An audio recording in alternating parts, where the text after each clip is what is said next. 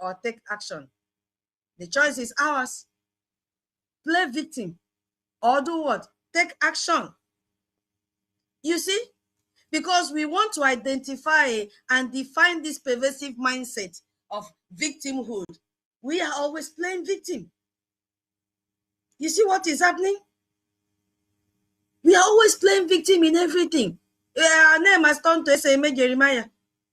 You know the meaning of S.A.M. Jeremiah? I told you Jeremiah is called the cry prophet. Prophet Jeremiah in the Bible. So the question now is, play victim or take action? Choose what you want to do. Will you keep on crying? My host, somebody is requesting for Mike. Let me accept. Will you keep on crying? Okay, I think you've given the person Mike. Will you keep on crying every time? That is what the topic is talking about. So I welcome each and every one of you once again. Yeah, are you a victim of Nigeria or you are a soldier for Biafra? Which one? So this space is designed to help you answer that question, each and every one of us here. That is the question our brother is asking all of us here. Are you a victim or you are a soldier for Biafra? That is the question. Biafrans will keep on playing that victim. But it is time for us to take action. For too long, we have told the world about our pain.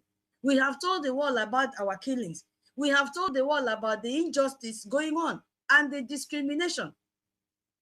Yes, they are real, but pity alone does not bring freedom. It doesn't bring freedom. So nobody will give us freedom because they feel sorry for us. Freedom comes when we, Biafran, take our destiny in our own hands. Because when you go back to history in 1967 to 1970, our parents took action even with nothing. They were able to fight and retain that ancestral land for us. Today, we must decide, are we content to keep crying and waiting? Or are we ready to act? Are we ready to sacrifice? Our APM asked this question last night in a Aludo town hall meeting. Are we ready? Now he wants to take us to the next stage in our freedom, the time we've been waiting patiently for. Are we ready? I don't know if we can answer that question, because this is the beginning of another phase of the journey. The train has moved and now the gear has increased. This Thursday it will, by the special grace of God. So after that, what next? Are we ready to keep on propelling it? Are we ready with our EJ and our EJMA? Are we ready to build and to fund our own liberation is the question, or we'll keep on crying? Because there are danger of playing victims. Victim makes us to be very, very passive. I'm telling you. So when we only highlight our suffering every time, looking for who to blame, without building solution, we teach the world to see us as helpless people. And this is what Nigeria wants. This image is what they want. They are killing us. You have the solution in your hand. Nobody is telling you go and fight the war. All that they want is your EJ and EJMA. We have army. And they have the mandate to protect us. They have the mandate to protect our people. But they will not protect with sticks. Biafrans as victim, not as agent of change. That is what that is one of the danger of playing victim. Because the world respects strength, not pity. Look at Ukraine today. The world responded not only because they were attacked, but because they showed resistance and organization in what they're doing. They are very, very focused. Despite what Russia is doing, mounting December, no, we not agree. So if Biafra only cry about being killed, but show no organized action, what do you think global power will do? They will turn their back against us. Victim who can be exploited. That is what Nigeria is doing. Nigeria is using propaganda. They kill Biafrans, but then present Biafra as the problem. They present us as the problem. And that is why we've gathered to present Biafra as the solution. You see what it means? Victim mentality means Nigeria will win both ways. They destroy us physically and weaken us psychologically. Is this what we want? These are the dangers of playing victim instead of us to take action. Victimhood isn't just crying. It has many sophisticated faces. Every time you complain, we are complaining. Come to social media and complain. But are we taking action? We are not taking action. We avoid to bring what is needed from us, which is Eje and Ejema. That is our problem. And the most dangerous one is those that will say Biafra is impossible, and they spread that, that cancerous energy to kill the morale of others. That is what those doubting Thomas are doing. And we also have those that I will call avoiders. They will say, politics is dead to you, and they refuse to engage. Freedom fighting is dead to you, and they will kill me. These are the people that are playing victim. These are the people that are playing victim. And we don't want. We want to take action. Because Nigeria's strategy is to make us feel helpless through their sponsor terrorists, the Fulani headsmen, the terrorists, what do you call them? Bandits. That is what they want us to, how they want us to feel. They want us to believe that we are weak, so we will never recover our strength. The answer is no. Now, if you go to today's news headline, you will see what is being posted there. If you are still waiting and believing in Nigeria, Nigeria will surely happen to you. I'm talking to Biafrans that have money and feel that their money can protect them. Now, if you go to parallel fact news, you will see the condition that Niger State Governor has given. Where on earth did you see that you must submit sermon?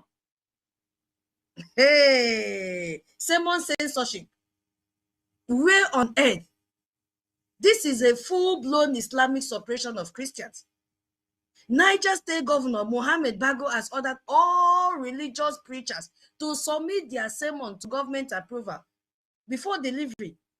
So now, if you are a pastor or you are a reverend father, I don't know if this covered their mosque or I don't know, because they will never give this condition to their fellow Islam.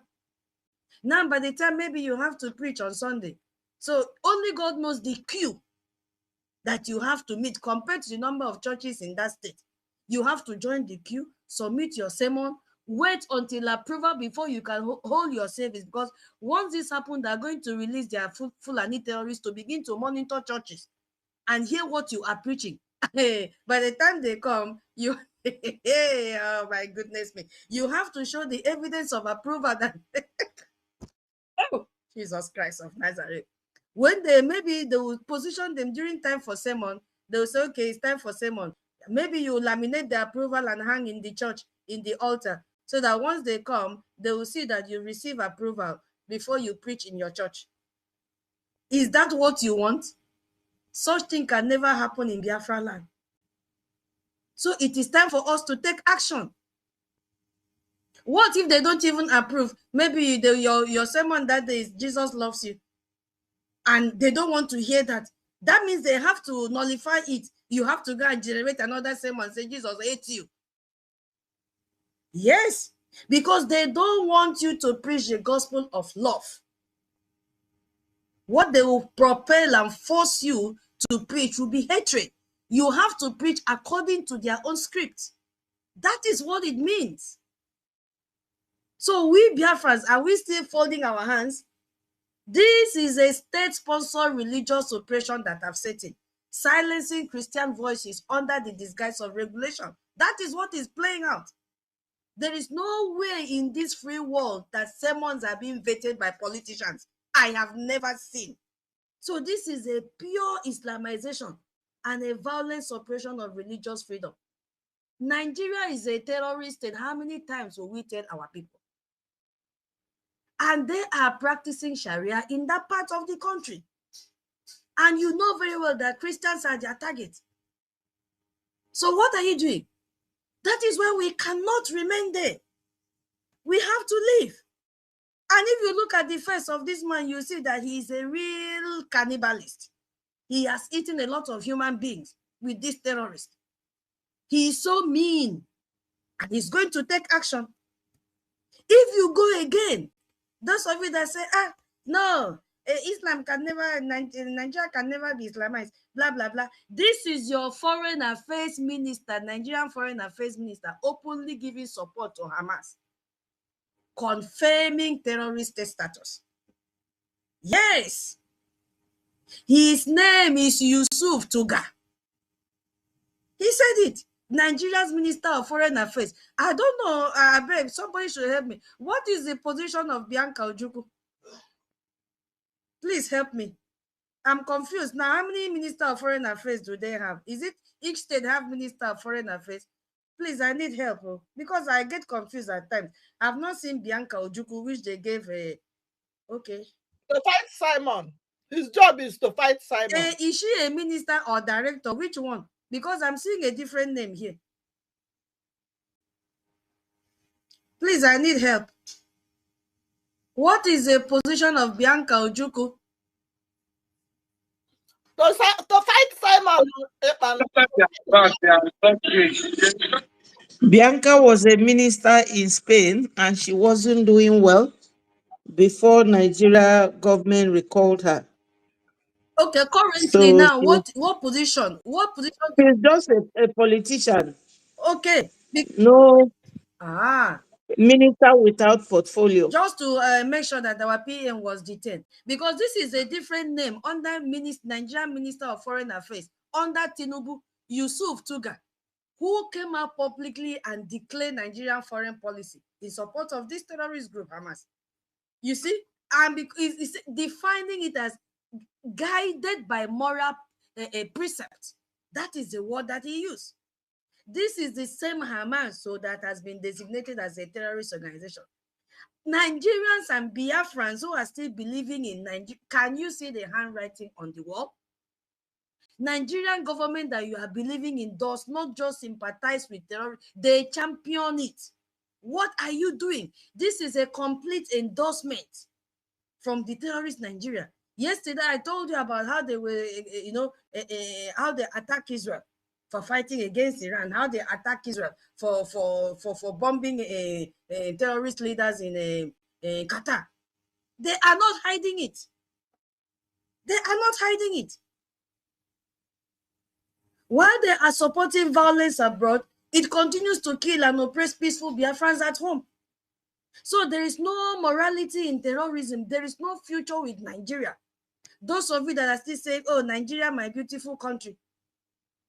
Is it the one that Gumi came out and said, hey, Nigeria, the chief terrorist negotiator, he came out openly and warned security forces not to provoke terrorists.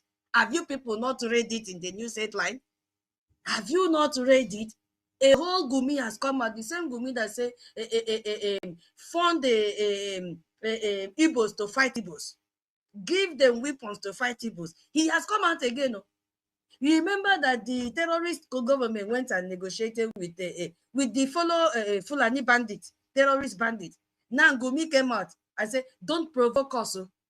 Don't provoke us. Can you imagine? Notorious Islamic cleric that they even deny him entry in Saudi. He was deported from Saudi for terrorism. See, he has openly warned Nigerian security forces not to provoke terrorists after going into a peaceful deal in Castina. This confirms what we have been talking about, that Nigerian government negotiates with terrorists. Finland government, are you hearing this? I also tagged Finland today. Are you hearing what is going on? These are the terrorists. Gumi's statement exposes Nigerian state-sponsored terrorism agenda. That is what Gumi did. They are no more hiding it. So why are Biafrans now playing victim? Those that still want to play victim. A country that fears provoking terrorists, but they will brutalize its own citizen. It's already a terrorist state itself. Biafra will never accept this kind of what is it called? Failed compromise system. We will never. That is what is going on today. So Biafrans, are you still playing victim? I want to know, are you still playing victim? Because for me, I know that there are pillars of action that we are supposed to take. And one of it, I think it is mental liberation. We have to liberate ourselves. The first territory we must liberate is between our ears, taking action. Start with a mental shift from playing a victim to becoming a soldier. You have to start from, they are killing us, so we will stop them. You have to start from, we have no help, to we are our own saviors. You will have to shift that mental shift. It is too hard, though. So what is one thing you can do today to buy 1 granite for our men? Hardcore, I keep on using him as a reference point. He said he will make sure that on a weekly basis, whatever he has should buy 1 granite for our army. Can you make that determination and commitment? Can you? Don't you think it will help? We also have to look at physical security, which is our BDF. Because you cannot build a future if you are dead. This is my second pillar of action. Securing our land. Securing our land. It is not an option. Our BDF, they are a necessity for us right now. Right now. Remember the question that was asked to our APM. Do you have an army? It's a very deep question that requires very deep and so many answers to that. Do you have an army? Yes, we have an army. They are the brave ones who have chosen to stand between this terrorist Nigeria, Fulani, and our families back home. And the question I'm asking, how many of us have paid our liberation tax? Because our liberation tax goes to the defense. How many of us in this space, or even those that will listen to us later, have even aligned with their state admin? How many? Yesterday was a town hall meeting. How many of you, even behind, say, okay, I will drop something?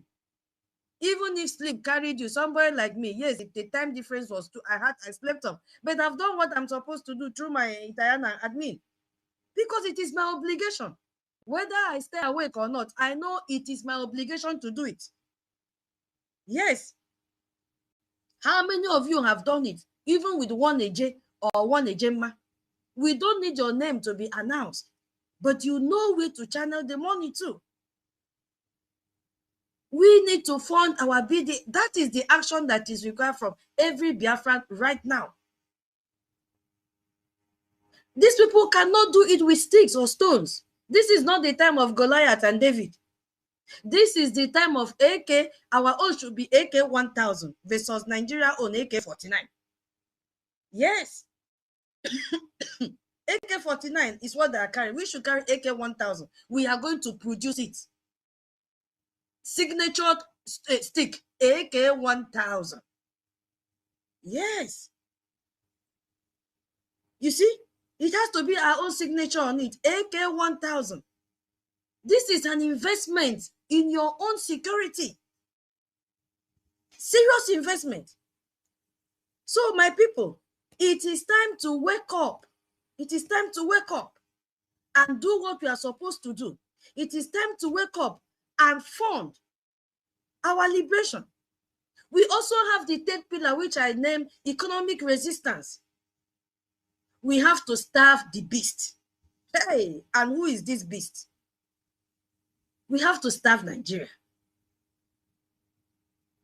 We have to, because their terror is funded by money, our own money from the oil they steal from us. We have to cut off this oxygen from this terrorist Nigeria. You have to move your money from their bank. If not, they will steal it. Nigeria is looking for money. They are borrowing. Every day they're introducing new tax to your money in your Nigeria account. That is why they say, withdraw your money and go and invest in a Biafra coin, so that you even be sure it is secured. If you are putting money in your Nigeria account, your name will be sorry. Do not participate in their election. We have to starve, cut off this oxygen from them. Yes, you have to patronize Biafra business, which is we have a Biafra shop, and the person hosting us today is in charge of that Biafra shop. The proceeds from there goes to our defense as well. That is what we should be doing. Action now. Action is what we want. Action is what we want. We also have diplomatic power, another pillar. Another pillar, because while BDF holds the line at home, the Biafra Republic government in exile is fighting on the global stage. So this is how we win without firing a shot. But are they going to, our lobby is going to talk for us on credit? The answer is no. They need money. Our lobbyists in Washington, D.C. need money. We even need more lobbyists. We need more attorneys. Our APM have been saying it every time. You need to see our APM calling on Biafrans to donate, because you know he knows the extent he has taken Biafra to. He knows the extent he has taken our freedom to. You see it boiling in him, as if this morning he will just open his wardrobe, a gemma will begin to fall, blah, blah, blah, blah, and all this wahala will end in few seconds. Our Minister Success have told us, just donate, give us 6 months, and Nigeria will be on their knees. Yes, he has told us they will be on their knees begging. You see, they will be on their knees begging. I think I have to, I forgot that I had another co-host. Oh my God, Rage, I'm free. Sorry. I'm so sorry for taking. Hey, he's no more here. I'm sorry, I forgot. Sorry. So that is what Minister Success told us. Give them 6 months. What does that? Increase your Ejema and Eje. Give them 6 months, and you will see how they will level. Nigeria will be on their knees begging. Right now, they are so confused. They don't know what to do. A lot of fire is burning them in their bum.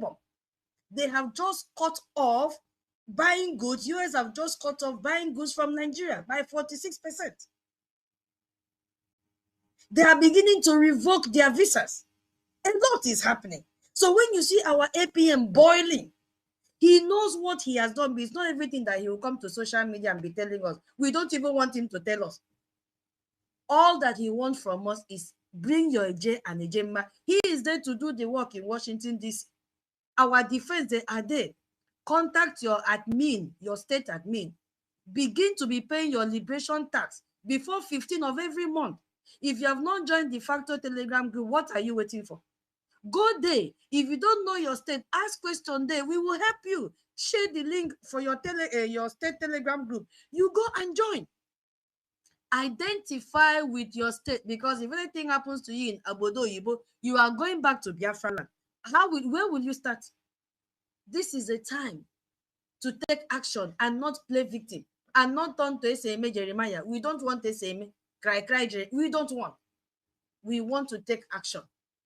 I will yield my mic here, my host. Thank you. I've overtalked. I don't even know how I overtalked. Like, you know, but I'm not a Jero that is the right time out. I was just carried away, okay? Thank you so much. I yield my mic here. So we pass the mic to Mama Betty. Go ahead, please, ma'am. Minister Betty. Thank you so much. Thank you. I want to correct the information about Bianca. I just carried out a little search. They said that she is currently serves as the Federal Minister of State for Foreign Affairs. So I just want to correct that. I don't intend to give Okay. you wrong information Oh, because you see, many people are listening. thank you so much. It means Yes. that they just created that position urgently, just to make sure they give it to her so that our PM will be detained. Because since after that, they have not seen this woman again. I have not seen this woman again in any event. Yes. And she finished the assignment. They paid her. She collected the money, and she keeps on rubbing top gel. Anywhere she goes, she'll be shining. It is well. Yeah, you can go ahead, ma. Thank you very much. Thank you. I greet every Biafran here, and my special greetings goes to our Onyendu as usual. He is man of the moment, and our PM Mazi Simon Ekpa Mmeji Buagu Onyilo Sinoderonko. God will continue to bless them. They are our heroes.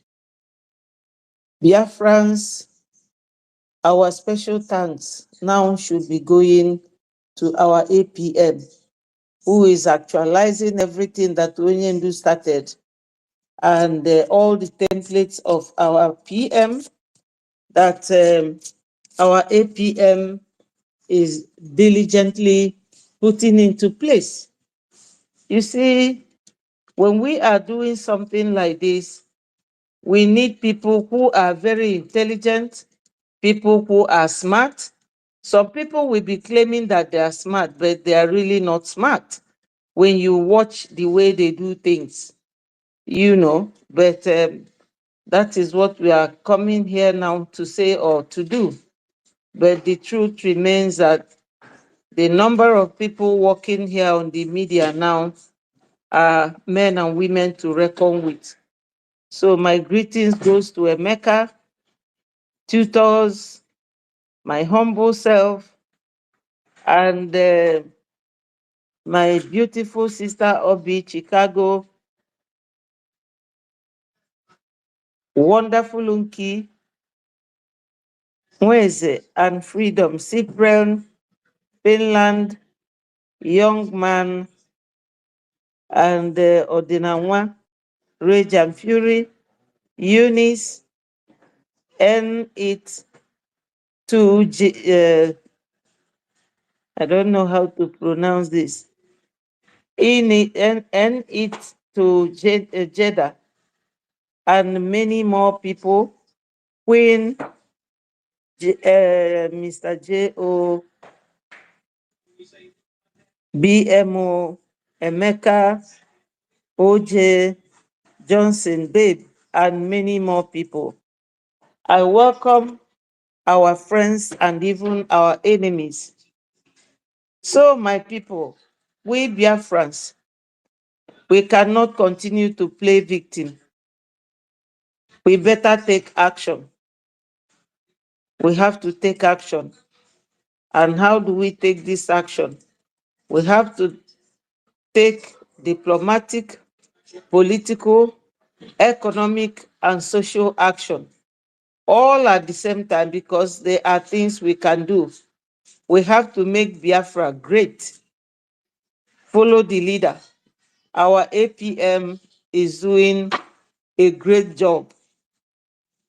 Now, when you see our jingle, where Madam Ajere was saying, Elias, come close, you will not succeed. You will see that our APM's action has defied that, I don't know how to put it, that very action of Madam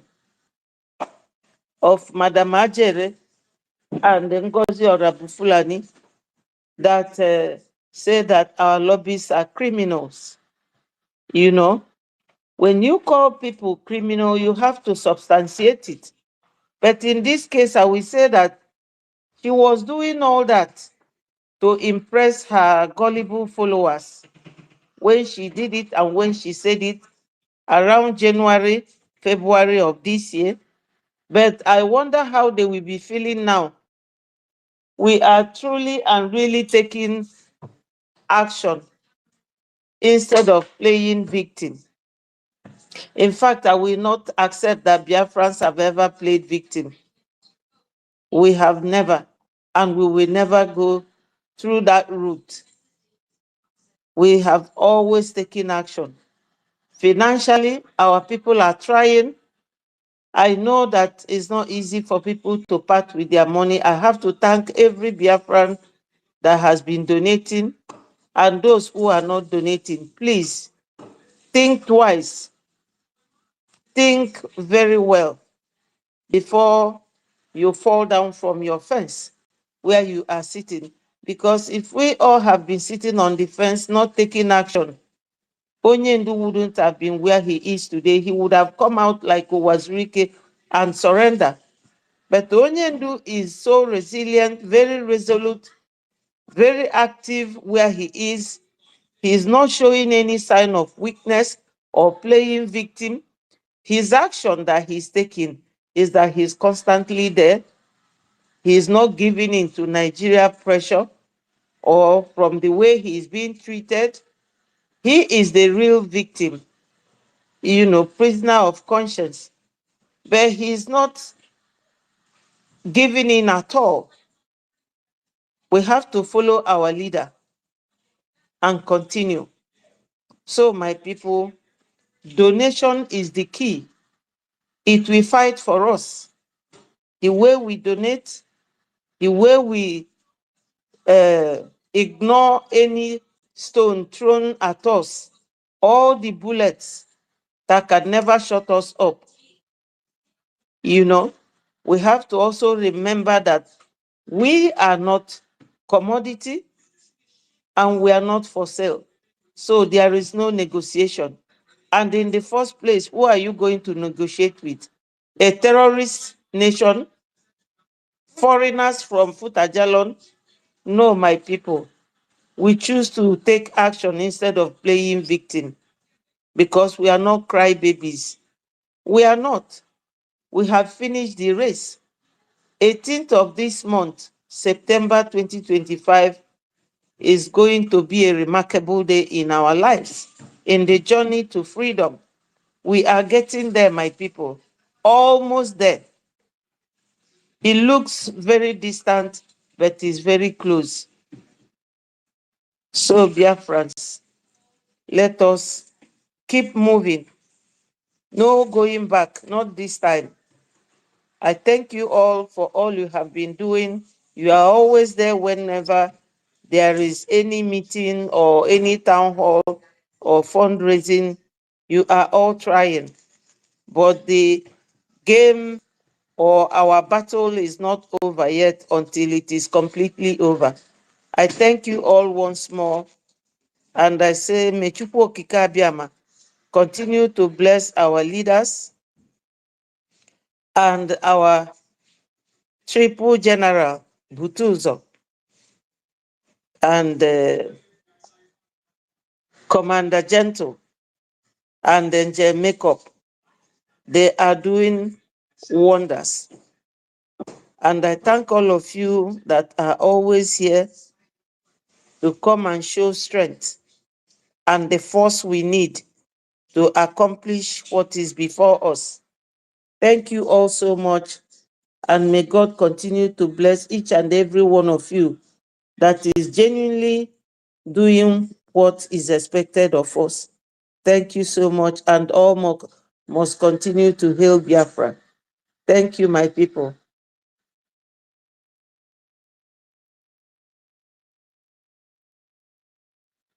Hello, are you there, tutors?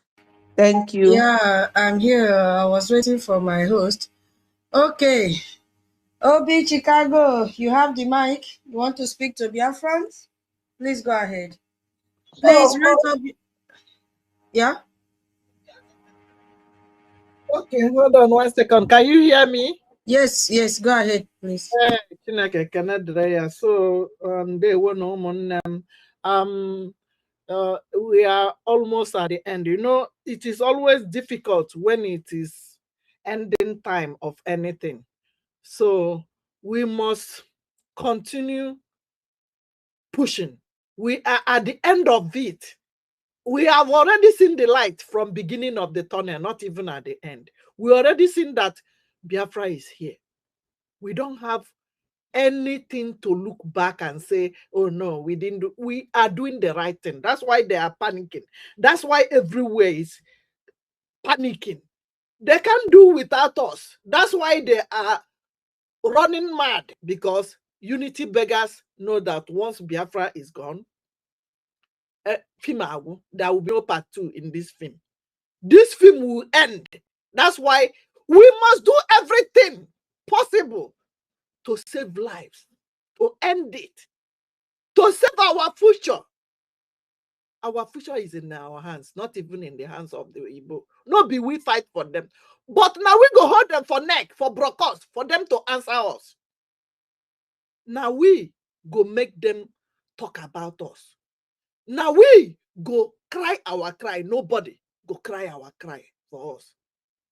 And nobody should tell us how to cry the cry. That's why we must continue with this our big bag where our APM they carry. Where they laugh, say every time you go carry bag.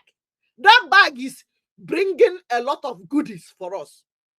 That bag, now the bag where mama they carry, they go market. As in they come back, everybody they shout to mama, Nata oyoyo, papa, Nata oyoyo. And the goodies must come out from that bag. You see the goodies on this Wednesday. Now we go begin to chop the goodies because it done done. We have tried our best. People back home, woto pro max. We are not looking back. Oh, now we're now our house we did. Now them find our trouble come.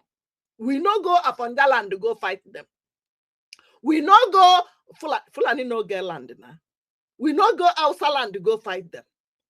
Now then they Islamize us. We say no to terrorists. We can never be together with the terrorists. For America, they now buy people who bomb America 9/11. They no give them amnesty. How can you be a Christian and you allow the people where they taught hot people to tell you when to preach about what you believe in? How can we? And we say we are Christian. This is the time that we should open our eyes. I saw one video when one jihadist terrorist, they say, hey, we don't turn to Christian now. We want to say no to waiting our people they do for inside bush. Now to get our Christian brothers and sisters, because they know that we love Christianity. We love what we do. We know who we are serving. And they know that 90% are Christians. They want to use Christianity to enter us. And that's why that guy, they do that video for Facebook. Many of you don't see the video where when one jihadist terrorist saying don't turn to Christians, saying one stop waiting in brothers they do for inside bush, but you want go Biafra land. Una no see him. That guy na lie.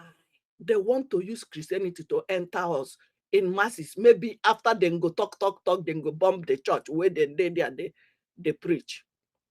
We cannot live with terrorists. We are not terrorists in nature. We don't kill. Nothing on earth will make a Biafran person to buy a person unless on a defensive mode. That is why we must fund ourselves, equip ourselves with gada gidi level to buy more things way past the one where they carry come to proof us. Back to sender no be bad prayer. The day for Bible. We must back to sender whatever they are bringing to our doorstep. If a jihadist terrorist will represent zoo can come in the newspaper, because some of us, all this waiting with the talk, na them put them for their newspaper. Now waiting we see now we they take the talk, no be say we formulate it. Waiting you see for Punch newspaper, Vanguard newspaper, where be Zoo media platform, be say a terrorist say he want to tell our pastors, our reverend father, our preachers, waiting then go they preach. Now we they tell them what did they preach for their mosque? Why must it be always against us Christians? Why must it be? Why didn't they buy us since Pope not talk anything? Why Pope never see that news now? That's why I tell Ona, say, now we go defend ourselves. If no Yibo, then they buy us, then they chop person hand for Facebook and YouTube and Twitter. If to say no Yibo be that person where Aboki carry for hand they chop, it is so Yibo go keep quiet. Imagine say na even Abino, Kora, Abino, where no be say no Yibo hand you foresee for that video. It is so Yibo go keep quiet. They not go keep quiet, bro. They no go keep quiet, sister. That's why you know that this fight is our fight. Now we go fight them. Now we go defend ourselves. Why that Oyibo, when they train the Musa people, no follow them come our land? Why you did there the train, only training? Why you no follow them come collect? You know what thing we can do. That's why fear no let that one follow them enter. You go train Musa people, send them. Then go there, go poof. You, when they listen to me, when be from Biafra land, when they inside that Boko Haram uniform, say you be military, you be police, you be navy. If we catch you,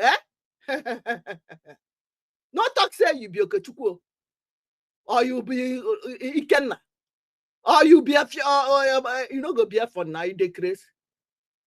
We go deal with you. Stay away from anything. If you there America, I don't see you for Washington DC tomorrow. If I not see you on Wednesday, which means you are supporting this Fulani way they buy us.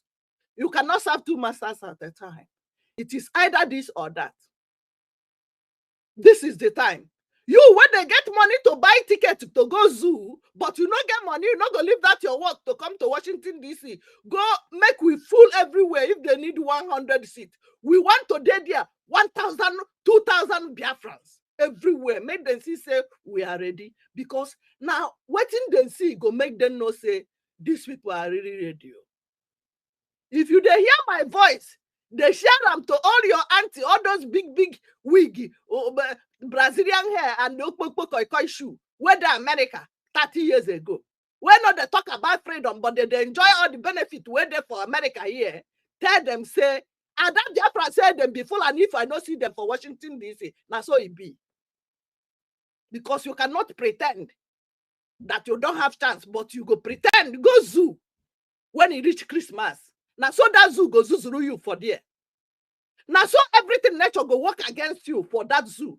Fulani you go pay ransom. That money when you refuse to support our Biafra government, when you refuse to support and buy pure water for the gallant men inside bush, you go use that money, pay ransom. Still, you no go survive. You say. Yagazia no program for the boys. APM Odogunain B. If you say what thing will they do, no get head, put your head, make you collect. They won't.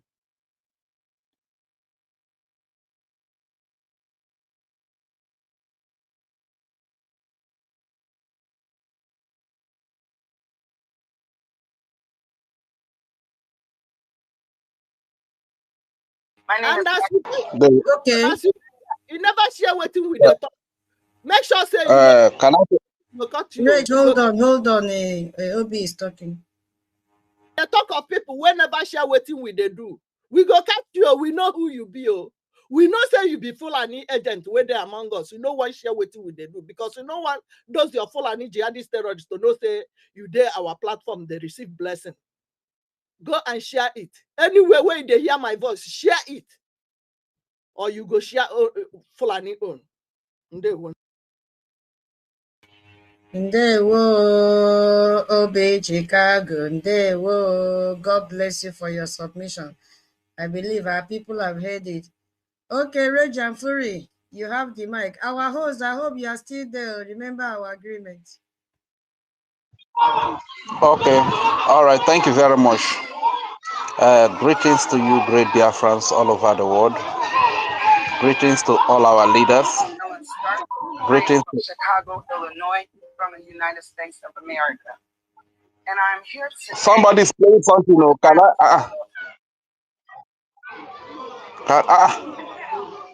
Can I be heard at all? Can I be heard? Yes, Reg, but your background is noisy. Shift a bit. Shift a bit. They are kind of playing ball around there. That's why. Okay. Okay. All right. Thank you very much. Greetings to you, great Biafrans, and I greet all our leaders. Using the Honorable Minister of Information, Sonia Akbarawa, as a point of contact to send my greetings to all of them from the days of Dimo Dimego to this very present day. Greetings to all the entire Biafra Defense Forces that houses the Biafra Liberation Army, Biafra Resistance Fighter, Biafra Navy, Black Marine, Dragon Marine, Biafran Air Force, and every other armed group that is under the Biafra Defense Forces that are defending the babies, the women, the children, the old fathers and mothers, the youth, and the civilian populace of Biafra. We salute this great army that has its loyalty to the people of the land, that has its loyalty to the land itself, not to one Sokoto Caliphate or one British Crown or one European power or Western power. This is why they are the army of the people. This is why our people love them. This is why whenever they are around, our people want to come around them, celebrate them, sing their praises, A few days ago, you see one of these militias recruited by the Nigerian terrorist government led by the APC and PDP terrorist organization, as recognized by Canada. You see one of their militia who came to boast that he came to make peace, and where he came to make peace, the whole place was so empty, everybody decided, you understand, because our people do not come around there, because our people know very well that these are the enemies, these are the terrorists that have killed our innocent babies, women, and children. But whenever you see the Biafra Defense Forces, you see our people flooding around them, you understand? So we know who is protecting us, we know who is defending us, we know who is the terrorists, we know who is the enemy. No matter what they try to do, it will always remain like that. And we also saw our angel makeup going to that festival where the masquerade was dancing. See the amount of love that our people showed, you understand? People are comfortable being around them. So this is the only recognized army in the land of Biafra that is defending the innocent and helpless people, unlike the recruited militias in the name of a Bubago terrorist group, BRGIE Special Forces terrorist group, and every other terrorist group that they recruit to kill our innocent civilians, you know. Greetings to the entire Biafra Defense Forces, and greetings to the Lobbyist, the Moral Global Strategies, led by Jim Ryan and Elias Gerasulis. These are great people, great men that are making a difference in Africa here today. Special thanks to them for the great work they are doing alongside the Biafran Republic government in exile, acting Prime Minister, His Excellency Ogechukwu Kere. I really want to say a very big thank you. Before I proceed, I also want to take out the time to say very special thanks to the Honorable Minister of Information for his resoluteness and resilience in managing the media department, and the media department has been doing wonders. Special greetings to all the media personnel, starting from our mommy Ada Betty Ford, our brother David Unana. Please, it's been a while we heard from David Unana. Anybody that has his contact should kindly contact him immediately. You know, we don't know what is going on, so please, we need to hear from him and let's know what is happening at his end. You understand? Greetings to Okute Biafra, to Biafra Watchman TV. Greetings to Nelly's, Unyoma Loma. Greetings to our beloved auntie Tutos, Madam Tutos, as well as our beloved Auntie Kiruka, Madam Ukiruka. What you people did for us, we cannot repay it back. You rescued this freedom. You rescued this freedom for the second time with your boldness and your bold steps, you understand? So, you know, decipher what the enemies have come to do, and Biafrans are truly indebted to you. Thank you so much for being faithful to your people, for being steadfast to the cause of our freedom. Special salute to you. And I want to encourage every honorable member or every honorable Biafra citizen that is here present. Please, we need you to reach out for the mic, because the least you will do is to reach out for the mic and speak your mind. You speak your mind, the message of our freedom will go further, you know. And if you come to this space, the least you will do is to share the space, you understand? Don't be an Oshobe freedom fighter, somebody they will whip viral to come and do the right thing before it will come and do the right thing, you understand? You know, there are women, there are men that are hosting spaces day and night, putting up programs on YouTube, Facebook, TikTok, day and night.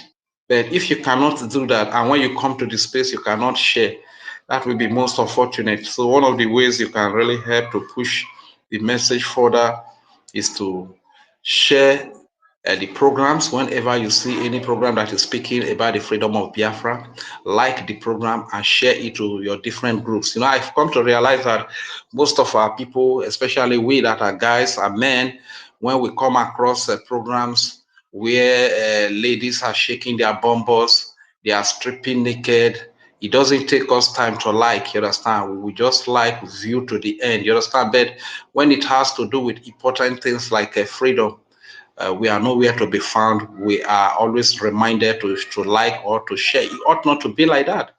It means that things that give us life, we don't attach values to them, you understand? Things that make us free, we don't attach much values to them. This is why if we neglect all these things that are supposed to make us free, that are supposed to give us life, ultimately we have chosen slavery, we have chosen death. You understand? This is why you see we witness a lot of death, we witness a lot of slavery in our daily living and our daily lives. You understand? We should repent and change our mindset from all of these things. And I want to encourage each and every one of us that are here present, please come up to the mic, don't just be a listener. Your thoughts will make a difference. Your views will help us to run a better government in the BRGIE and the Biafra de facto government in homeland. There might be an idea in your heart that is going to take us to the next step of this freedom movement. You understand? So that being said, speaking on the topic, play victim or take action, community service, lobbyist / BDF. A wonderful topic, and kudos to our brother Emeka Oragu for putting on this space, and to our beloved tutors. Like she was saying earlier, our anti-tutors, you know, human beings need to be encouraged. If people take heart from their busy schedules to put up space, we owe them the duty to encourage them by sharing the space, number one, by picking up the mic and speak, so that we don't just allow them to speak for hours and hours and hours, and they keep on talking, they run out of ideas and stuff like that. Nothing is as discouraging as that, you understand? So you coming up to speak is another way of encouraging them. And another thing I will also suggest, I spoke about it in our mother program, Betty Ford. You know, so one of the reasons why you see TV stations, radio stations have a lot of following is whenever they are hosting their programs, they slot in music in intervals. You know, they give interlude where they play music.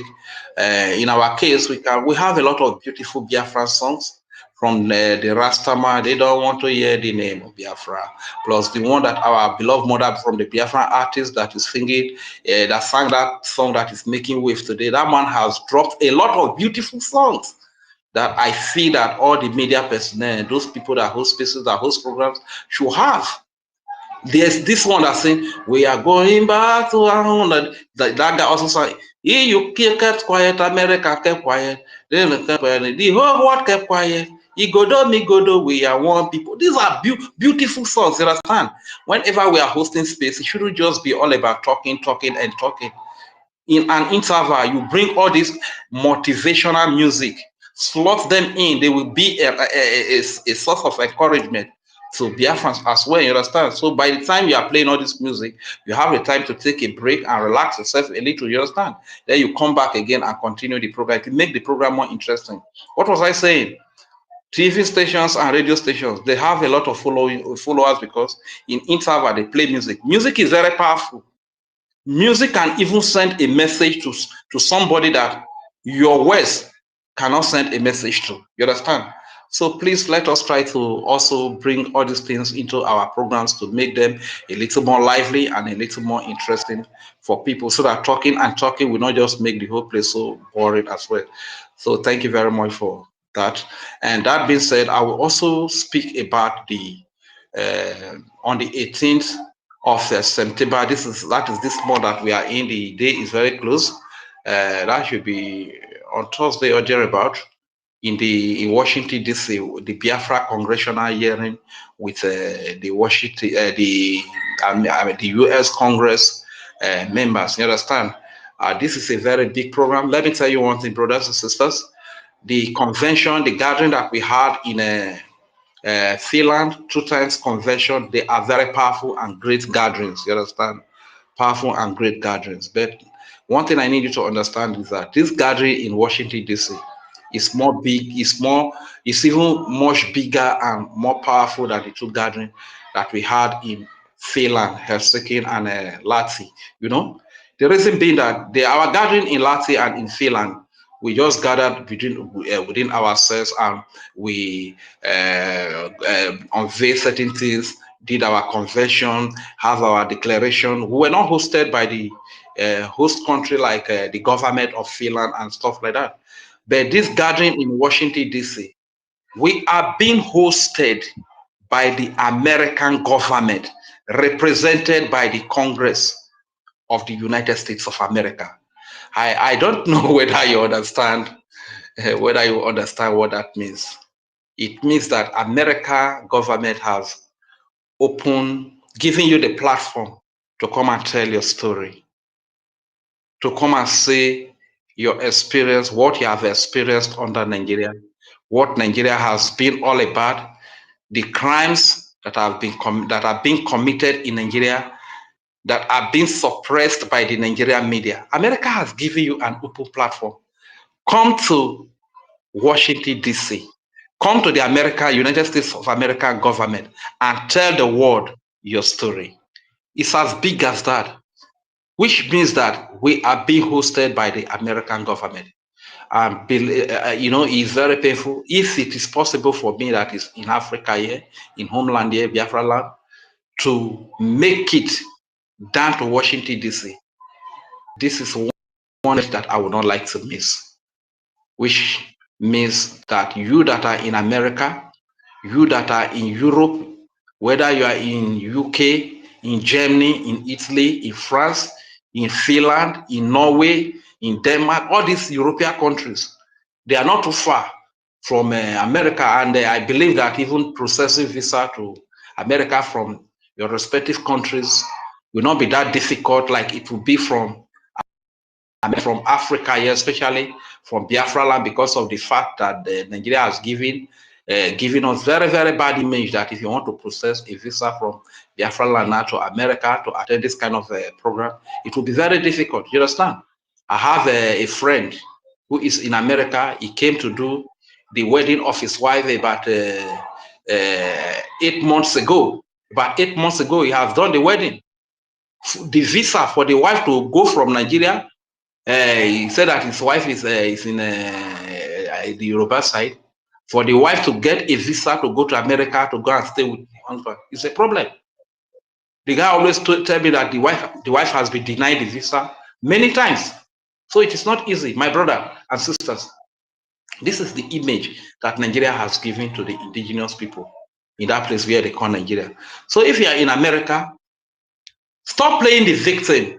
One of the ways that we can take an action is to honor this great invitation from the American government, from the Congress, from the US Congress. Taking an action. Stop playing like me, I personally hate people that play victim.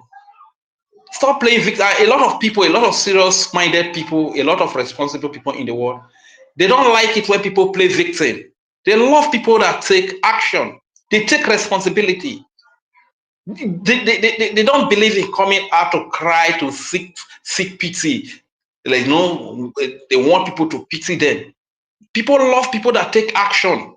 One of the ways to take action is to honor this congressional US congressional hearing. That is one of the biggest action that we are going to take, to tell the world what we have been going through, what we have gone through under Nigeria. That is one of the ways to take action. There are many ways to take action. We should stop playing the victim like the Nigeria Unite or Biafra Disunite of a guy who always be playing victim. Is the one that is always deceiving our people not to support, to not to support the defense of their land, of their people, of their babies and women and children. And when our people, our babies, women and children become a victim to the terrorists, he's still the one that will come out and begin to play the victim, show the videos so as to make his money. We shouldn't be people like that. Let's stop playing the victim. It's enough of Nigeria government is killing us. Look at the pictures, look at the videos. How many have we shown? We must do the right thing. When the acting prime minister said,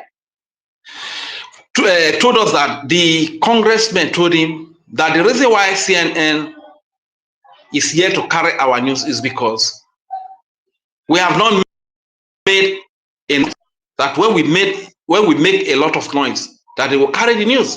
And I believe the department that message is meant for understands. The department that message is that message primarily goes to should understand that message.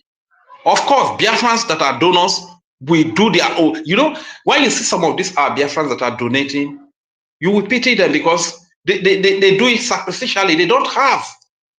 But some of themselves will sacrifice their lunch, their breakfast. Look at what our senior citizens, Stella said the other time, that she sacrificed her breakfast and she made that payment that day. A lot of Biafrans are like that who don't have.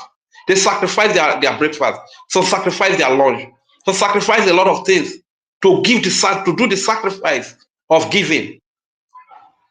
These people are making the noise in their own right. But the people that will really make the noise, that will make the CNN to carry the news, is the BDF. Let's make everything available to them. And as we make everything available to them to make the noise, let them also do what they ought to do. They should make the noise. Let the world hear about us. Let CNN carry the news of what is happening. You understand? We are at war. Our region is littered with armored tanks, fighter jets, mercenaries, terrorists from different parts of the world. Our own recruited to kill us. So we defended ourselves against this thing. I don't really think it's a crime. That is where the noise should come from. You understand? Let the needful be done in every department. I just wish that the kind of effort that the acting prime minister is putting in, every department is putting in such effort. The acting prime minister, the kind of effort that is putting in. If every department, if every BFan can put in this effort, believe you me, the smoke will come out, the noise will be heard, and the world will begin to carry our news. You understand? So it's enough of the cry. It's enough of playing the victims. We are being killed every now and then.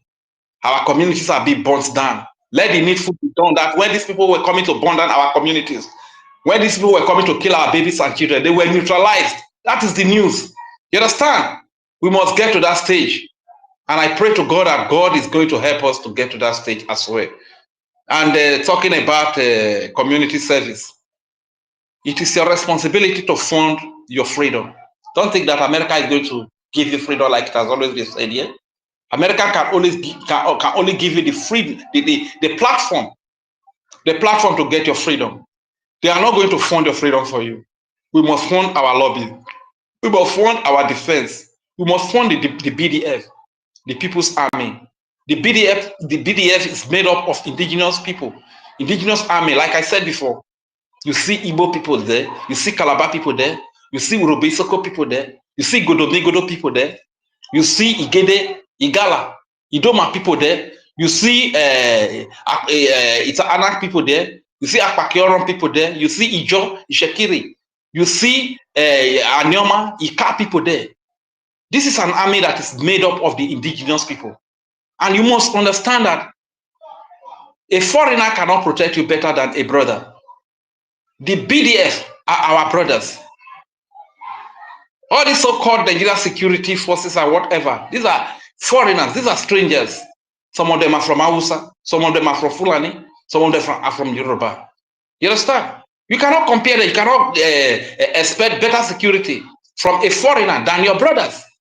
This is the perfect example of what happened of that man that came to say they brought armored tank, that they come to make peace. Actually, they came to kill our people. This is why you see that our people decided them, and everywhere was so quiet.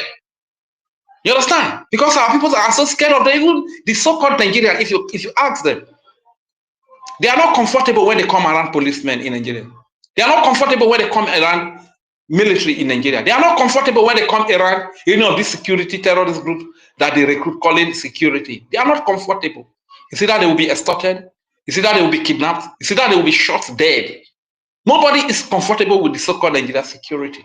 You understand? So this is what I'm telling you, that nobody is going to protect you better than your brother. So we must unite to fund the BDF. This is our most, according to our father, Emeka Socrates, they are our most treasured jewelry. They are our most treasured jewels.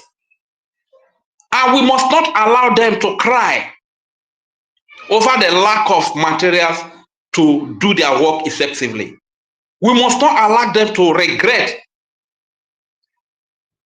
for putting down their lives, for leaving their respective jobs, whatever they used to be, for leaving it and enter the bush, to lay down their lives to preserve our life. We must not make them to regret that decision. It is our responsibility to fund them so that they can provide security for our babies, women, and children, so that they can preserve that which we most cherish, that which we most desire, our freedom. That is Biafra. It is our responsibility. So once again, I really want to say a very big thank you. If you are still on the listening session, please kindly grab the mic and come and talk to your people. And before I yield the mic, I will still once again send our heartfelt condolence to the United States of America over the brutal murder of Charlie Kirk. You understand? That was brutally murdered by the terrorists, by the left-wing radicals, terrorists. These are the things we are fighting against. This is why we are telling the world that the nations of the earth should unite together and fight against terrorism and Islamic jihadism. The nations of the world must unite together to fight against them. Just look at a very handsome young man like that, a voice of freedom, a voice of the common, just brutally murdered like that, Charlie Kirk. Our heart goes to the family. Our heart goes to the wife, Erica, and his two beautiful children. These are the things we are speaking against. This is why we keep telling European countries, Western countries, stop supporting countries that are having affiliation with terrorism. Am I the one that is going to tell you that Nigeria is having affiliation with terrorism? You see the news all over the place. Everything they do, whenever terrorists come to kill Israel, they don't speak anything. But when Israel retaliates, they complain that why should Israel go after terrorist leaders in Qatar, go after terrorists in Gaza, and stuff like that. And people that have been saying this without hiding it, can't you know the part? Can't you know the part they have chosen? Can't you know what they stand for? It means that they harbor terrorism. They support terrorism. There was a UN resolution of 1397 that was adopted in 2001 that no nation should support any state that harbors terrorism, that harbors terrorists, that supports terrorists.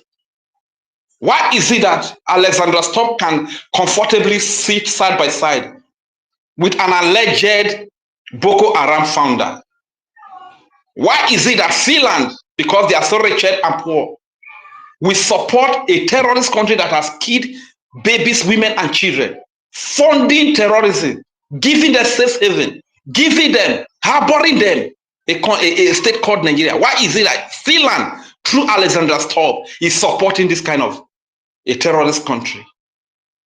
If we keep it, because now we are the direct victim here in Biafra land, we are the direct victim now. It may not affect you, but I've always told you that the bigger target is America. The bigger target is the West. The bigger target is Israel. We must understand, you keep investing in Nigeria to stop terrorism. And the more you invest in Nigeria, the more Tucano jet fighters you give to them, the more sophisticated bombs and weapons you give to Nigeria, the more terrorism is growing in Nigeria.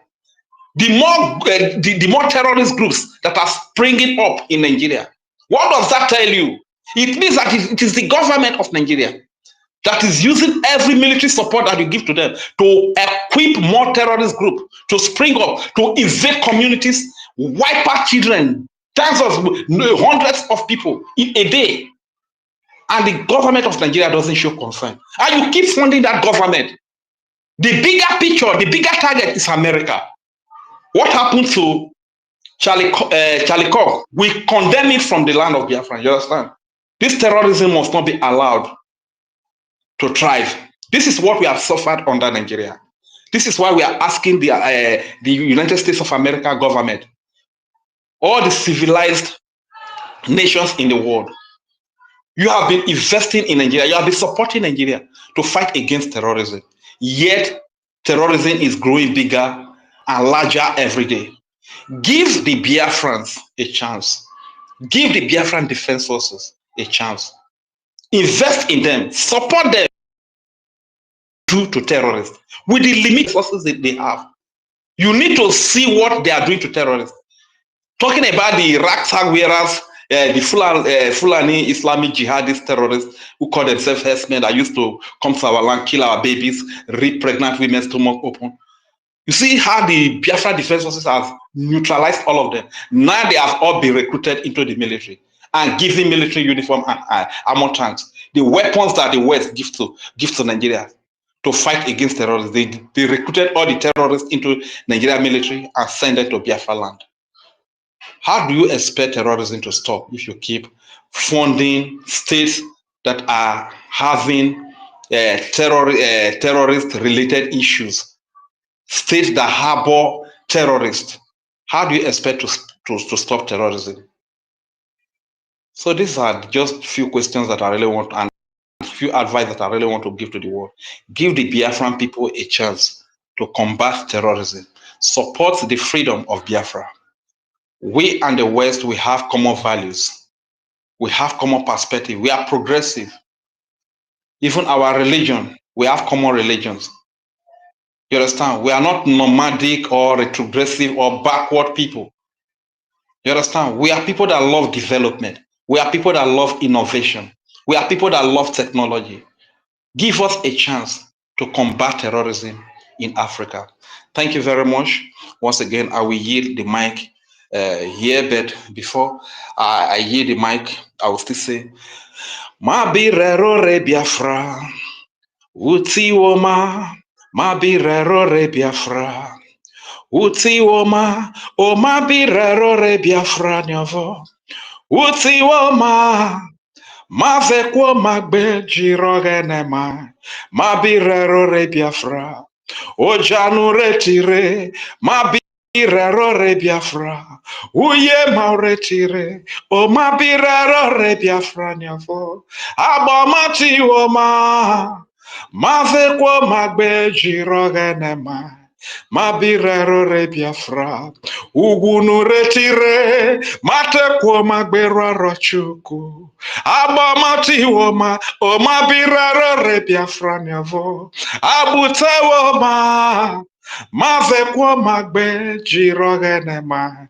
ma birero re Biafra, o jana retire, ma birero re Biafra, uye ma retire, o ma birero re Biafra, abamati woma, ma vekwo magbe jirogene. Thank you very much. I yield the mic here. My name is Regent Fury, aka Udewo Wachineke.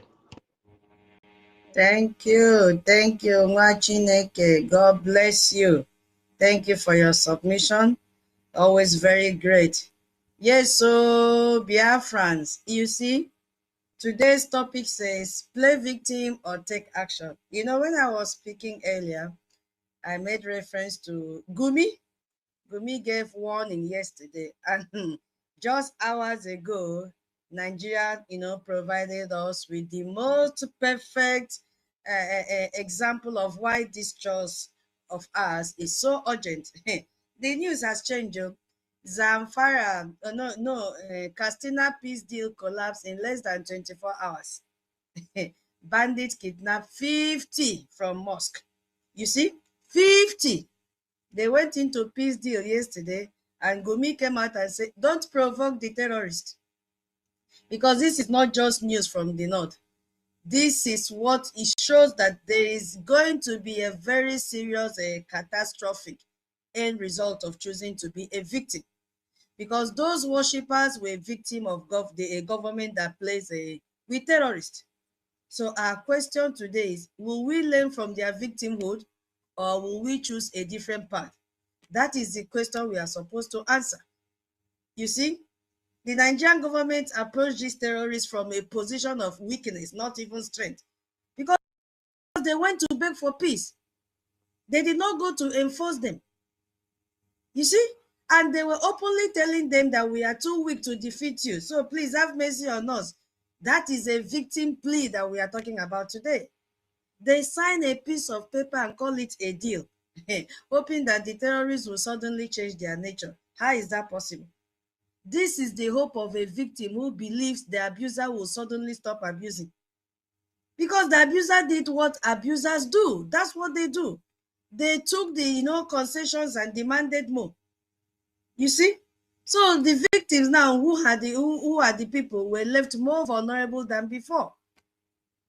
Nigerian state, by choosing to negotiate from weakness, choose to make it entirely a victim. And we don't want that. We don't want that. We have to take action. I just want to quickly read from the newspaper. Yes, so there is one place that struck me here.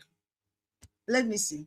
They said, in the early hours of Monday, about 40 worshippers were seized during morning prayers at a mosque. This is it, Tafe local government area. Witness said that the government stormed the building around 5:30 a.m., surrounded the mosque and forced the worshippers away at gunpoint. Who is providing the guns today? Musa. Musa is the one giving them the guns. And they say the captives were reportedly taken into a dense forest, leaving the village in shock and fear. They know where these people are lodging and camping in the forest. What did they do? They cannot engage them because power must come from Abuja before you can engage them. And they say the incident occurred barely a day after residents in neighboring Katsina held peace talk, you see, with armed groups, a development now seen as meaningless, given the fresh wave of violence. And they said this shows disunity among bandit factions. Can you imagine in a country? This shows disunity. So explaining that while some may engage in dialogue, others continue indiscriminate attack in Zamfara, Sokoto, Kebbi, and Kaduna. Now, if you connect the dot, these are the regions that European Union gave them 15 million euros few days ago. Now, have you seen the result of the money that they gave to these people in disguise of giving humanitarian aid, taking care of people that have been internally displaced? This is where their funding has gone to. But we don't have anybody to fund us. So it is either we said no to our weaknesses and take up action. We have to, give action where action is needed. We cannot be weak. We cannot be lamenting. This is what is happening. It's not even up to a week. They gave them 15 million euros. Now the terrorist bandits have re-equipped themselves. What trespassed during the peace deal? Were you there? No, that was where they shared the money. And Gumi took their own and gave them warning and said, do not provoke the terrorists.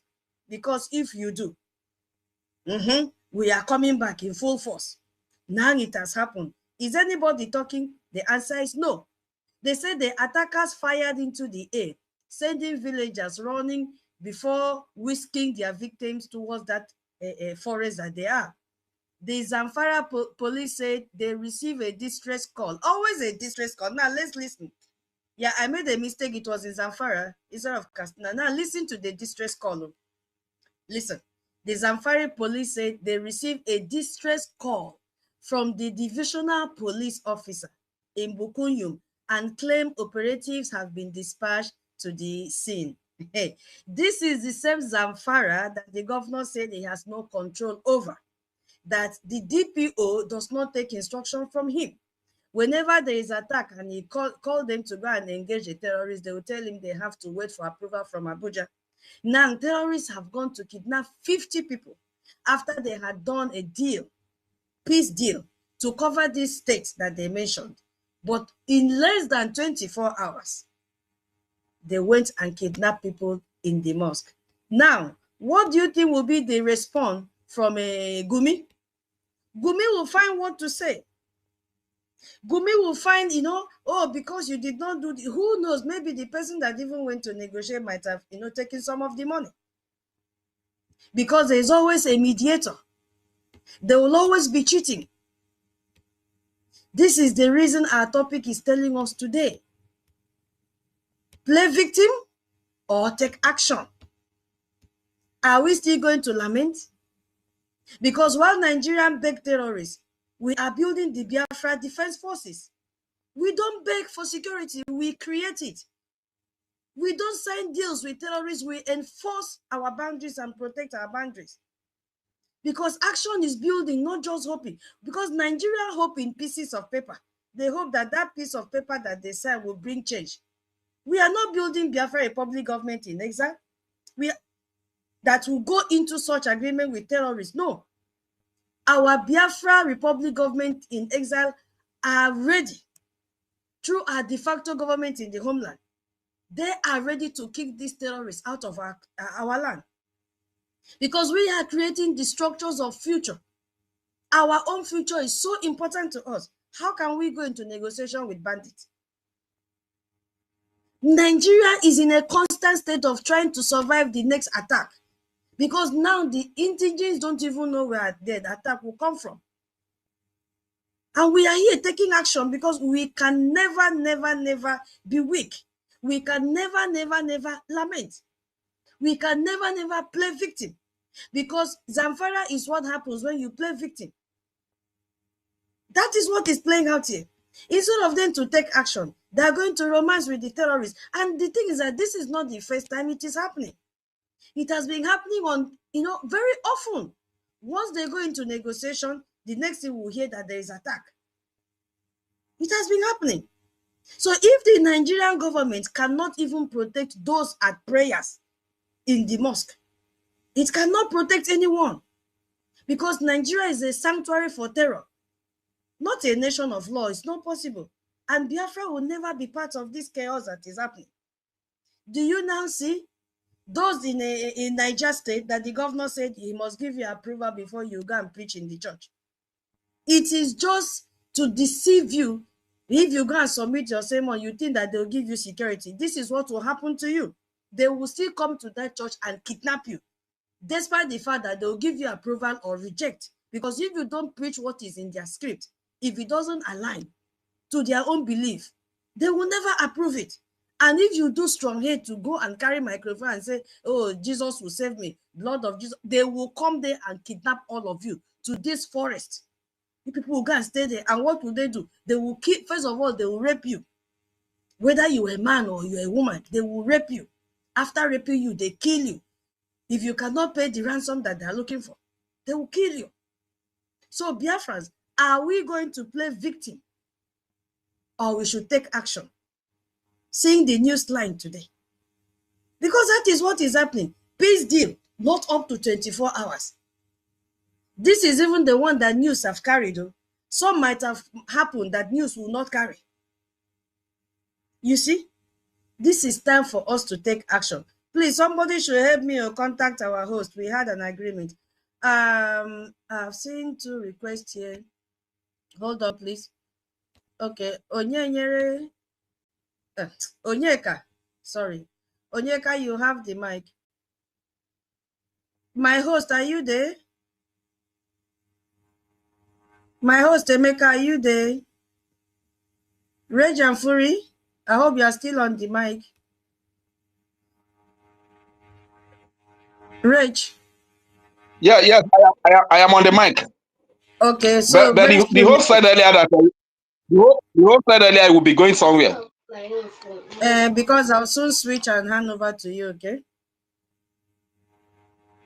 But I'm not on the co-host unless you give me co-host. I cannot give, only the host can give. Oh, So please, they if have anybody kicked me wants out to of speak, please raise up your hand. Let me give you the mic because I may likely decline very soon. It is late here. So please raise up your hand. Let me give you the mic while we buy time for the host to come back. Okay, Mazi Onyeka, you have the mic. Please go ahead.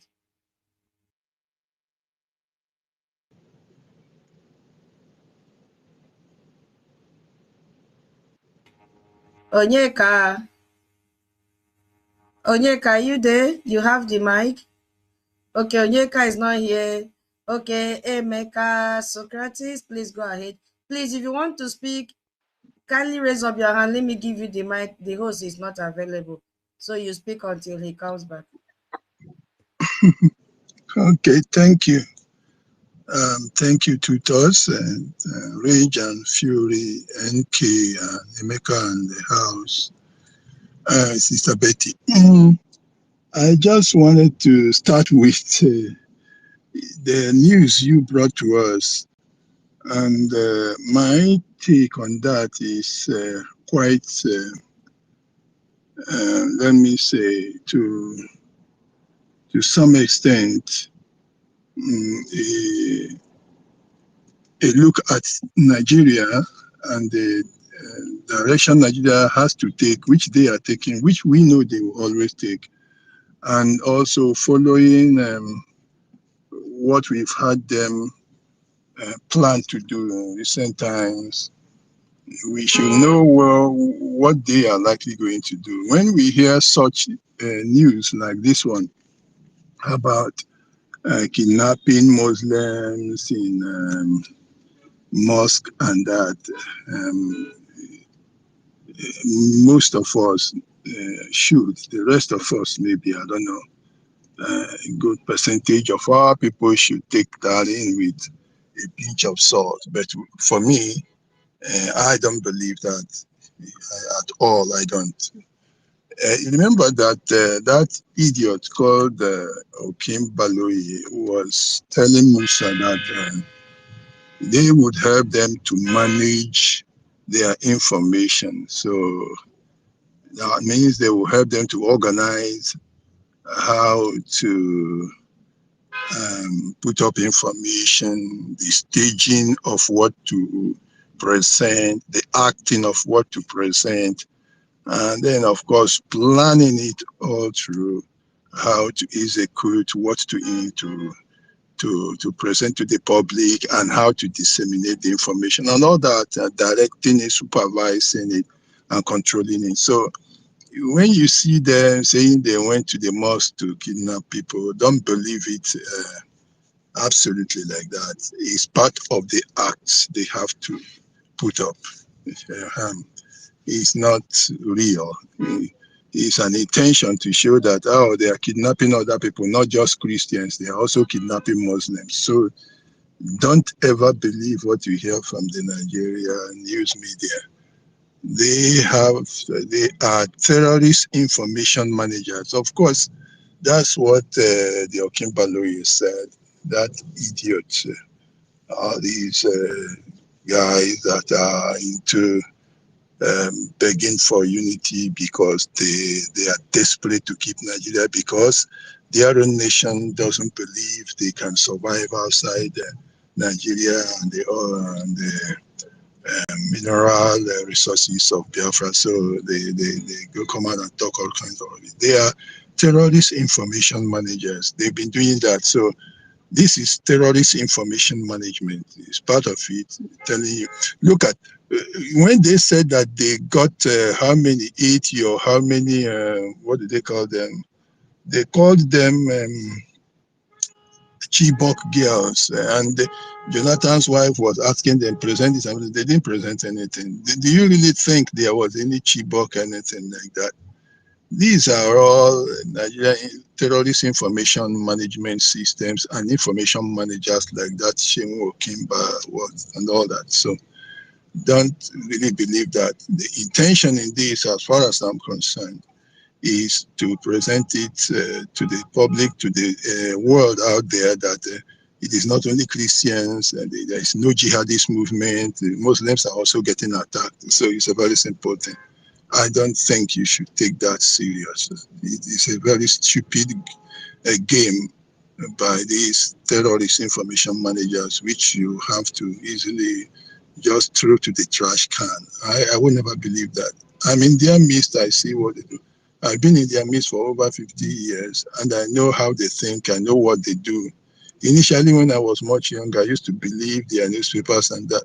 But since the past 30 years or so, I don't even listen to them. Whether they have TV, radio, or newspapers, I don't know.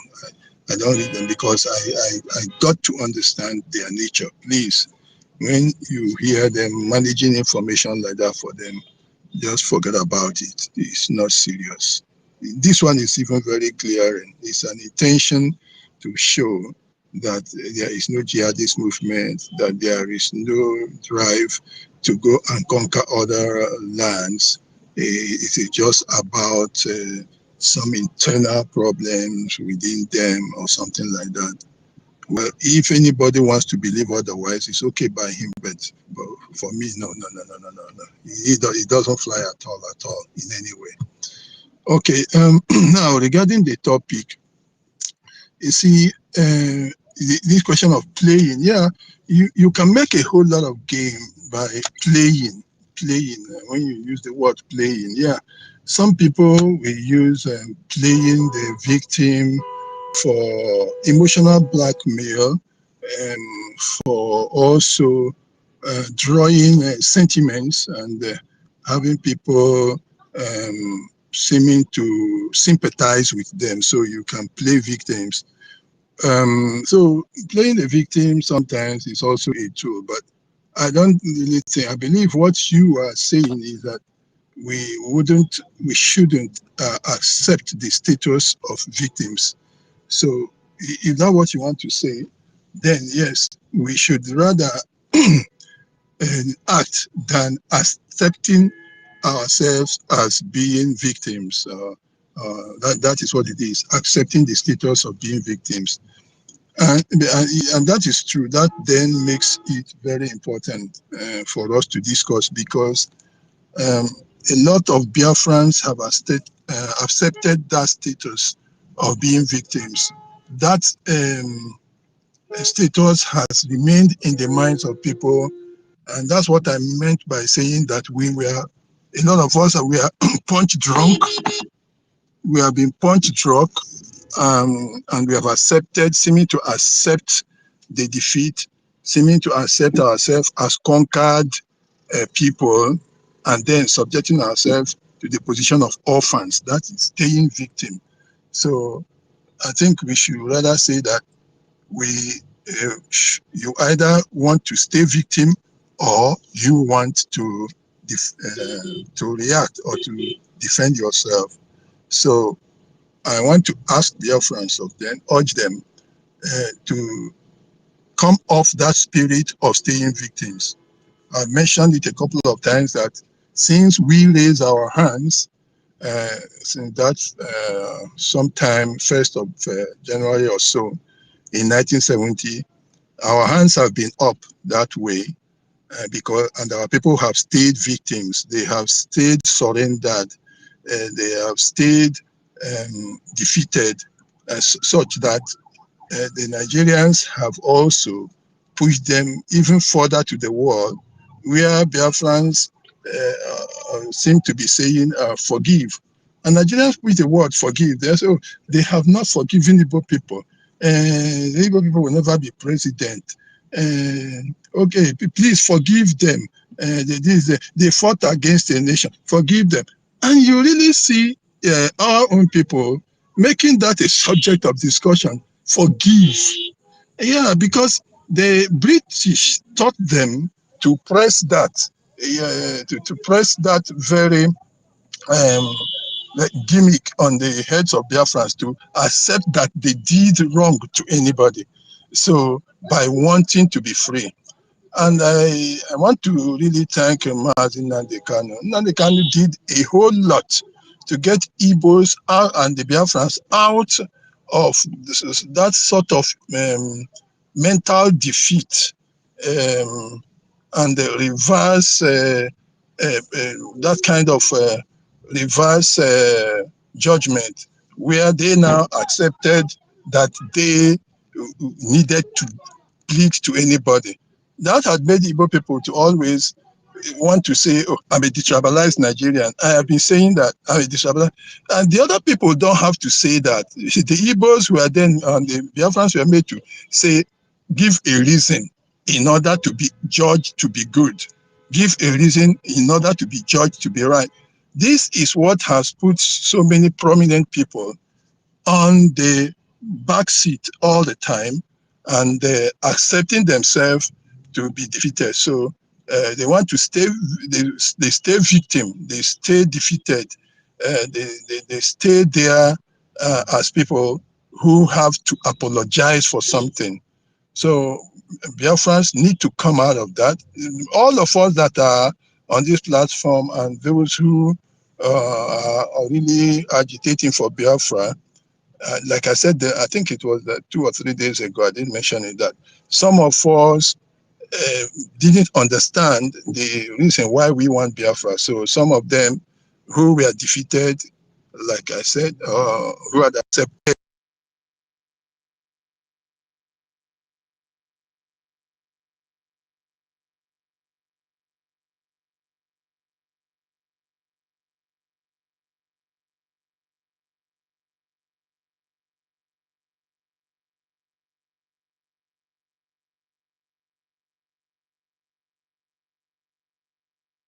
We can't hear our We father can't again, hear you Emeka again. Socrates. We can't. Abi, can anybody hear? Oh, okay, sorry.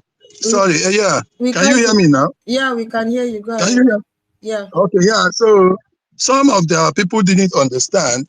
They saw the obedience something as because they are defeated. So and they told them Igbos can never be president because you offended us. So those who stay victim now wanted to use Obi to come out of it. And the idiot would drive them that way. Some of them thought that marginalization was something they could argue with. Oh, they've been marginalizing us. Those are the people who stay victim. From so many years ago, I believe more than 20 years ago, I've been telling Igbo people and Biafran generally not to be talking about marginalization. I've defined it in several ways. I've explained it to them in several writings, both in papers and that. Forget about that. That is a spirit of staying victim.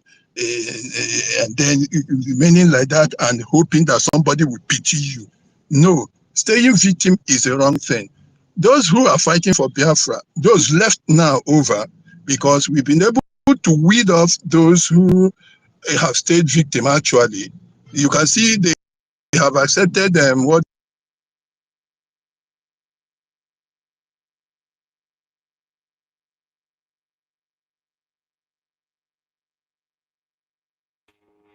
We can't hear you again. Rach, are you there?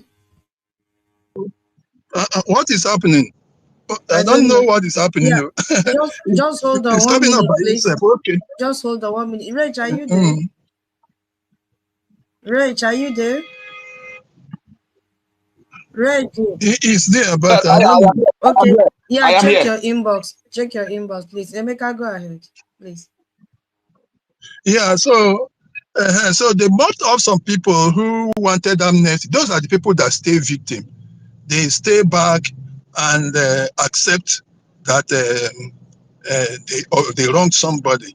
Emeka or would just say, he said something. I think it was a month ago.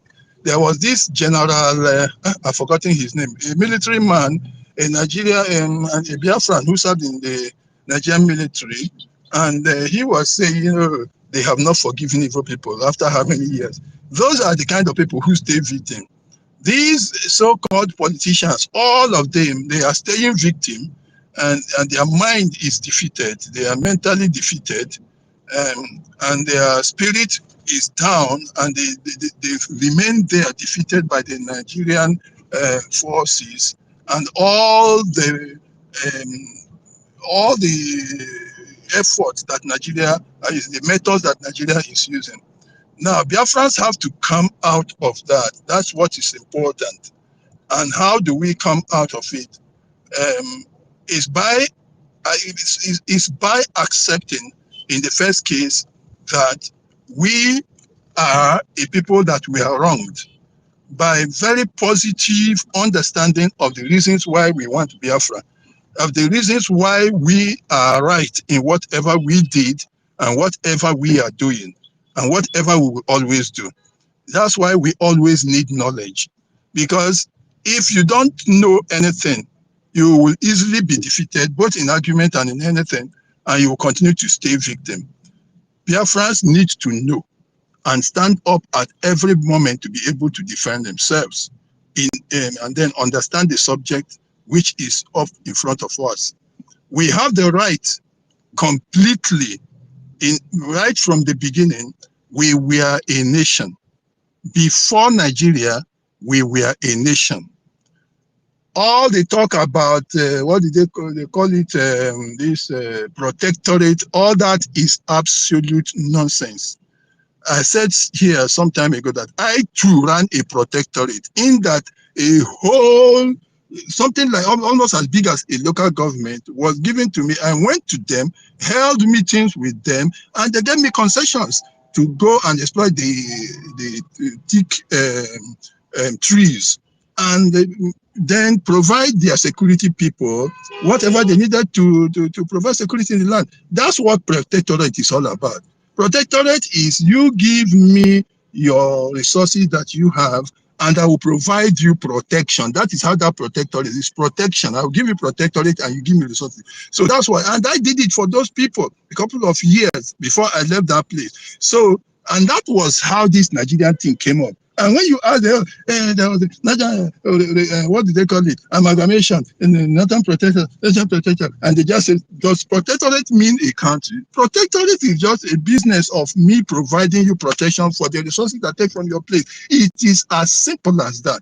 So when our people know that there was no nation before, there was no country, we were the nation right from the beginning, and we had our nation, we had our country, we had our government, and everything was intact.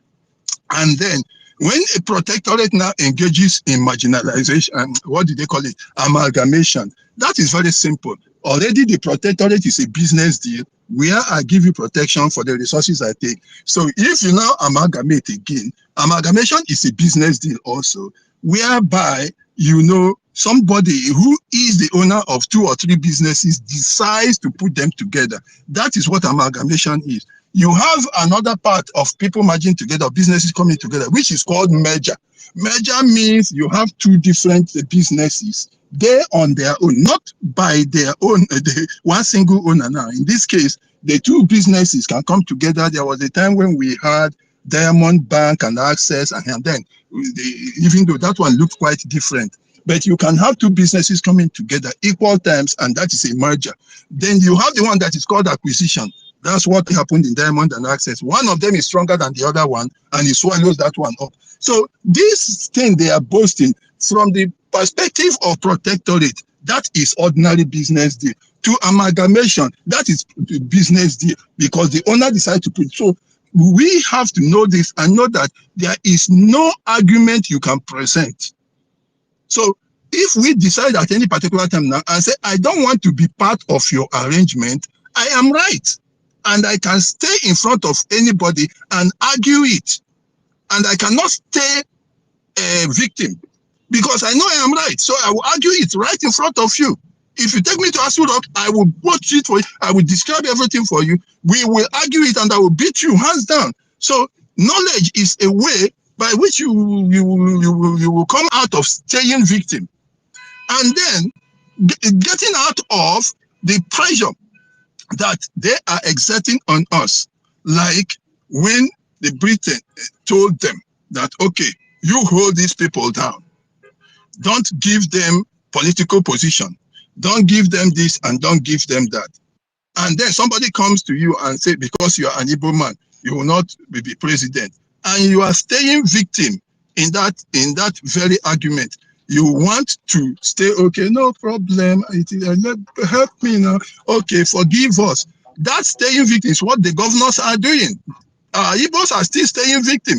A lot of our people are staying victim. They are looking for the time. Okay, let them give us presidency. That's why they are giving political solution. When you hear those people asking for politics, political solution, that it is those who want to stay victim.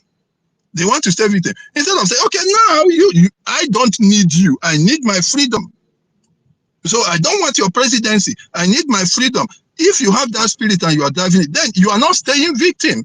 You can't stay victim. It is your right to say, no, you have your presidency, I don't want.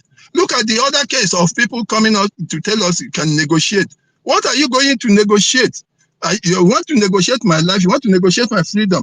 I cannot give it to you. So knowledge is very, very powerful when you want to stay away from being a victim, or you want to stay out of the status of being a victim. You have to harden your head against the enemy by strong knowledge and by a strong zeal to oppose him. Then, of course, the later part of it, which is the strongest, is that, like I said, if your enemy is going to approach you and he sends one of your men to the hospital, you don't have to stay victim. You send two of his men to the grave. Because if you continue to stay victim, to cry, of course you are defeated. This is what they have been doing with us. This is what they have been doing with us. That was why they started killing from Onitsha. They killed one blogger's sister, and the girl cried after they went to Aba, the high school, they killed, and we were staying victim. They went and we were able to take pictures. The world will hear us. And we were taking those pictures, United Nations, to the extent we took the pictures to give to our own brother, who was the chief judge or somewhere at The Hague, the world ICC. What did he do? He did nothing with it. He came to Nigeria, visited them, they gave him money, and he went back. So we cannot stay victim.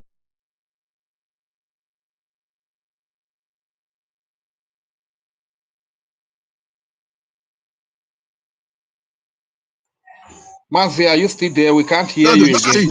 In fact, right? Came up Simon Ekpa. And when he came up with something they never dreamt of. I myself couldn't have imagined that we could ever raise up a stick to stand up against this country. But he came up and then started doing exactly what is needed to be done. You need to raise up.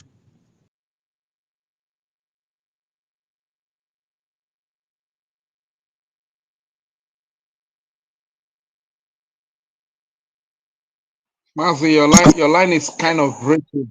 When they get defeated by the nice boys, they get the good guys, they go out and start burning houses.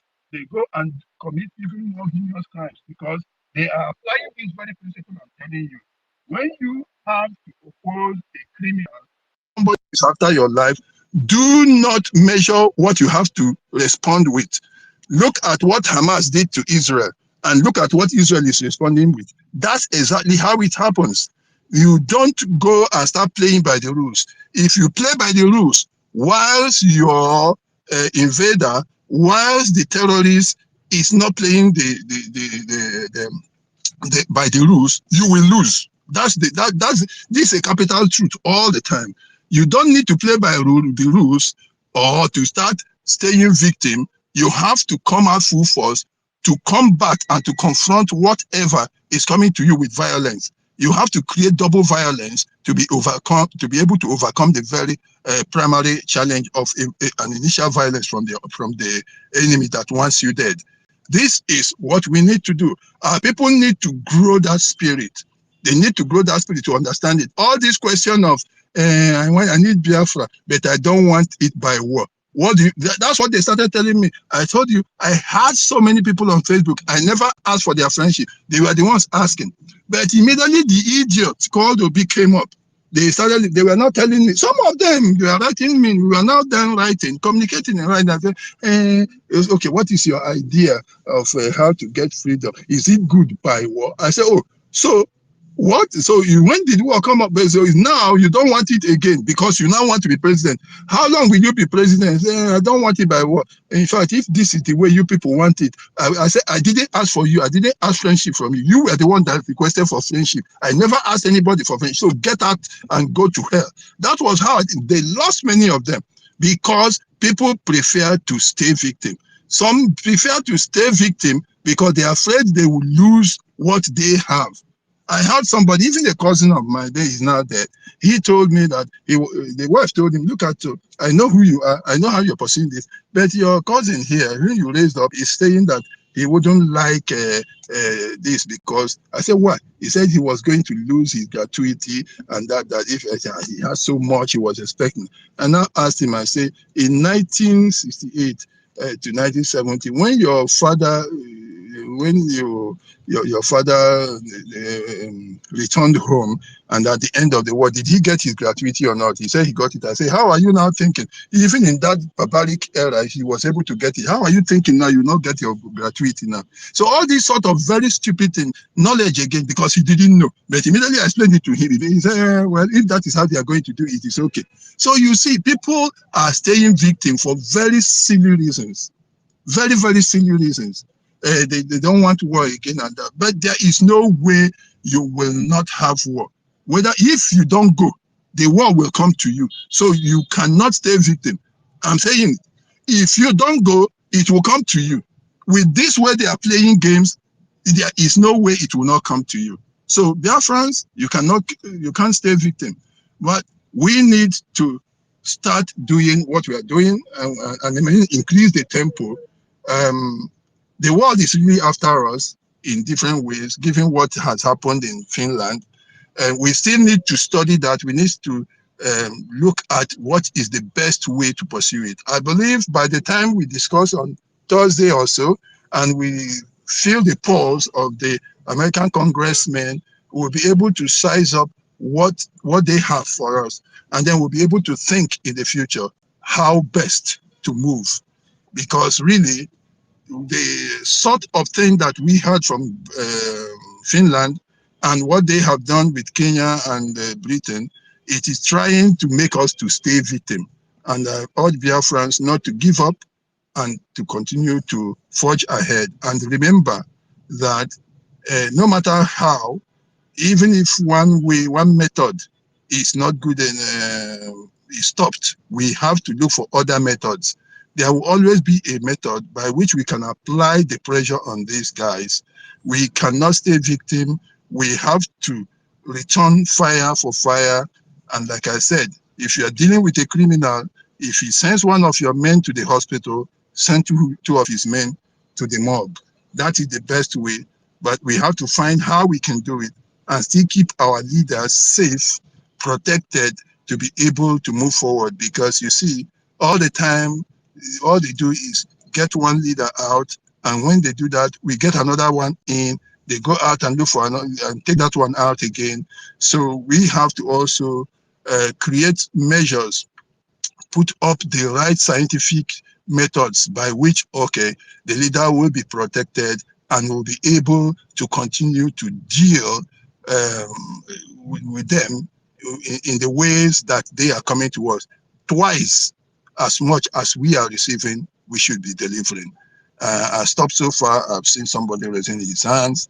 I think he should come on board and speak. Thank you. Okay, thank you very much, our father, Mazvi Nekra Socrates. After the next speaker has spoken, there are certain questions I want you to answer, like what are the dangers of playing a victim in the middle of war? That will be one question. The second question would be, what if Biafrans come together and said you should be a special advisor to the acting prime minister? What would your decision be? Would you decline? Would you accept? And there are a few other questions I would like to ask you, but just kindly hang on there. Let the next speaker go on, then you come up and answer those questions for us. Thank you very much. Matthew Onyeka, are you there? Let him go Please, on if and you're answer there. because I'm recording his Okay. statement. Answer the question. Okay, sir. So kindly go ahead. The first question is, what are the dangers of playing a victim in the middle of war? Second question would be, what if Biafrans come together and say you should be a special advisor to the acting prime minister? What will your decision be? And the third question would be, how important is a congressional hearing to the Biafran people at this very point right now? And how would you encourage our people to turn up a mass in this Biafran US congressional hearing? These are three questions to answer. Thank you very much.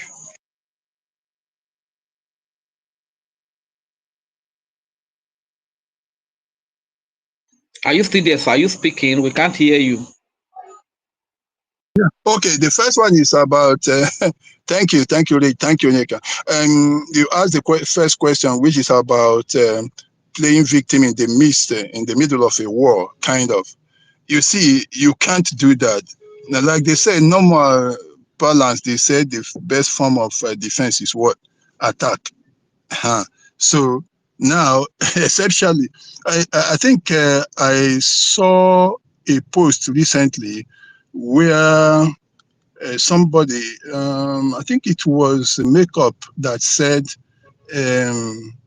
he was sending a message to Biafrans asking them to be careful that the Hopeless One and his cohorts had brought in their mercenaries and their militia to stay in certain locations, including hospitals, hotels and all that, to lay ambush for Biafrans. Yes, because they felt that the Biafrans were taking their feet up the pedal, and they felt they would be returning home, and they were expecting them certainly returning home. They could see those who have not been around for some time, or maybe and they could expect also to go and sort of shake up the drinking places and all that. So that's what happens.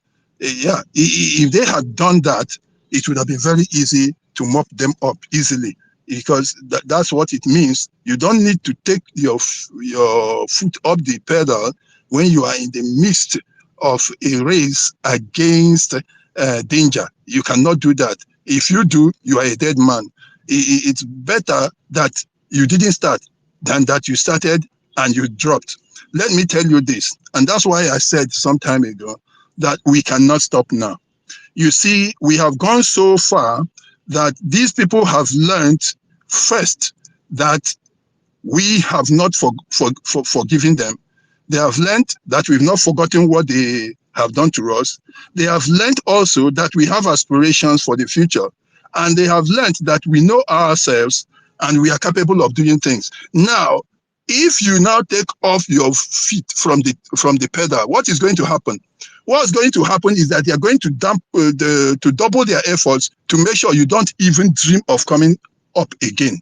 That's the danger. It's better you didn't start it than you start and in the middle you start developing cold feet or anything. Then the enemy is going to double his efforts. That is very certain. It's a very simple thing he's going to do, because he never thought you could ever raise up a reed. If you know what reed is, it's a very weak kind of plant that cannot even flog its mother. They never thought, I myself never thought so. They have now seen that, so these people can actually raise and wear uniform right here when we thought they were finished. In fact, what they did in 2014, 2015 showed the highest lack of respect, that is disrespect for the Igbos. They thought we were completely finished. They thought the Biafrans were completely out and down and out. And we wanted to, the same way you blow your nose and use your feet to brush the kata that comes, that was what they did to us. No respect at all. You see, and then you see, when they started seeing us coming up, when they saw the Niger Delta Avengers, they started creating whatever they called it, Operation, is it Storm? There was one they created against Niger Delta, and the language they showed you that they have no respect for these people. But now they saw that these people have risen up, so they will now be conscious and they will double whatever measure they are going to take to make sure you don't rise up again. And if they had removed the Biafra from the map, this time they will want to remove you completely from the surface of the earth, especially now that they have their Janjaweed fighting to even take over the whole land. How much more you? So that plan they had now, they will now enforce it to the highest level to make sure you are completely taken up. Just like Turkey, they will come as hard as that on you and make sure you don't exist again. They will completely convert the land. Just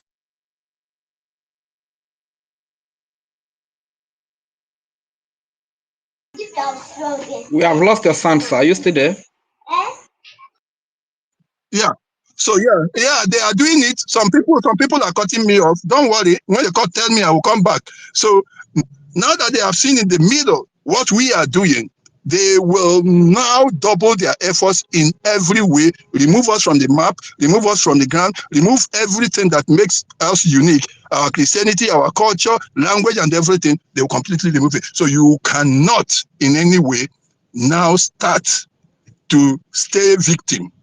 You can't stay victim. You can get freedom. You can get sympathy. You can emotionally blackmail people by playing victim. It's not by staying victim. That means you have accepted it. That is what you should do. Can you hear me, sir? Please, sir, Yes, just I 1 can hear second. you. Yeah. Just 1 second. Hold your thoughts. Before you delve into that, there's one thing I still need you to add. Some people believe that when they play victim, they will get sympathizer. They will get sympathy. Yes. What do you think? Yes. Because you have already thought on that. What can you say on that? Yeah, it can work. It can work. Some people play victim and it works. It's a tactic, but again, it works for those people. Sometimes it works. You can get that is playing victim is what Palestinians are doing, and you can see how Americans who are liberal are following them, are helping them. That's why Europeans are following them. That's why Europeans cannot remember that on October 7 or was it 17, these people rained over 1,000 rockets on Israel. So those rockets, were they meant there were they fertilizers?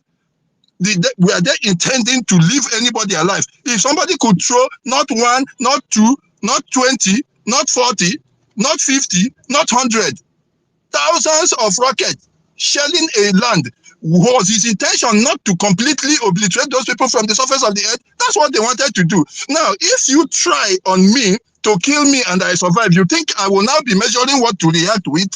That is stupid. I can't do that. It's like somebody shooting you, and by some means you were able to move your head and the bullet grazes your ear, and you will say you will leave that person alive?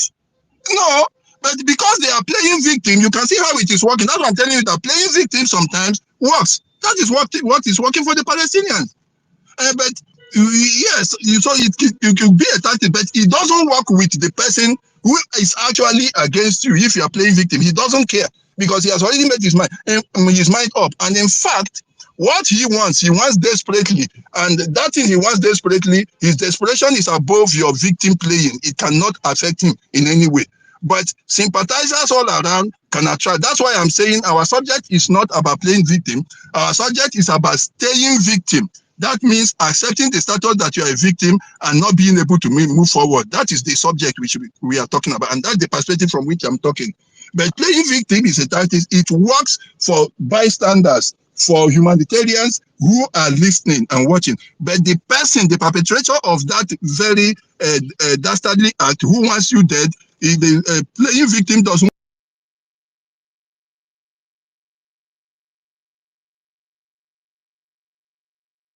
Your network, you are being attacked. I don't know.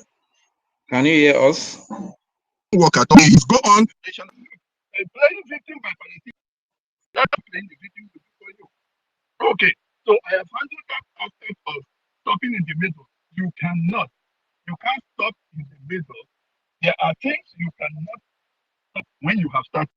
Look, they had Boko Haram, and Boko Haram had this agenda, of course, asking them to hand over the land for them. It's the land of their fathers, they want to take over. And they wanted it today, tomorrow, and all that. They couldn't give it to Boko Haram. And then the world identified Boko Haram as a terrorist organization. They quickly asked them to switch and create a hybrid. They created this hybrid called the bandits. They themselves, the Nigerian army, the Nigerian government, now canonized them, they baptized them, they took them to the water and laid their hands and gave them the Holy Spirit and now call them bandits. whereas they are Boko Haram, a hybrid that is supposed to wipe out the people in a more brutal way than, with another tactic, more brutal than what Boko Haram was doing. So that is what they are creating. Now, if you now stop in the middle, now you start saying you are staying victim, like now I'm not saying, talking about playing victim, staying victim, they will now come hard to completely make sure that you don't even start anymore. Because what you have done now has surprised them. So you are surprised them to the extent that you are now even going to US. You are not, it's not just, let me tell you, in those days, they can just attended Trump's rally, just a political rally. You know, anybody can go to a rally. Just that Bruce Fine gave him whatever and took him there. Oh, it was like a celebration.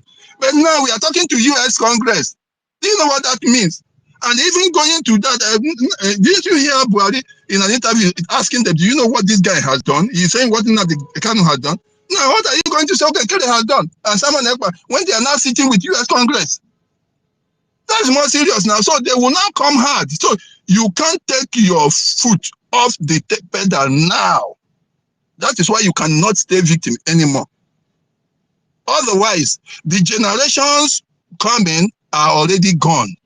They will now press the agenda down hard, harder than Turkey, where people were made to wear things on their way. Let me tell you, the belt you are wearing, it came from them. They were forcing people to wear belts on their waist in order to identify them. That you should know.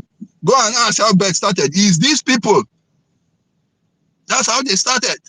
So that is number one. The second question you asked me was about advisor.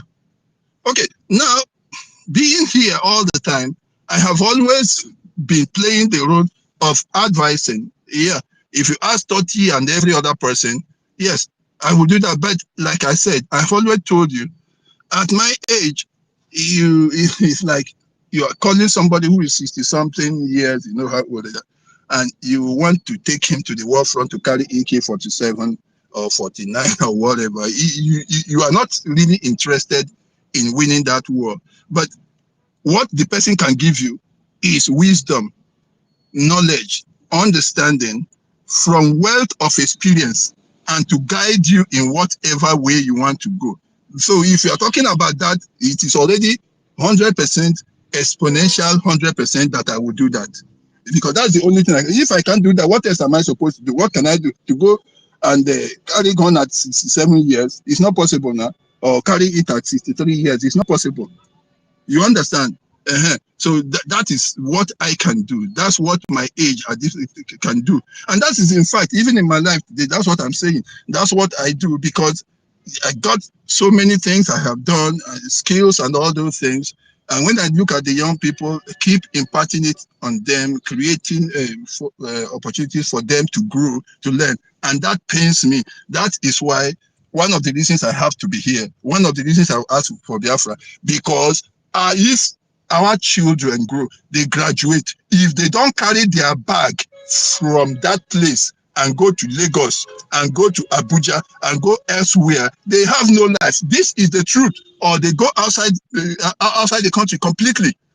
This is what I am seeing. This is one of my reasons why I cannot go back on Biafra, because I am suffering this thing every day. Not my own children, but I am seeing our kids. I am seeing people graduating. They don't have a life until they step out of that place. And then I do have them get jobs, but it is not the way it's supposed to be. What about if Lagos was in my hometown? Will dog bite me? Why? One of them, a stupid girl, I was telling her, she said, well, she now told me, you people want us to have Biafra, but we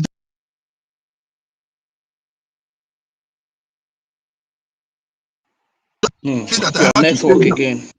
Yeah, I was so angry that I had to speak to her that way. I said, this thing you are asking about having a city like Lagos or Abuja in the east, that is the more reason we want Biafra. And you are now saying if you don't have one, you will not be able to look for Biafra. Then how are you going to start? So you have to go continue to stay in Lagos, and this thing will never come up. So actually, if you're asking for advice, that is what I can do. I can do advisory though. That is the only thing. And financial support on a channel that is good and safe. You understand me? And if it's for physical one now, You should have come maybe 40 years ago. I cannot fight physically now. You know that I'm that weak, but it is not that type. You can still go if it's at the war front, but what you are going to be talking about is tactics. It will not be the one to go and start shooting anybody. So this is exactly what people at my age, that's what I expect my mates to be doing. I expect them to bring their wealth of experience, to bring the wisdom of the ages and their understanding, and be able to guide the youth on how to use their energy. Because now life is like that. God is wonderful. At any age in your life, you have one, you don't have the other. You can't have the two of them equally at the same time. As one is getting weaker, you are getting stronger in another one, unless you are a stupid person. So that is my answer to the second question. Thank you very much. The last question would be, I don't know if Mazionika will allow you to answer it here, because I wanted you to speak about the importance of the Biafra U.S. congressional hearing that is coming up, of what importance it is to our freedom, Yeah, and how would you Rage is encourage very, very our people important. to talk? Let me tell you. I was thinking, Rage. I was thinking, I don't know, this information should have been passed months back. Imagine if we could have made it, so we lost the numbers. Like, if that number that turned up in Lati would be there, what do you think it would be like? That population that came up in Lati It would be great. It would be great. It would be a very big message. It would be a very big message. But I wonder if we can get that very population, because the other day somebody congressional hearing and that, you need to make the biggest noise. You don't need to have the scanty kind of presence like we had when they said we wanted to go for protests or something like that. I just pray that now we just have 3 days, but it's a prayer that we will have people. In fact, if not because we don't know how dangerous they could be, this is an opportunity for even those who were hiding, the Nicodemuses, who were secret disciples, to actually come out, and you would have given them the opportunity. You could have seen the present they would have made. This is a great opportunity for Biafrans to be able to present all those things that they have been harboring. And I still believe, even as it is, the Christ visitors on that day, there is nothing up to this moment that we have done that is as great as this. Each one of those leaders coming up comes up with something bigger, something higher, something greater. And that's what we are seeing today. This one now is the main point. This is this time, this is the latest. We might have had the greatest some time ago with Ojukwu, but this is the latest. And this is where the height is. I believe a lot will come out. It would have been better if we had more time, more publicity to get people there. And depending on how the program is also planned, how to be able to organize the speeches, who presents, who makes the presentations, and then, scrutinize the presentations with them, and then get the best out of the presentations, and then have the best presentation on that day. By a couple of people, it should have been well rehearsed. I don't know how well it is now, but I'm telling you, this is a mighty one. And if we can start with this, we can do the same thing in some other countries through the same lobbyists. They said we're whatever they call them. I don't really care about whatever they call them. But those things are coming out of animals that we know. I've learned so much in these few years. Again, each time I keep learning, the greatest lesson I have learned is that I have a lot to learn. And I keep learning. And I'm beginning to see human beings all the time. Recently, lost a staff in my office, and before the staff even decayed, so many people were now jumping and trying to take over the job of and I say, God have mercy. This staff that you people were playing with, the guy hasn't even reached where he's going. And you were all scrambling for his position, scrambling for the little opportunities I gave him to give to award contracts. I say, God have mercy. My brother, I have been learning human beings. It's a very terrible thing. That bastard harlot, that prostitute they raised, we were going to have a great feast there at Leyte. They planned well ahead. 6 months ahead, they were planning to raise her from somewhere so that at the highest point of what we were doing, they would come there and use her to hijack it and then smash it. And that was what they did. All that time you saw her, we sent her to Korea.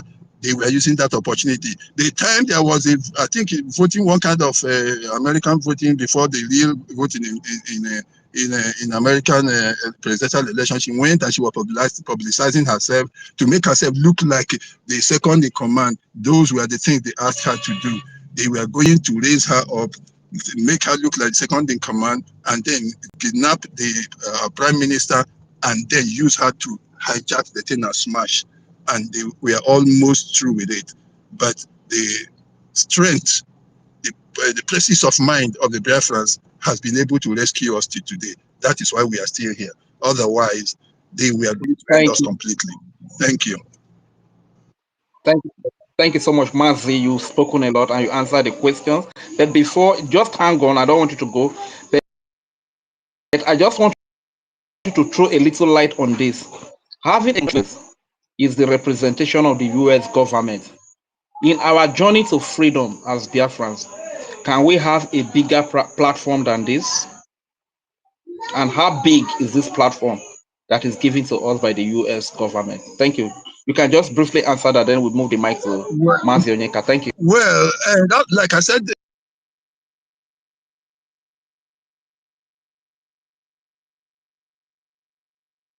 we can't hear you, sir. Can you hear me? Of this very hearing, is it a committee? Is it a group of those people that are sensible to the Biafran? Hello? Hello, hold on, sir. Yeah. We did not hear you. We did not hear you from the beginning. Yeah. Kindly start all over. The call just came in, but I got it off.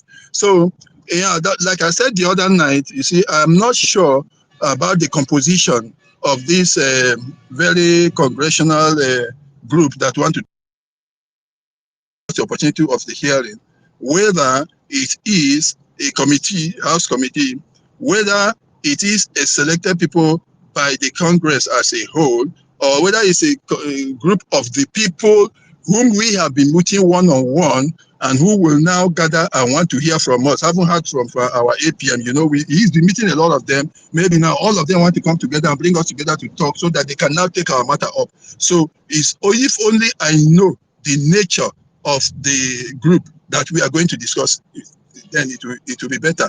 But I believe it is not the general house. If it is not the general house, this is a mighty one, like I said. The only bigger thing we could have is if the house itself now calls us to testify. But if the house, it is a house committee also, just like that one that decided on, you know, this country of particular concern, that is also the house. Like I told you, we had Ojukwu, we fought the war, but actually the world was blinded to it. But the way this has gone, at this particular point in time, I can tell you this is the highest we have ever got, because we are in the midst of the greatest and the highest power in this world, and we are called to the table to discuss with them. This is the highest point we can get. After this, unless we are called to the main house itself to discuss on the floor of the house, after this, that is the only thing. This is the highest. You can't go and sit with the president. It's no need. These are the people that give him the advice. These are the people that make the recommendations. So we are there. We're on point. Thank you. Thank you very much. Thank you very much, sir. Thank you. We appreciate your answers, and we welcome you, our honorable minister, Minister Snow. Before we give the mic to Minister Snow, Mazi Onyeka, please kindly grab the mic. How are you doing, Mazi Onyeka? How are you doing today? Please, are you close to your mic? Oh, thank you so much. I will give the mic to our minister to say before I go on, but I want to say something to all protocol observed. Our honorable Mr. Emeka, thank you for your input. Thank you so much. I learned a lot from what you said. Excuse me. But I want to ask if you are in America, please whether anybody who will attend, please prepare yourself in advance because he may be called to speak because person like you supposed to be there. Yes, you need to be there to represent, to speak for us because APM will not be alone to speak. Can you hear me? We can hear you, Mazi. Our dad is at home here. He can't. I don't think he can make it. He's at home here. Okay, I thought he's in America. It's okay. It's okay, no problem. At least they can even give chance to those who will speak via Zoom. Via Zoom can be allowed. So anybody who is ready to speak can prepare yourself already, whether you are called to speak or not. So it's better you get yourself prepared because it may be allowed to be speak via Zoom. Yes, because this is is a very wonderful opportunity for us, and we shouldn't we should take it with every alacrity, with every seriousness. So that is what I want to say there. Our Minister Snow, please kindly have the mic. Then after you go, because I might be speak lengthy. Okay, thank you so much. All right. Mazi Onyeka, thank you very much. But before Minister Snow, we have the mic. You made a point that rang a bell. That if a provision can be made for people to speak through the Zoom, that would be awesome. And such position, having our father like Emeka Socrates, it will really be awesome for us to have his thought in this kind of congressional hearing as well. And I don't know if my host is back. If the host is back, I don't know if you want to say something, but if you don't want to say anything, let's move the mic straight up to our honorable ministers. No. Please, after him, then I have my mic. Okay, please don't forget. Thank you. No problem, no problem. So, host, are you available, host? Don't worry, I'll Okay, speak so in the host place is of not. your host. I put him on relegation. Oh, no problem, no problem. Good morning. Carry on. Take it up from here. Good morning. Yes, let me take it off from here, Rich. I hear your daughter's voice. My regards to your beautiful little girl. Greetings, everyone. All right, thank you very much. Emeka, thank you very much for hosting us. And one Dobby, Chicago. I know you're always here. Greetings from here. Rage and Fury. I see you. You're doing your thing today. That's how they you're doing your thing. It's good. It's good to see you taking this, this bold step, just making it very interactive. It is very good. Um, Sister Nkiru, why are you not coming on Wednesday now? I'll be on Thursday. I was hoping some of our people from Europe would come on, come to Washington on Thursday. It would have been a very wonderful one, but do not worry. This is going to be the first one, and we're going to have many more to come. That's what I wanted to point out because when my brother Emeka Socrates, Emeka Socrates is my brother. You guys don't know. He's my brother, but he doesn't even know me, and I don't know him. But he's my brother. My own senior citizen. Stella, greetings from here. Ben Owabo, Freedom for All, OJ. My own honorable Betty. Thank you very much for all the good work you're doing. And may God continue to strengthen you. Mary Telcam, now you talk more. Greetings from here. Cyprian, Celine, Mr. OJ, you get Y, Clement, Wachuku, Young Money, Ebo Mazi, Babes, Sunday, and every Biafran on this space. Biko, onye ọbụla, were nke a na-etu gị. I don't know, for some reason, I am happy with the way the space is going this morning. I am happy with the interaction and everything that is going on. I can only thank you guys, Ewepụkwana unu, ewepụkwana ndị nọ na media, ama m ebe anyị kara ịnọ. I don't know where we would have been. Reasons are very simple.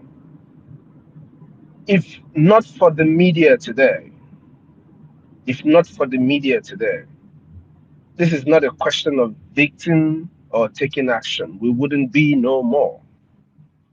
The intention of the enemy is to make sure that we are no more. That is why They gave our fathers 20 pounds after the war, trying to continue the starvation to exterminate us all.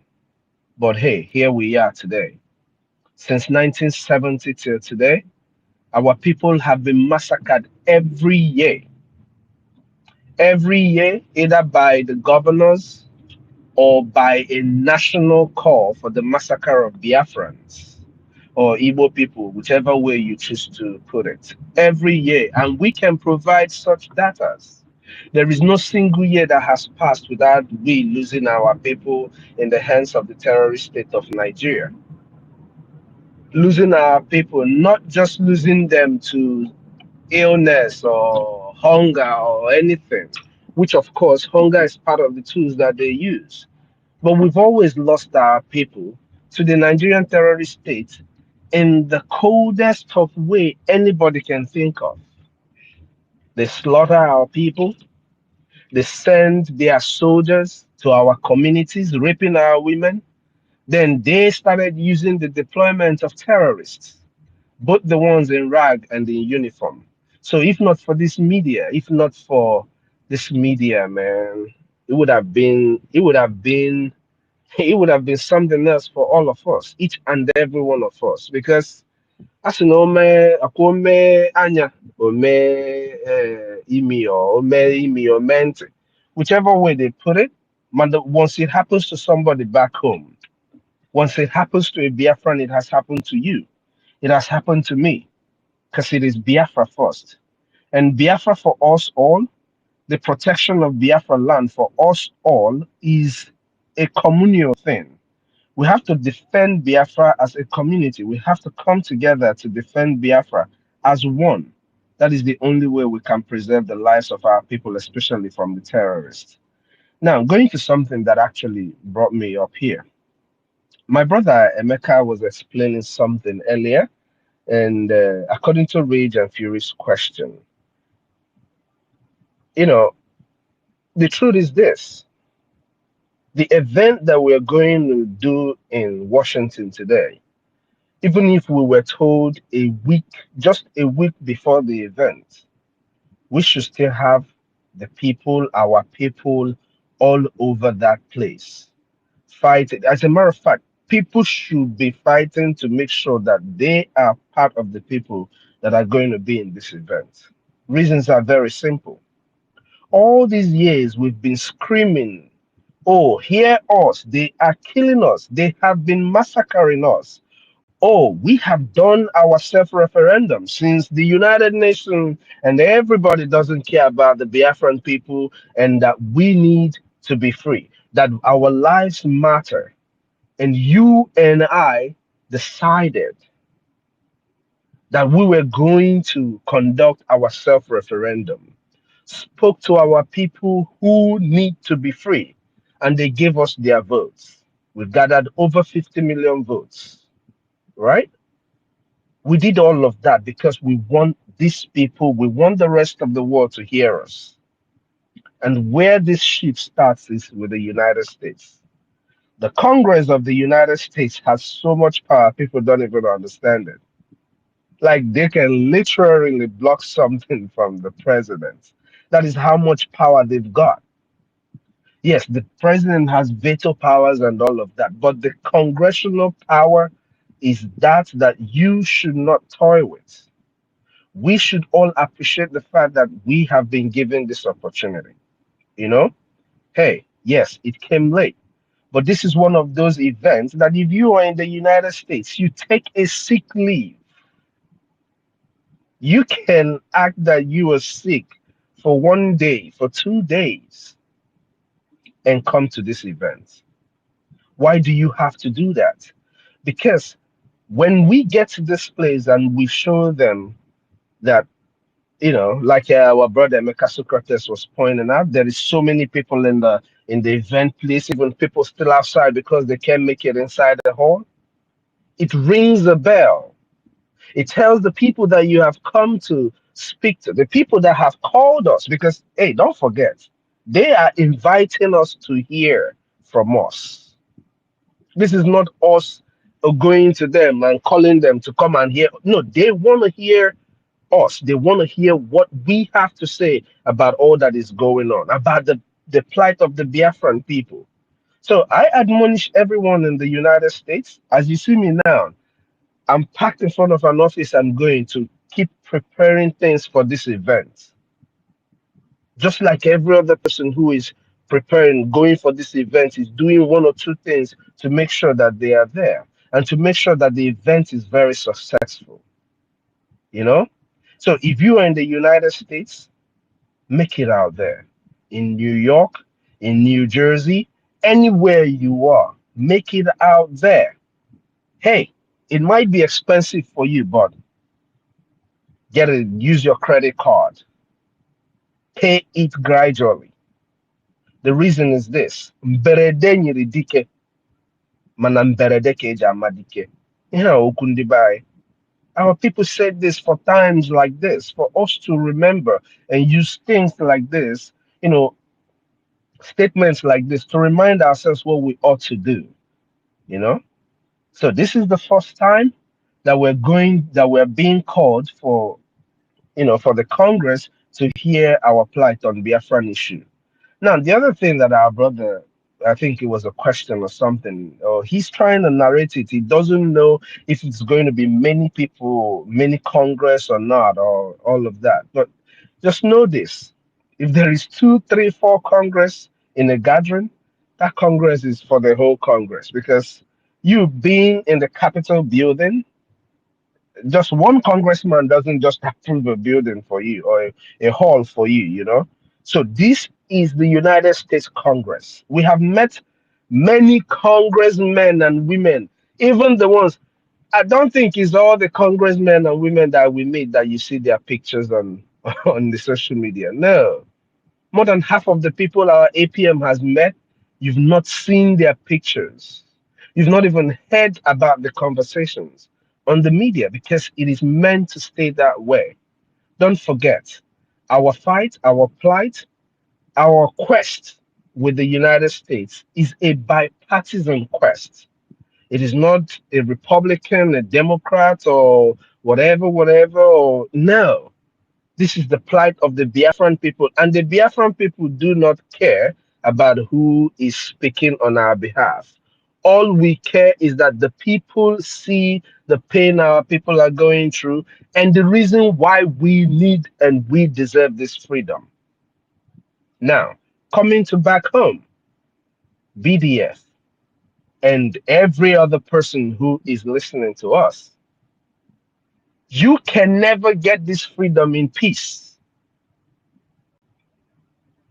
Come and show me where they have fought for freedom and they just sat on a round table and discussed it and people became free. Come and show me where it is. It is actually, you're being a coward to think that you can get your freedom without fighting. When the person who is holding you down is holding you down with every aggression, every intention, every way that anybody can suppress a person, that is the way they're holding you. On your neck, everything. I can't even mention ways that people can pin you down in a fight. This is a fight. We are fighting. Our APM told us some time ago, if you're fighting with somebody and they come there and the person is just beating you and beating you, nobody's going there. They're going to be like, oh, it's like this person did a bad thing, that's why they're beating his ass up. Oh, it's like he has done something, that's why they're whooping his ass. But if somebody gives you a blow and you give him two, everybody's going to be like, what's going on? What is causing this problem? Why are you people fighting? That is how it is with what we're about to do in Washington, D.C. That is how it is with what we should be doing back home. You think the Nigerian states don't have lobbyists? You think they're not trying to get, talk to the Washington congressmen and women about what is going on and why they need to keep Nigeria one, as they say it? They are doing the same thing. But because God is on our side and our fight is one that any sensible person, any sane person will support the Biafran people. Any sane person will support the Biafran people. We are seeking that the United States recognize the genocide against Biafra. Earlier, some months ago, I used to say this. When people have not recognized the fact that over 3.5 million of our children were starved to death, how do you think they will recognize that you are being killed right now? They've not even talked about the 1967 to 70 genocide. But hey, you're going to tell me, oh, but it's a long time. But people still talk about the Holocaust. People still discuss the Holocaust like it happened yesterday.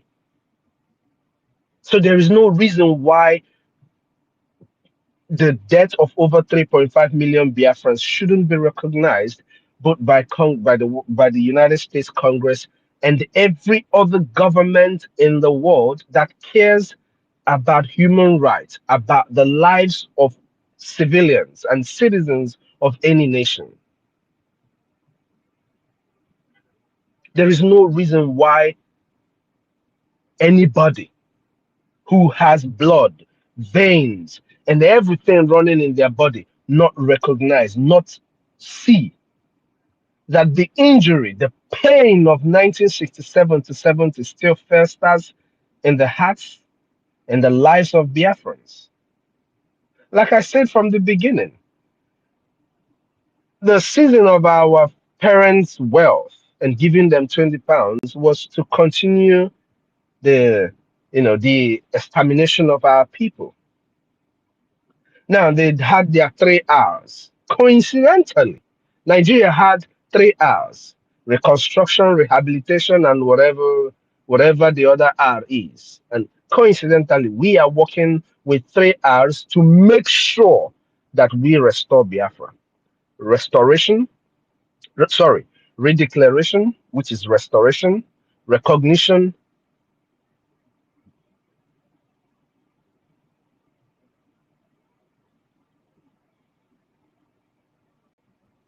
We can hear. Minister, we can't hear you. Sorry about that. We had also 3 hours, as our dear lobbyist explained to us, right? So coincidentally, everything is going hand in hand. It is left for Biafrans to do the right thing. You know, we keep saying this thing every time about money and the importance of people making donations to what we're doing. But then people keep acting like what we're saying doesn't really matter. I heard my brother saying that somebody in Lagos was Honorable Minister, please, a minute, Minister. We have Jimmy Rodman. We have Jimmy Rodman in the building. Please, can we kindly give him the privilege to speak to us, Minister, please? Thank you very much. Jimmy Rodman, please, can you kindly grab the mic and speak to Biafra? It's an honor to have you here, sir. Thank you very much for coming. Jimmy Rodman, please, if you are close to your mic, kindly grab him. Oh, he's gone again. Okay, he's back. He's back. Oh my God, it's like the network is. Okay, Jimmy Rodman, are you close to your mic? Please, Biafrans will want to hear from you. If you are close to the mic, kindly grab the mic and speak to Biafrans. Okay, it seems it's not close to the mic. Honorable Minister, please kindly go ahead and continue with the submission. Am I still being heard?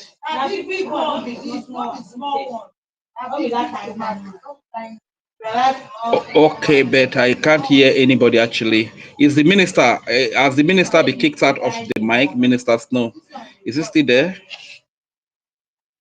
Okay, if it's not there, then let's give the mic to Mazi Onyeka.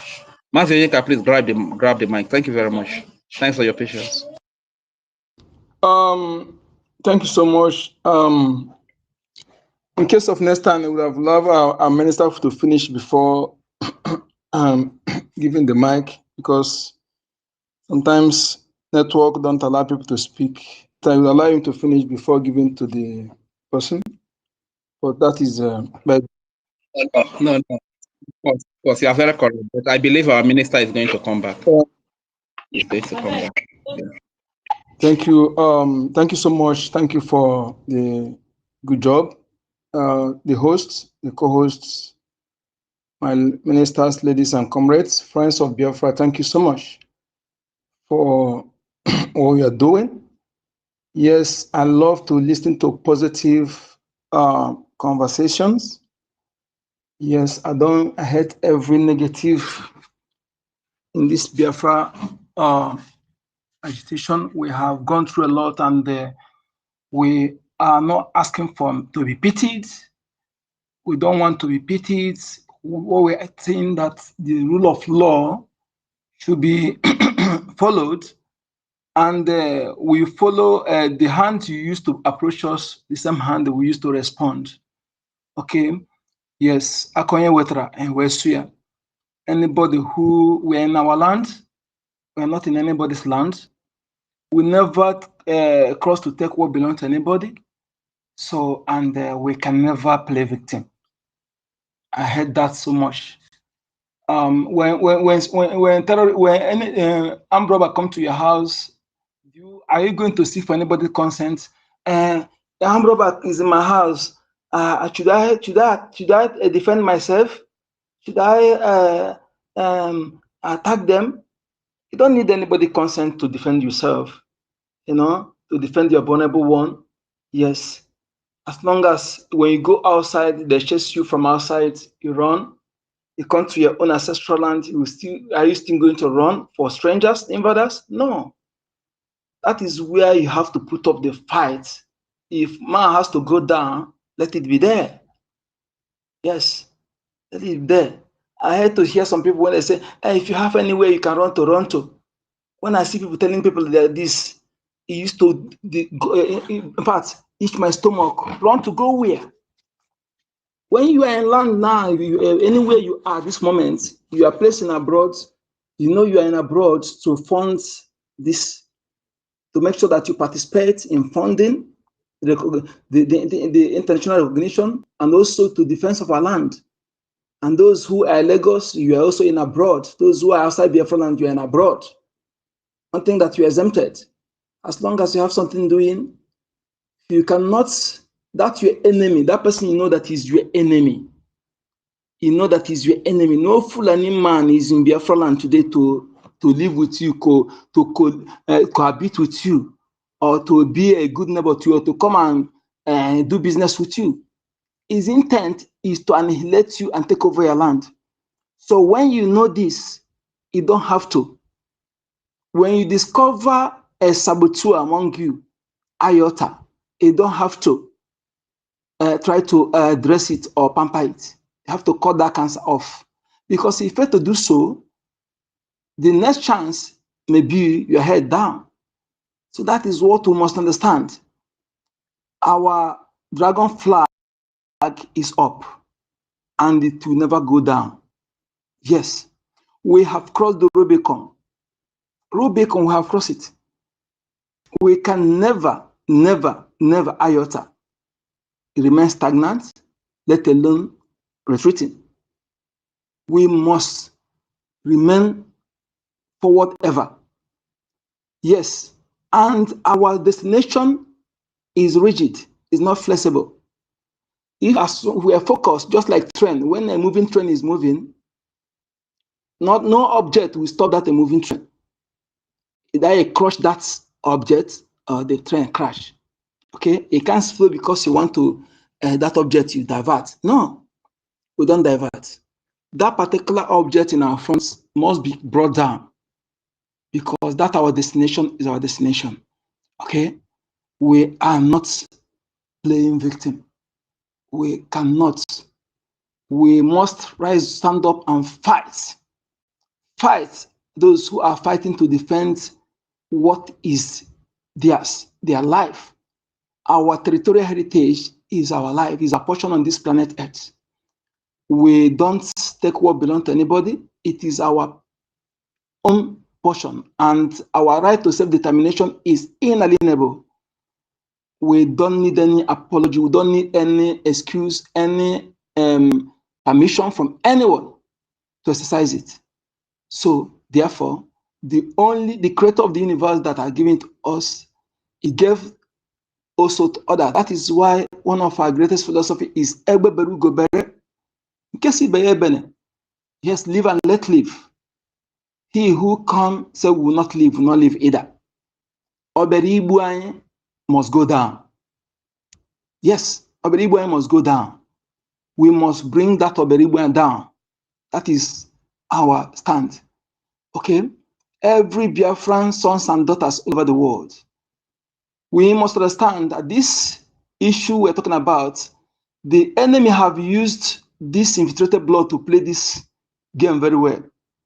They have played this game that's whereby they made us to look as if we are pleading for our own, or we are asking for what, I don't know. They have used them to play this game, put us in a way that, if not for Mazen and the Kano, if not for Mazen and the Kano, I promise someone else, and all who have stood to support them, people like we have today here on this platform, you know, people who have been in the ancestral land, you have been, some even thinking that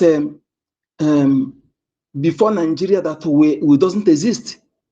I began to ask, what kind of mind, who are these people? Where did they come from?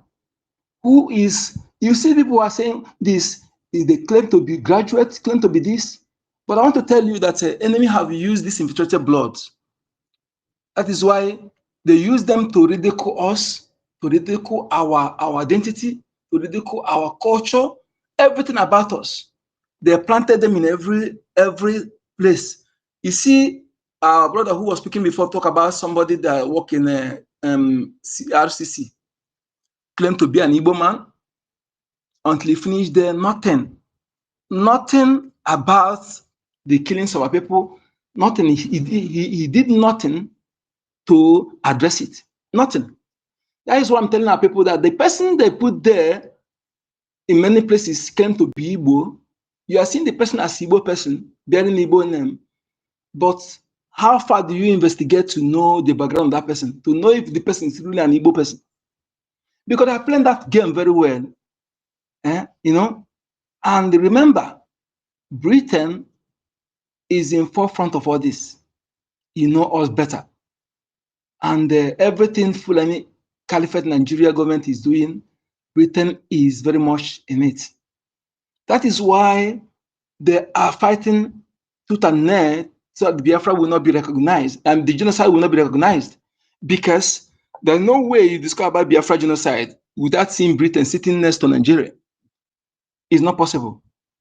Yes, that is why they are fighting every tooth and nail, but the way they are following it is the way that at the end there will be that foolish oppressor.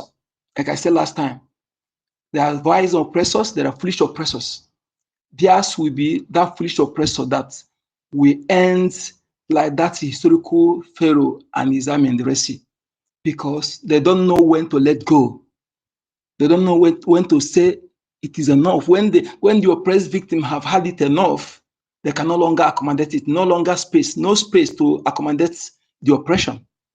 You know, they kept oppressing without considering that these people that have decided is either death or Biafra. Yes, because we have nothing in common with you.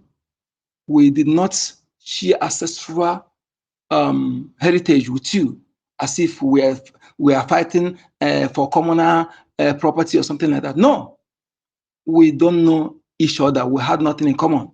It just invaded to steal for what is not yours. As if that was not enough, you want to exterminate the people, the owner of those things. You don't even want them to benefit from it. You want to exterminate them.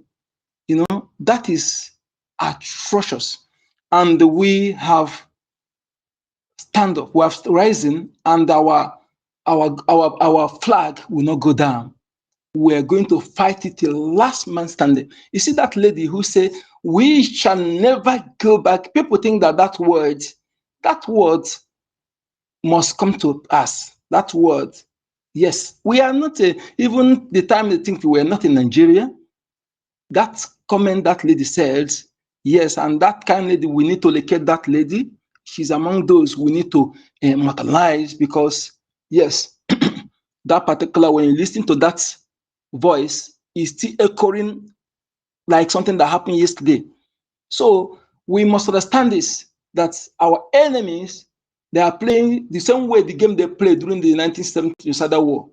Because there was no media, they were using British megaphone to project, to lie to the world. We are not going to playing victim. We don't need sympathy. What we need, our land is our land, our property is our property. Yes, and we decide how it goes. It cannot come and kill us in our lands and they will expect us to sit back and watching you. No, no, no, no, no. Every Biafran, anybody that is preaching negativity or preaching cowardice, that person is not a Biafran. They use all this infiltrated blood to make it look as if we are playing victim, make it look as if we committed a crime. No, we never committed any crime. Yes, I know the game. I know the game. Most of us know the game they have been playing. They use all these nonsensical governors, they use them to come and ridicule us. You see some of them to begin to plead for what is yours. You are pleading to immigrants that are supposed to be shining your shoe. What are you trying to do? To ridicule us, to abase us, to outrightly abase us. You know? For example, in an exclusive election that is exclusively for the Igbo nation, you see an immigrant interfering in it. That is what we're talking about. So all these people, they are the people they are using to ridicule us, to destroy our cultural stew, to destroy our traditional stew, everything about us, to bring it to the mall. I think that they are Igbos. They are not Igbos. I could never have investigated and see and challenging any of them who will say no to this. They are not our people. If you are true-blooded sons and daughters of the soil, make sure that those people you see in your land, that when you are talking at this point in time, telling you they are not Biafra, they are not. Don't be surprised. They are implanted to play the same game they are playing today. And don't follow them to play that game, because they have nothing to lose. When you are denying the progenitors of the land, denying your ancestral identity, you are also helping them to take over the land from you, because you can't inherit what belongs to the people you are denying. Make sure the people you see that playing that game, distance yourself from them. Know that they are not blooded. They are the strangers who they are planted to play the game. We must understand this. Okay? You see them today, they are in every nook and cranny, they put them in every post, they put them in a tradition. You know, ask yourself, why did they destroy the ancestral stew the way the traditional rulers is being chosen in your land? Why did they go extra mile and make sure they destroy it and make it political? Because they knew that process will never choose an infiltrated blood, never choose known son of the soil, you know? So that is why they destroy it, to make it political, to make it appointed.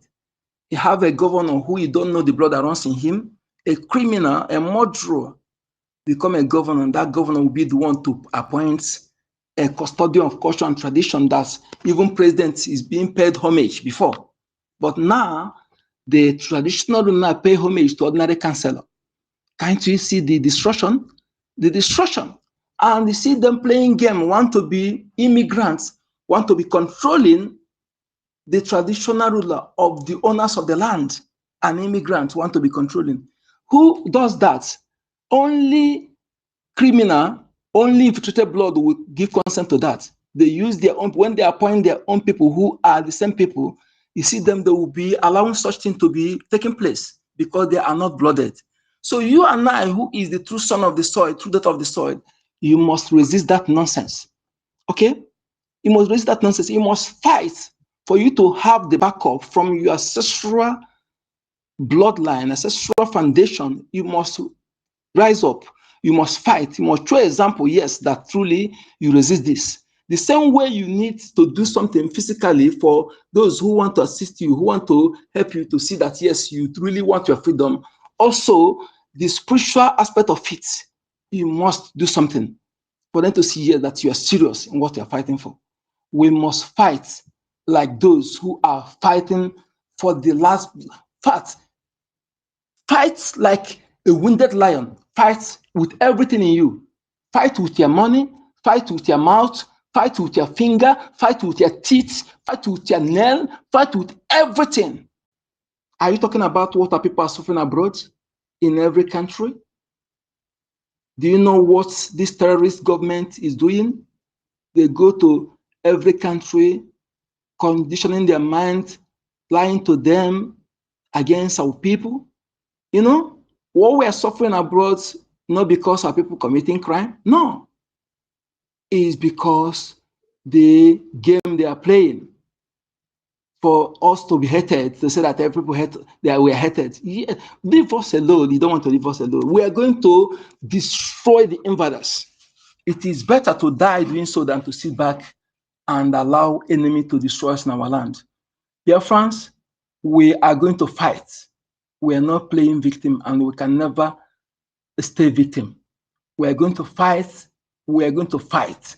Fight, fight, fight, fight. Those who are afraid of fight, let me tell you something. That thing you are afraid of will visit you in a very cowardized way. Yes.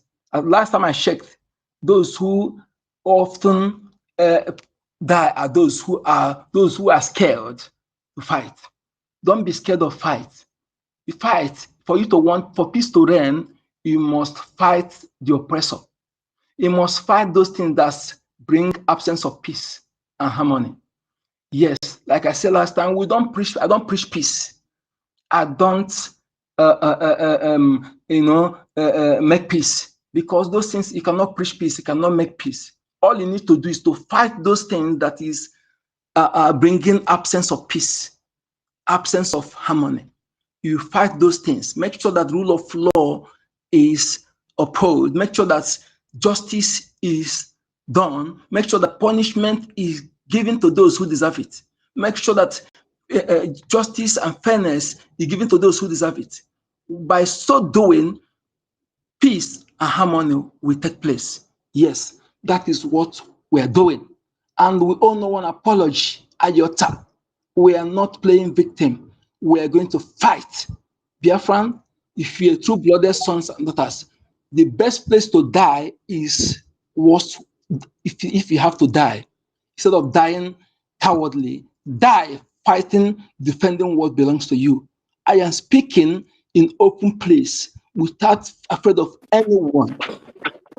A person come and ask me, I will tell you why I'm speaking. Yes, and if you are a stranger, if you don't know where we are coming from, I beseech you to know where we're coming from. Yes, we're not asking you to support us, but we're asking to do the right thing. If you are humanistic, yes. If you know where we're coming from, then if you wish you to support us, support us. Thank you so much.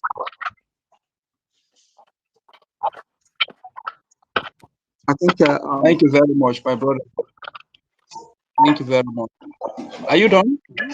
No, I thought is there anybody? I thought somebody want to speak, but I'm hearing some noise. So if anybody want to speak, I'm not done. Okay. If I miss the person that is back. Your mic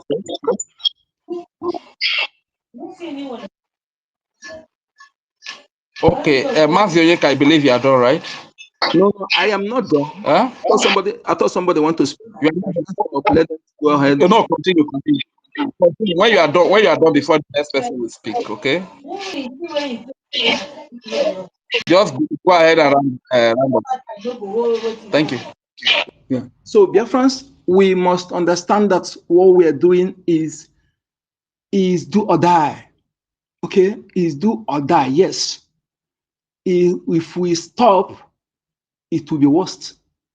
We can never stop. We can never retreat. It is forward ever. We have no in between. We have no plan B. We have no alternative. We have no anything in between. We have no alternative home. That land is our portion on this planet Earth. Is our own heaven. Will we fight with everything in us. Okay? Like I do say every time, it is better to lose 50 million of me than to allow stranger to take over that place for us. So if you know what it means, know what that means. So you prepare yourself very well. Okay? It's not bread and butter. Yes. If you know you cannot do it, use your money. Bring that your money. This is not the time of building mansion, not the time of buying flashy car. If you are a blooded son of the soil and you're hearing us what we're saying and it's still adamant to go and flex and buy cars while our land is under siege, I am not cursing you, but let me look at what will happen to you. You will not live to enjoy those things. It is not a cost, but it's part, I'm telling you. Yes, because the money you have today is to fund the defense of that land, defense of our vulnerable people, women and children. Those who refuse to utilize the effort of Biafran people in 1970, they destroyed those things. They destroyed those things. Ask yourself, why did they kill Okadibo? No, ask yourself that question. What is that Okadibo found out? Why did they murder him? You know, when you begin to ask all these questions, all those things, you know that yes, that they never want you. They want us, like our comrades, comrade Emeka said it's very important for every Biafra to listen. Yes, don't play victim, don't act victim. We have to double whatever we are doing, because if we give them an iota chance, they will come with full force to wipe everything. Okay, for that reason, we need to 10 times double what we're doing. Yes, to be brutal, ruthless against our enemy. Don't every cancer, cut it off. Any saboteur discovered, PC. Don't show mercy. No mercy to any saboteur within and without. Thank you so much. Good number.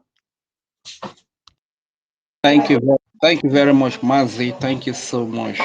And before we yield the mic to the next person, I want to quickly tender my unreserved and honest apology to all of you Biafrans, especially to our Honorable Minister Snow.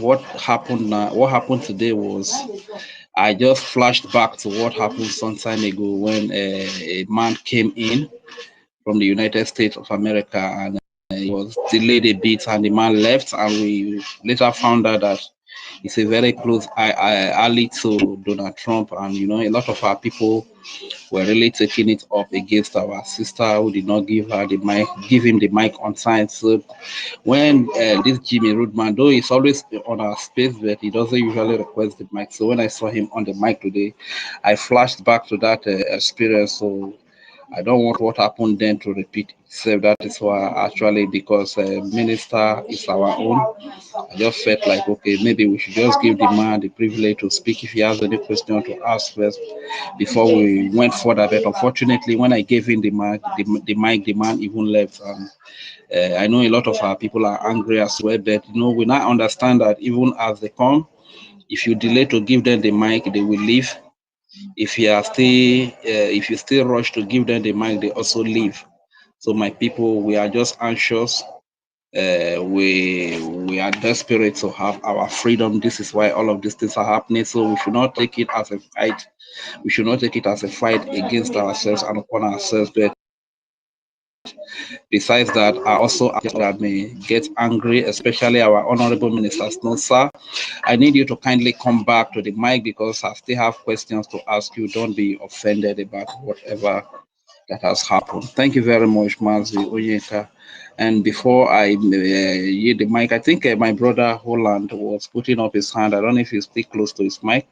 And Defense was also here as well who wanted to speak. Please kindly request the mic again and come back. And Mazi Onyeka, there's a question I want to ask you before I'll give the mic to Holland.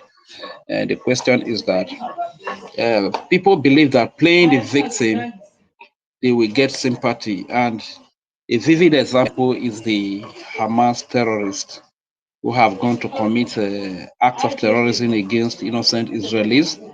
And today they are playing the victim, and a lot of the world is giving them sympathy, and they are giving them support as a result of that.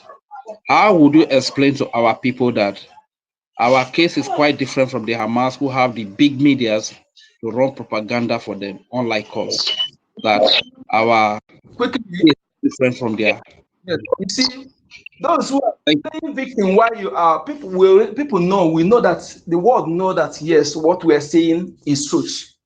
So you don't have to play victim while you are victim already. When something is happening to you already, theirs is that they will be the one, they will start the problem, and when they are fighting them back, they will start playing victim. The lack of Palestinian, those ones.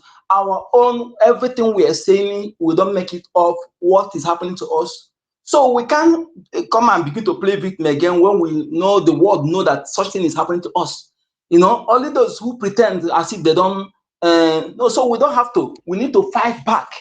We can't be when we know that yes, this thing is happening to us. Yes, they are killing us. They know that. We can't not to be saying they're killing us. So why the whole world know that?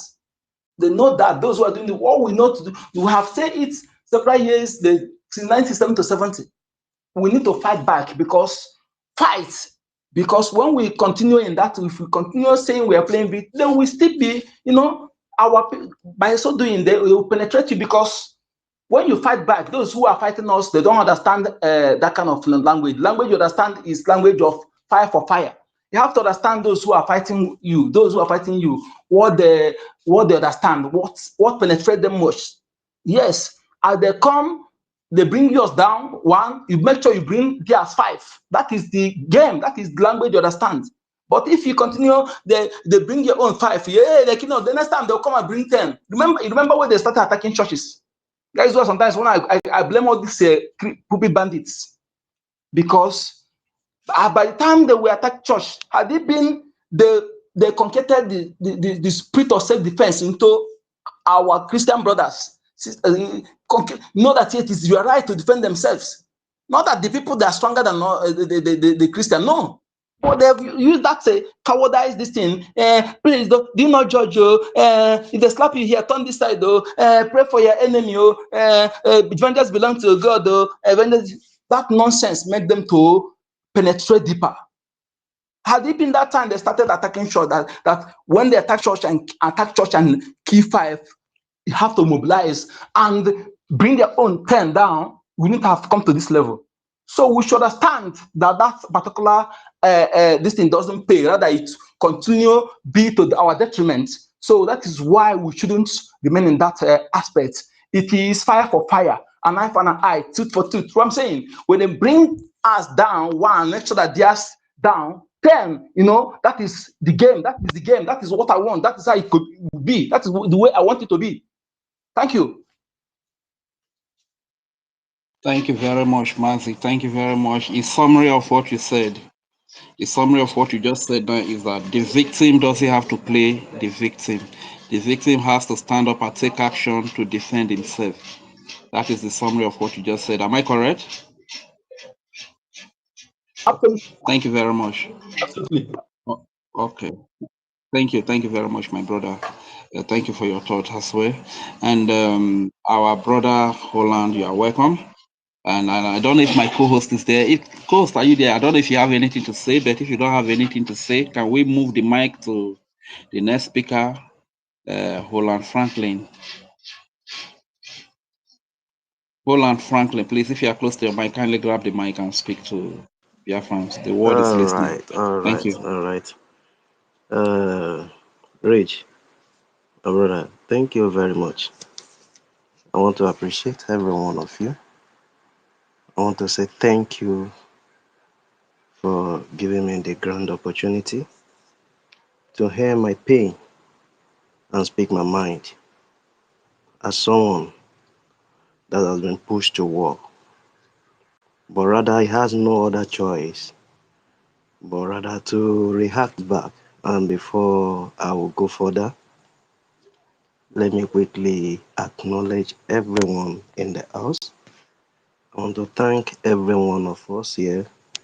I want to appreciate the host, Emeka, and as well acknowledge the co-host. Thank you. I want to appreciate all our ministers in the house. With all honesty of heart, I dot my heart for your commitment to the media space. You never leave the fight for us. This is a kind of Biafra we are fighting to have, not like the zoo that give an opportunity of an office and sit back without check and balance.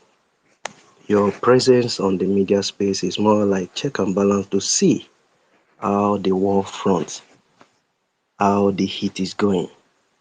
The purpose of you visiting the space and sharing the views and encouraging us and speaking your mind as well as a captain that is leading the army. It gives us much comfort and strength.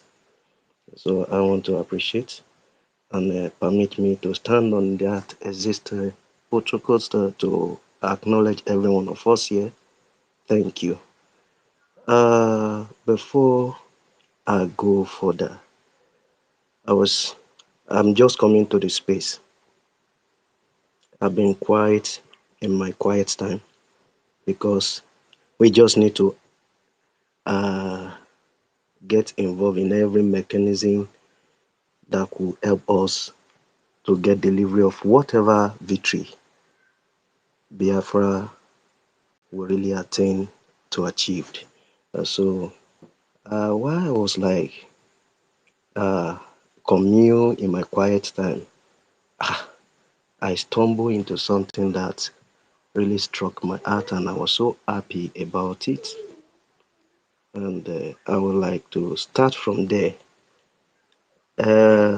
Amos, a book of Amos. Let me start with from there before I dive completely to this topic. I did not start from the beginning, but as a good freedom fighter, we are not taking unaware. There is no topic that can be presented on a space as an experienced freedom fighter that will not have 1 or 2 points to digress about. And so why I stumble into that thing, I was touched. I say, even if God, the maker of heaven, he understand well and he know much than we that he created. Of course, that is why he's the Almighty himself. Why is he called Almighty? Almighty. He's not called All a lazy God. Almighty. So Almighty God. So he understand and is the one that created the universe. So there is a place I stumble into which says about I, the law, will defend them. I can't just go further. I take just a breath to meditate on it. I, the law, will defend them. I, the Lord, will keep them from every marauding forces. I, the Lord, will keep them. I will not allow my house to be destroyed. I will watch over them. You know what that means? It goes a long way. It goes a long way. So, from that topic that I'm having on this space, playing victim, no, I will cancel that victim. I'm pleased that no, you put or take action. Good. I'll mark that one and I will mark community service. Yes, I will as well align with a lobbyist / BDF. Good. Why that plain victim will be pushed back to the zoo, to the caliphate, to the misblood among us, to the sabos. These are the one playing victim. When you hear them speaking out to say, I'm a full-blooded Nigerian, you know they are trying to play victim. When you hear them speaking, we can make Nigeria to work again, they are trying to play victim. How do you play victim? After killing my father, you kill my mother. I have no father. I can't trace my uncle. I can't relate with aunt or niece. I was just left like a little kid that have no family. I remember the story of all our veterans from that Finland. If every one of us will flash our mind back to one of them, of how they were picking every Biafran little baby up, adopting them as their children. Then such child will grow up, first and foremost, Shame to as many that partake in that very horrible genocidal war that heated Biafrans. Why I say that? Because many of them have dined with their enemy and they forget so soon how tragedy struck them. In light of them that claim to be WTO, whatever it, you will understand better what I'm saying. If not, how will you deny your own? How? How on earth will you deny your own? Does it really touch you? Do you really pass through something that the world ought to know about? That you need to escalate it? And God preserved you for that purpose. And you have the privilege to make that voice known to the world. It projects your journey to a space where your voice can make a meaning to the world leader, and you never care. These are the people that are playing victim to preserve rubbish entity, evil entity, corrupt entity, terrorized entity. These are the one playing victim. Otherwise, how do you explain someone gullible, evil progenitor that cannot just think twice to remember where they are coming from? Their mother be carted away, taken as a slaves to the caliphate, and from there will God mix breed within us. These are the people playing victim to be in a contraction. They want to like see how they can package a rotten thing. It's not possible. These are the one playing victim among us. They took their time to plant this evil among us as well, because they know they have a project in their hand, and that is why you see them, they never give up. Does it look like this enemy want to give up? No, they are not giving up, but our action will make them to give up. Our action will pull them to the abyss of total surrender. Otherwise, how do you explain to me on earth October 7 attack, or that fateful day in the land of Israel?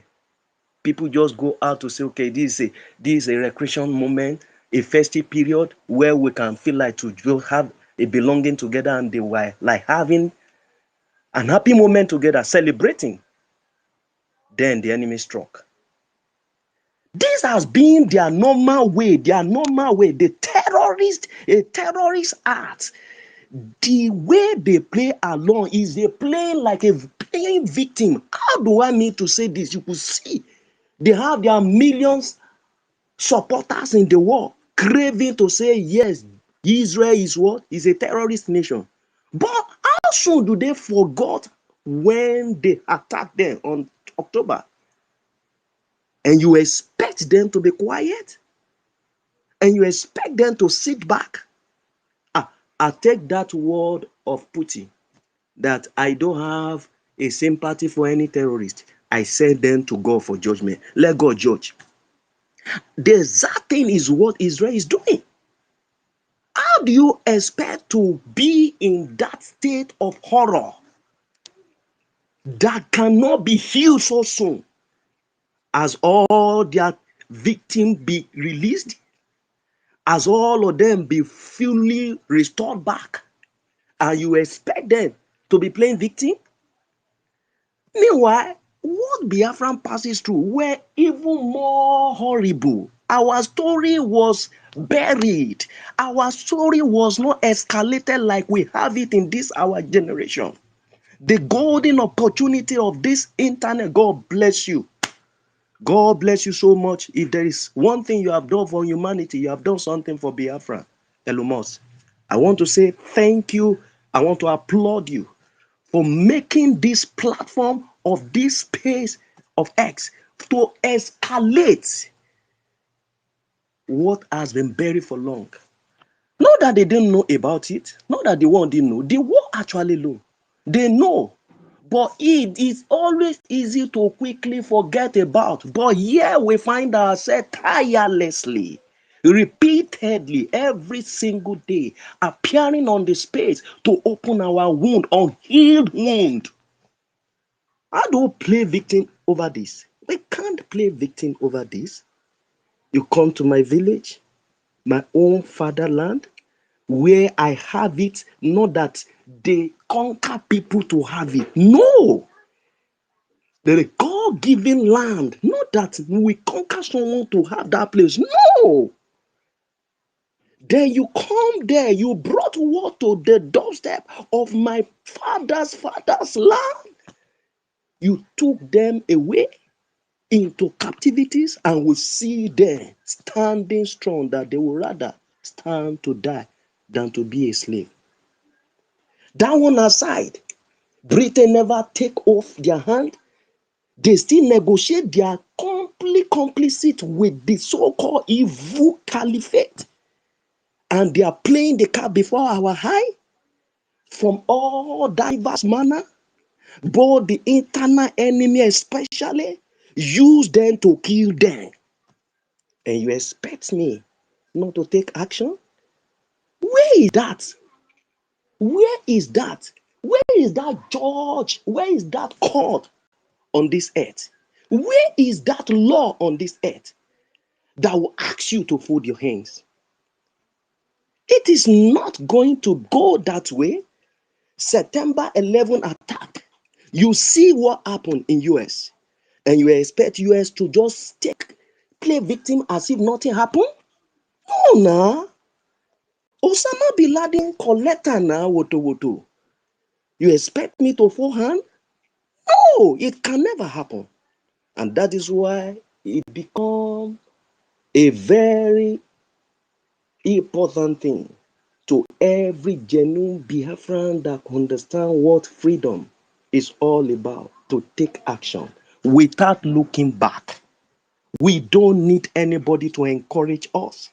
We don't need anybody to ask us to do it. We do it ourselves, just as we speak our story by ourselves, just as we tell our story by ourselves. We take the action by ourselves.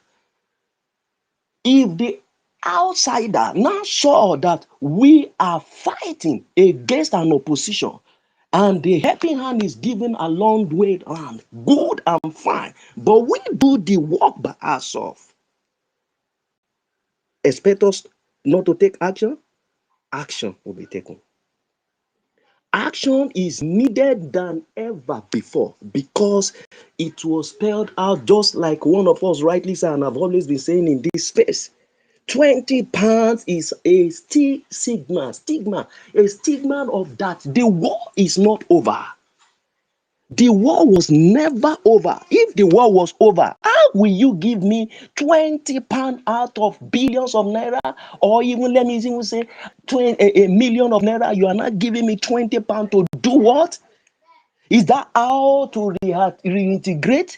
Is that how to rehabilitate? Is that how you want to reconstruct? Is that how you want to bring back peace? There was no peace from that time.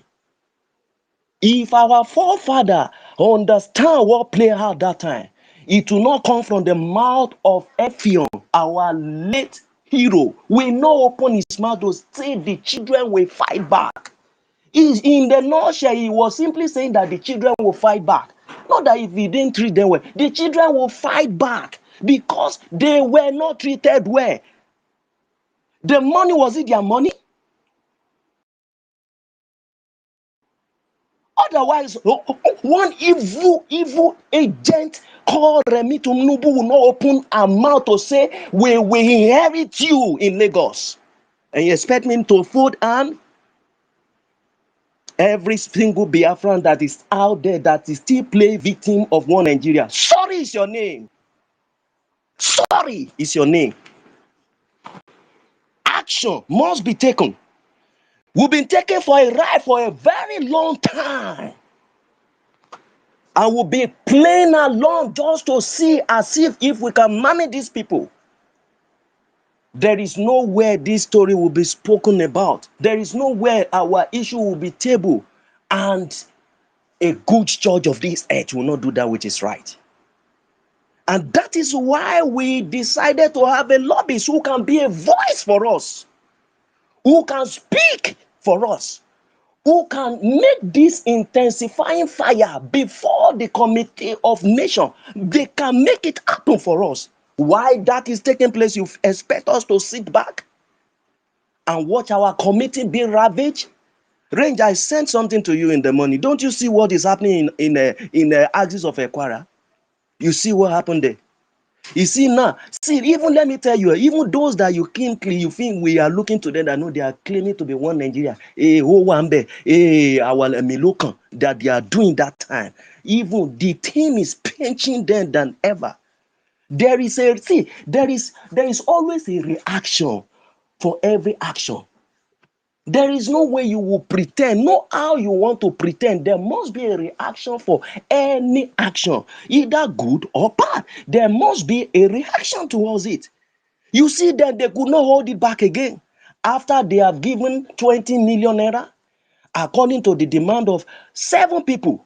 A father, a 3 wife, and 3 daughter, 3 children, 3 wife, and a husband. 7 of them, they demanded for 20 million. They gave them 20 million, good and fine. The man that took the money down to them, these evil terrorists, who please, to as many international journalists that is here, we don't have what is called bandit. They are terrorists. They are not bandits, but rather they are terrorists. The money was taken down to them. What is the next thing they do? They tie the man that brought money, they hold him down. They are demanding ransom again. It was not done on the village that they have left with no other choice, but rather to react against the enabler. And that is why Tiwa Janjuma said, they colluded. They colluded even before Tiwa Janjuma said that. Our whole Yendu has spoken about it, that these people have been what? They have been colluding. They have been colluding. No one wants to believe, but it's glaring to everyone's eye that they actually colluded. Now you can see action being taken. They they block the way, they cross the way off. Say if they don't have any guns, so they were just empty-handed like that. Even and the army, they were not afraid of death again. Don't you know, when you push me, you push just as if we have it in our layman adage back home, that when you push you go to war. He has no other choice but rather to react back. Biafran has just been pushed to the war. And the only thing we best know to do now is action, taking action. Taking action. And that is why we have an army.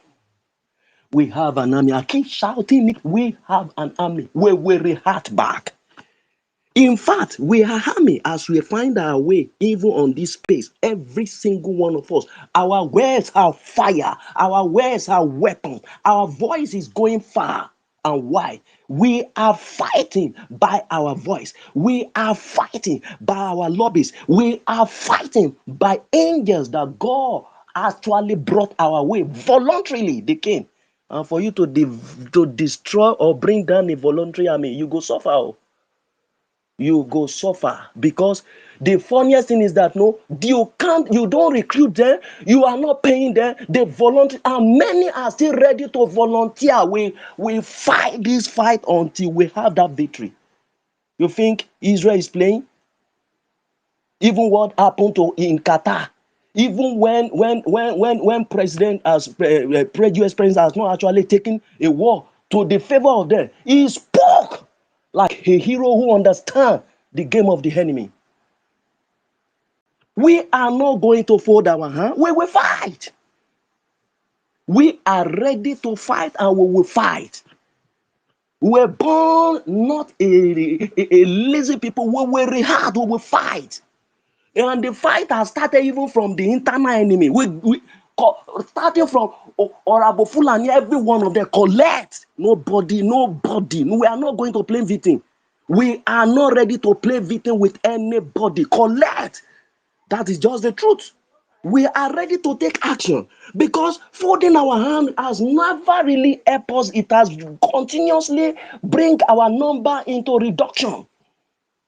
How long are we going to fold our hands when our men are being reduced? Then who will marry our sisters? Who will marry our sisters? When you eliminate all the men finish, then who will be the head in the house? We can't take this. If it will remain male and female, let the reproduction of that generation continue. We will fight. We are going to fight. If God himself can vouch to say, I will watch over them, you know what that word means? I meditate, I sat to meditate on that word. Say, I, the Lord, will watch over them. You know what it means?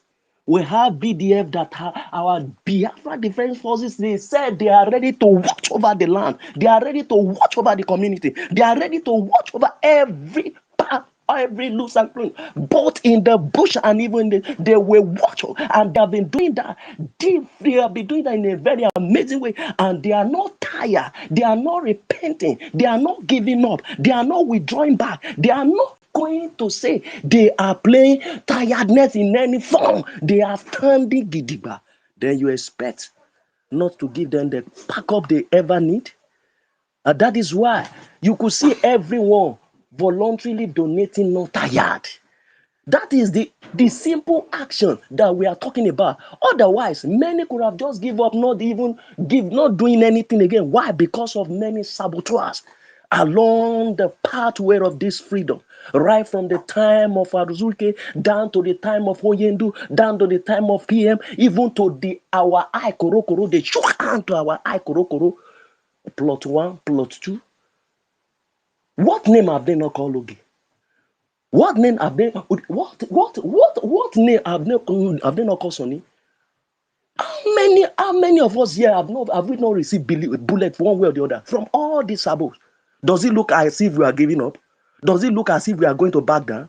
We are ready to take action, and our action is not for any form of even rest for a moment. No. And that is why we are doing what we know to do best, and God is always standing by our side to see that every step we take, our fathers, the hero that has refused to just let their soul to rest, they are backing us up. Does it look as if we are giving up? When Oyendu wept, you will understand that taking action, it's worth taking it. When Oyendu shed tears when Ikonso died, you will understand that taking action, it's worth taking it. You hear the voice of our wonderful angels passing through pain, and they never just see like they are passing through it. Does it look as if you are going to back down so soon? In fact, the era we find ourselves now is the era of fire, not the era of mercy. The era of mercy have wiped off. And I am pleased and happy to have heard that word from the mouth of the horse's one that can boldly speak with any fear or favor before any nation of this world. Do you have an army? I'm pleased to hear that word from the throne room of freedom word. A space where people hear their opinion and nobody will hold you to it. In as much what you are saying is right. United States can ask our APL to say, do you have an army? You know what that means?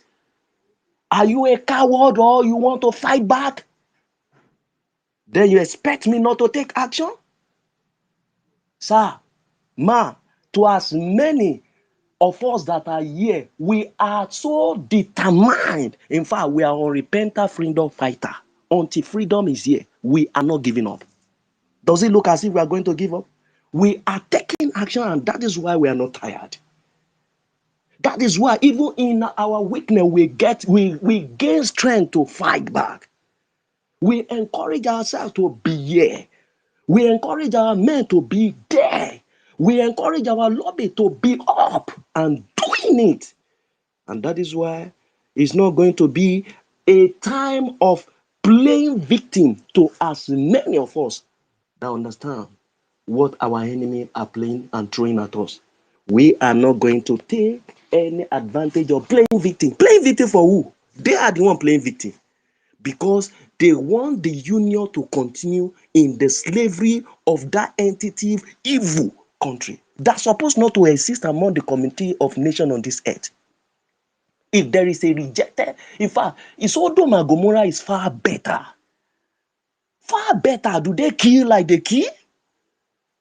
Where a blood of one American, what than anything to them? But right there in the zoo, blood of millions of any of the Nigerian citizens, what nothing. A course and a very disastrous situation can be going on, and you see the evil Tinubu traveling, flying from one place to the other. A system whereby no is a death trap for you to have a flying road, and they are having their headway through a line. People will wake up. There is no way they pretend not to know about what they are passing through. But my joy is that Biafran has woken up ever before now. So people that has woken up, you expect us to go dummy and go sleepy again? It's not going to be. And that is why I'm so happy from one battle to the other. The consistency of this movement has never taken a moment of stagnancy. When they pick APM, they thought they got it all. They just don't understand. They've just introduced by opening the gate of air gradually. And the gate of air they will see. Let anything happen to Oyendu, then they will not understand the game.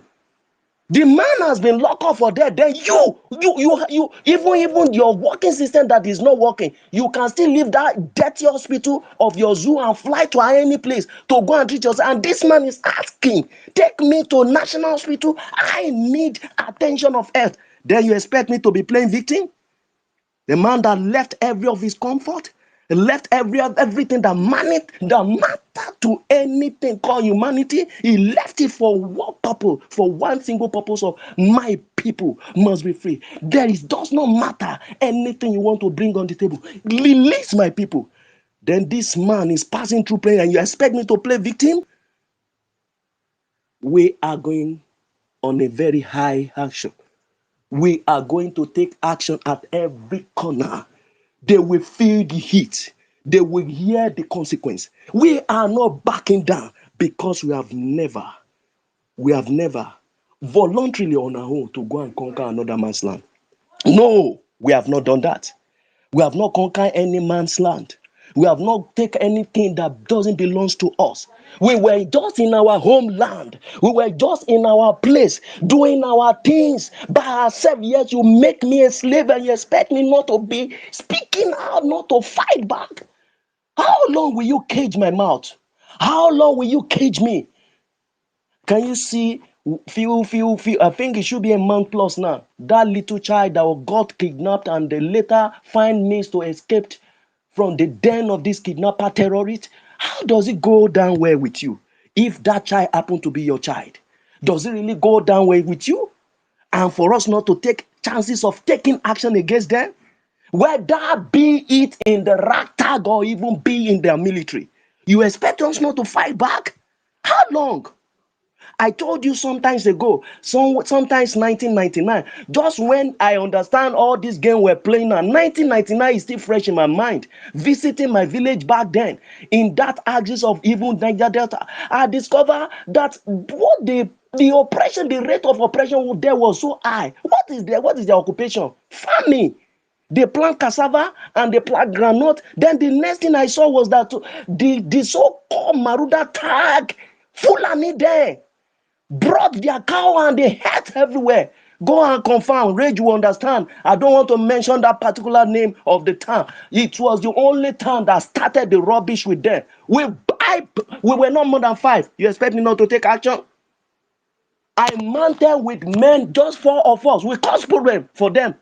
So when I saw someone that was not finding my interest in the person of Mazin Nandikanu, who came up and I joined him around 2025, I was so happy. I said, wow. So we can have people that can bring a voice up to a very high level like this. I stay here. I don't need anybody to persuade me, come and follow APM, come and follow APM, come and follow. Okay. I don't need that. I know the one that carry the baton, and I'm following them bumper to bumper. You expect me not to take action? Man, every one of us here, we have been pushed to war. That's just the basic truth. And that is why we don't want to take laws into our hands. I'm so happy that no, God brought a good leader before us who understand how to fight the fight of freedom internationally. And for us to have a voice, and for as if the game should not bat us back, as if the game should not should not work contrary against us. We play along the line. We play the card of the international community. What do you want to tell us that we have not put in place? Ask BRGIE. What have they not put in place? The only thing we need to intensify on now is our action. And our action is fight. Fight through where? Fight through the lobbies. Our lobbies are so dear to every good freedom fighter of this journey. Dear, dear like gold. We hold them to high esteem and we are ready to do that shit along down with them to be our voice. And they've taken the voice to a place that matters and we are so happy. Do you know how excited I've been that our hearing is coming up for the first time? To naked this evil entity and all their enablers, right from what we have been passing through over the year. There is no nation on this earth that has passed through genocidal pain like Biafrans. And so you expect us not to celebrate that by taking action, to make our way down, to stand with all our lobbies and stand with anyone to see how our voice can really wet loud and loud in DC. Then our men on back, we are using them to fight because remember what happened. Why this celebration was taking place in Finland, you see them, they were beating, attacking us. I will not forget that fateful time. We thank God that we have angels that were standing the ground to fight back. If we are not taking action, what could have been part of all this game? Before Musa can cry in that floor of their red chamber, dirty, blood-sucking chamber, before he could cry out, you know what that means? It means a lot. It was action. If action was not given to them, the guy will not cry. That this guy has taken every single opportunity to do. Let's see how we can capture him. They should wake up. They should do something. Okay, good and fine. Now he has gone to where they want to keep him. But he has not left us because what he planted has germinated to this extent. And we are ready to take the action. All repenting. We are not having a slow down. No go slow. We are going on the momentum of what we can do best. And we are ready to fight. We will fight. The only way I understand is fight back your enemy. They are not ready to give on a prison. Does it look as if it look as if they are giving up? Why are they bringing more terrorists? They're opening the border every now and then, porous the every environment. At the end of the day, they are not opening their mouth to say they're having a seat with them, negotiating with them. Bandits, they call them, who will not understand that they are terrorists, but rather they cover them up to use the language of bandits. What bandits? They are the people known to the citizen of the land as a terrorist. How do you come from somewhere that you begin to mesmerize with the citizen of a strange land that you are not permitted by law, welcoming them by law? No, you came just to terrorize them. Then you expect us to fold our hands? No, no. Please, can you hear me? I can hear you. Thank you. Just calm down. We Christians must save Christianity in Africa, especially in the land of Biafra. We must save Christianity because I know you are trying to, create sense in the senseless population. I want you to hear this. Then I will talk in 2 minutes. So thank you very much. I really want to appreciate you. In my end of submission, there is no way that is being projected to us that we are playing victim. We are not playing victim. We are only taking action to save our life. Why? Because they understand what God created us to be. Why? They understand what God has imparted us to be. Why? They understand what God has planted in our land for us to enjoy with, because He didn't just create us empty. My He brother, created something with us. do you, my brother, do you understand what I am saying? I think this is BRGIE space. Yes, sir. Did you understand what I'm saying? Please, sir, come bring my mind back again. Do you understand me? Hello. I did not get your Okay, point hold clearly. on, Franklin. Thank you for your submission. Honorable All right. Academic Hannah is about to play a tape for us to listen to. So please give him that opportunity. Thank you.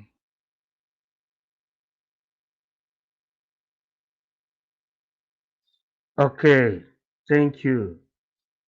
This is BRGIE space. I know that the anchor of the program is Emeka Orago. And all of us are Christians. But at times, when we speak,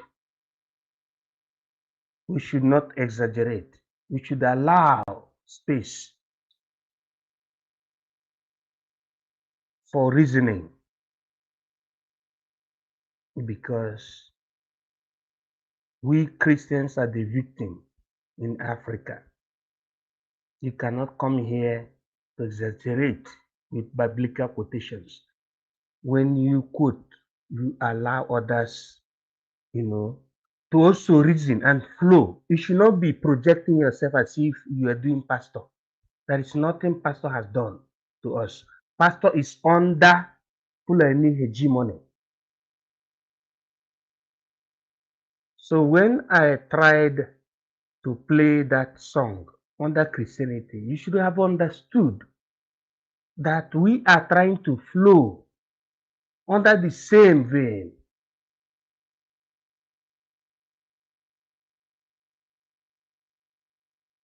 Many people have had negative thought on Christianity because Christianity has made our people to be lukewarm. It has made our people to be allowing Fulani people to be killing them.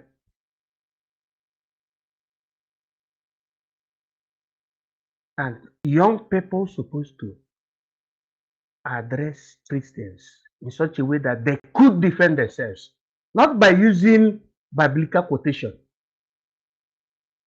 Our people say, God of Israel, help us. Israel is using bomb to destroy enemies. That is the level of understanding that all of us are supposed to be, not to be rigmaroling. Israel is using IBM and something that is bigger than IBM to destroy enemy.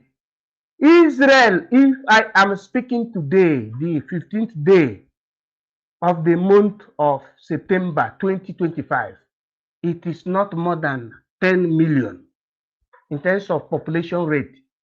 But Israel fights against the whole Arab nation, and there is nothing the Arab nation can do. There is no need of staying here quoting Bible and Saint Tomato without Christianity doing what Machiavelli said, the armament of the people. The people of God are people that are armed. Even in the Bible, it is written that the angels are armed.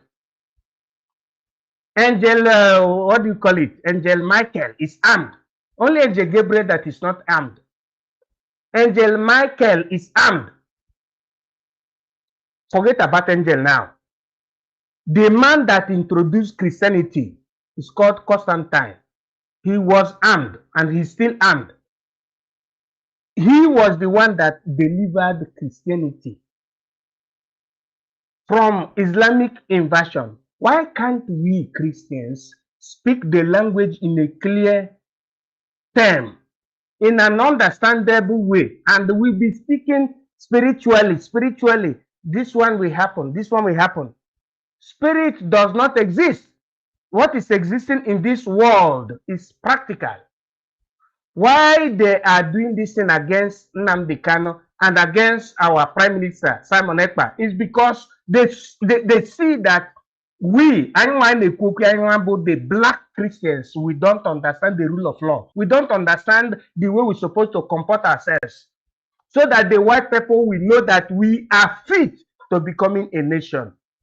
Nation is something that has to do with a people.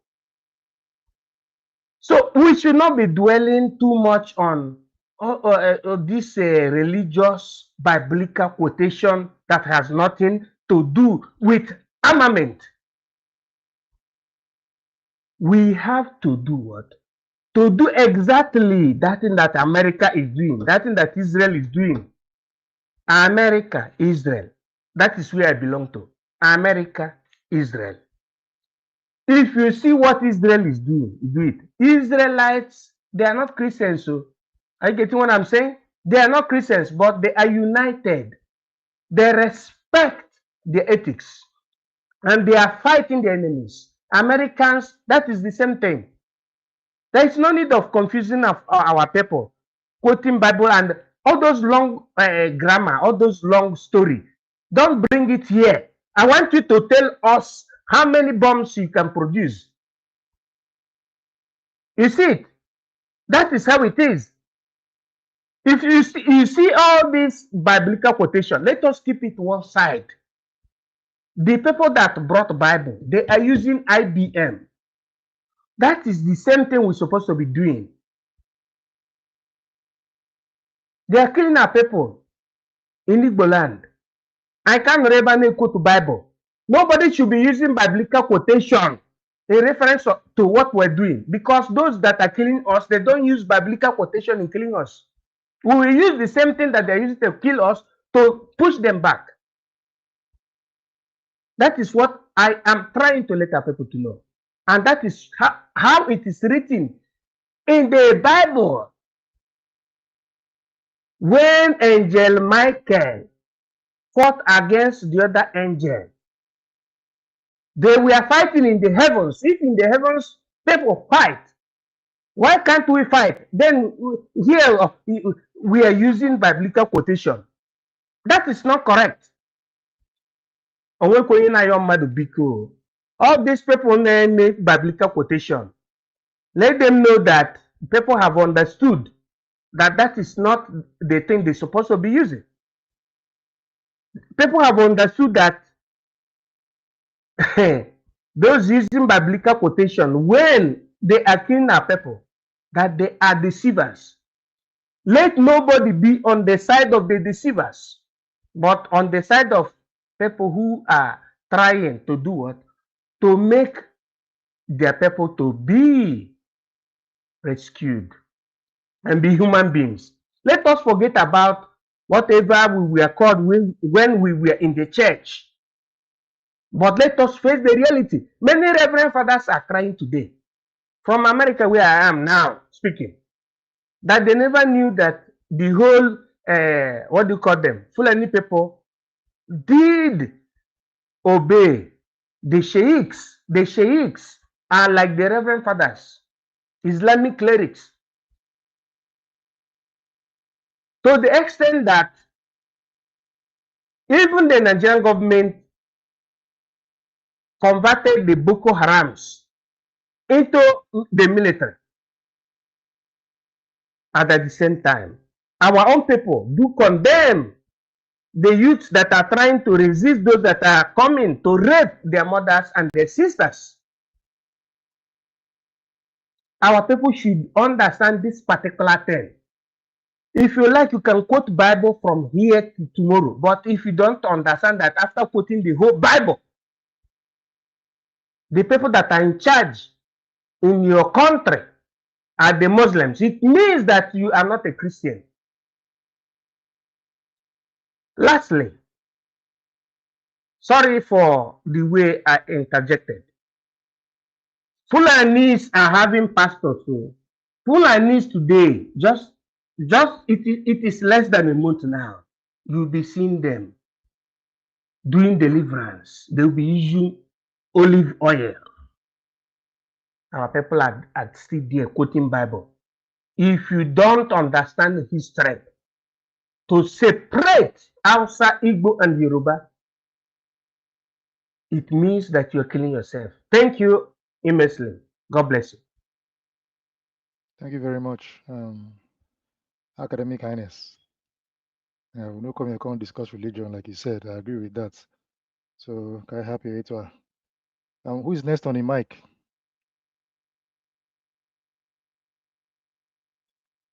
Poland, you want to continue or you want to rebut? MID, thank you very much. MID, my minister, please, may I not be misquote, just as I rightly get your the point you brought about. The reason why I brought that quotation is that God is Almighty Himself. He fight. God Himself fight. Is a man of war. He fight. Many unseen battle in every individual life on the face of the earth, that the hand of God is on any one of us. There are battles that are won in the realm of the spirit. This is a realm whereby engagement or fight is involved. But we are talking of this physical fight here. And that is why I make reference to what happened in Israel October 7. We don't know the Bible more than that. These are the covenant people that God navigates on the face of the earth. They reacted back to their enemy by fighting. We saw what happened in September 11 attack in US. We'll see what happened. They reacted by what? Fighting that enemy, and they brought that enemy down.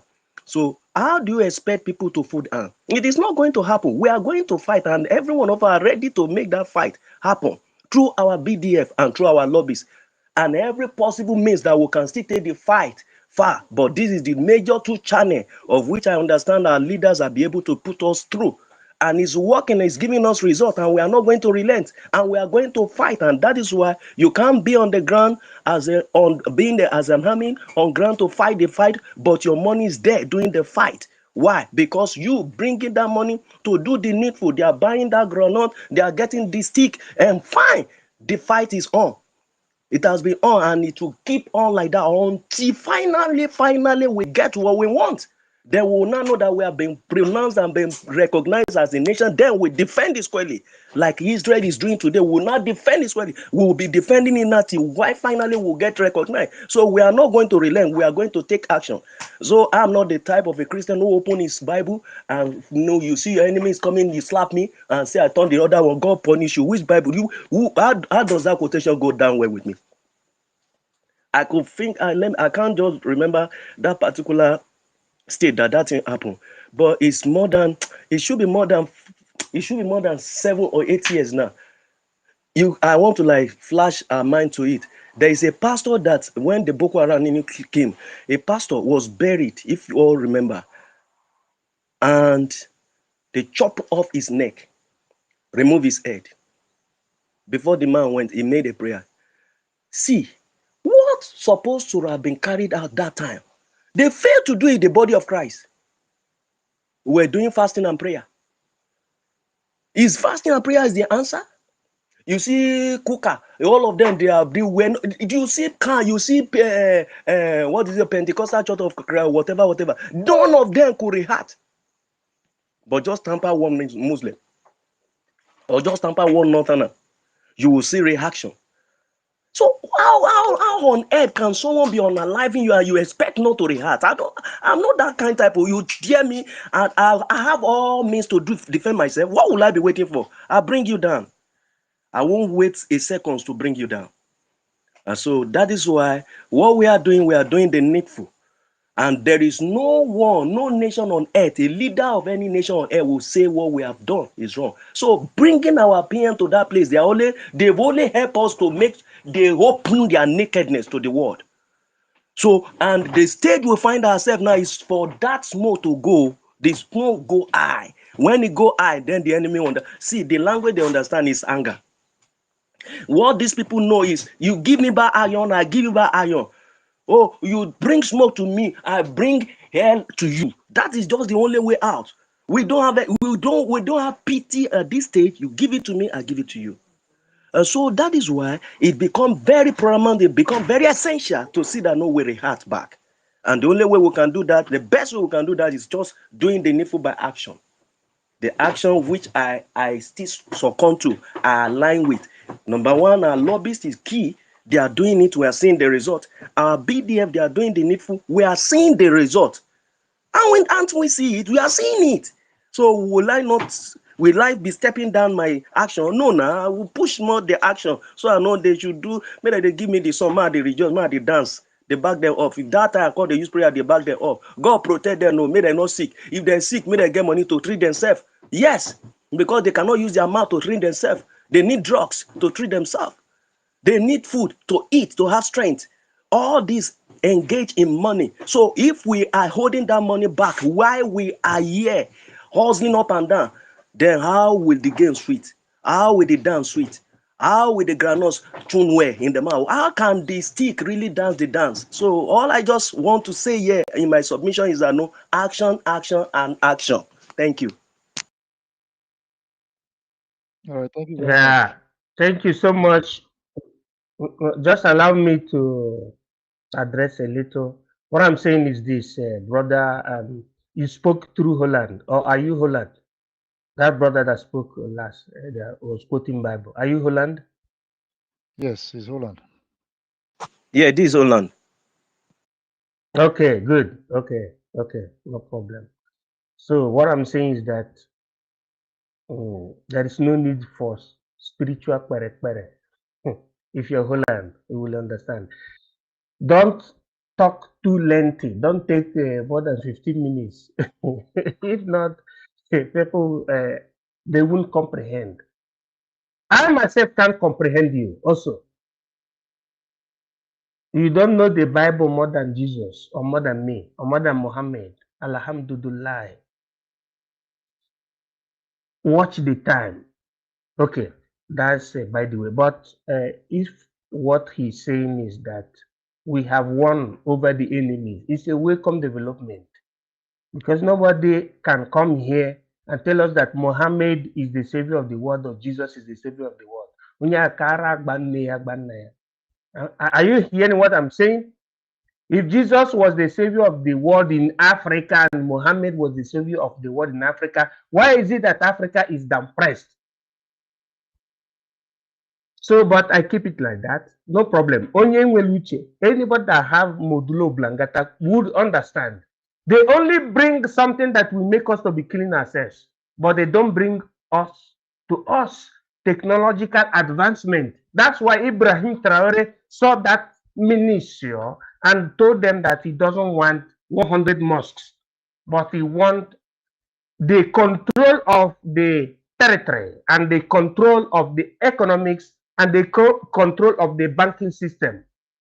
So if somebody continue talking about religion, Jesus Christ, Abraham, anyị egburu gị isi tọgwa n'ala ikweta na ọ na-eme isi adịrị anyị mma. If you don't understand, we are not well.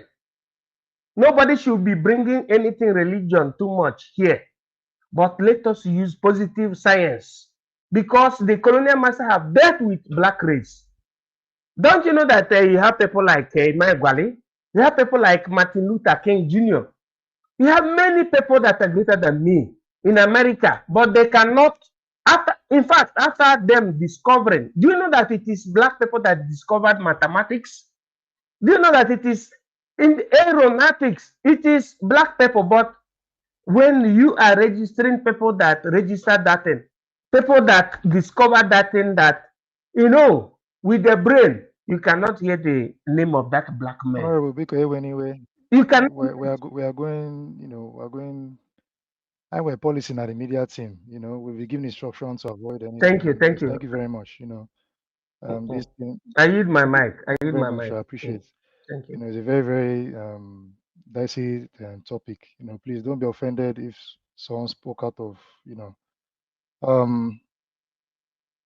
So okay. So let's move forward. Sister Stella. Salute you, America Minister, America Honorable. Salute you. It's been a while now. Thank you very much. Salute everyone. I salute Obi. Chicago is back. Salute you. I hope you're good. Madam Unki. Salute you. MID. Salute you. Betty, salute you, Minister. Salute you, Holland. Stanley is here. Eunice is here. Ume,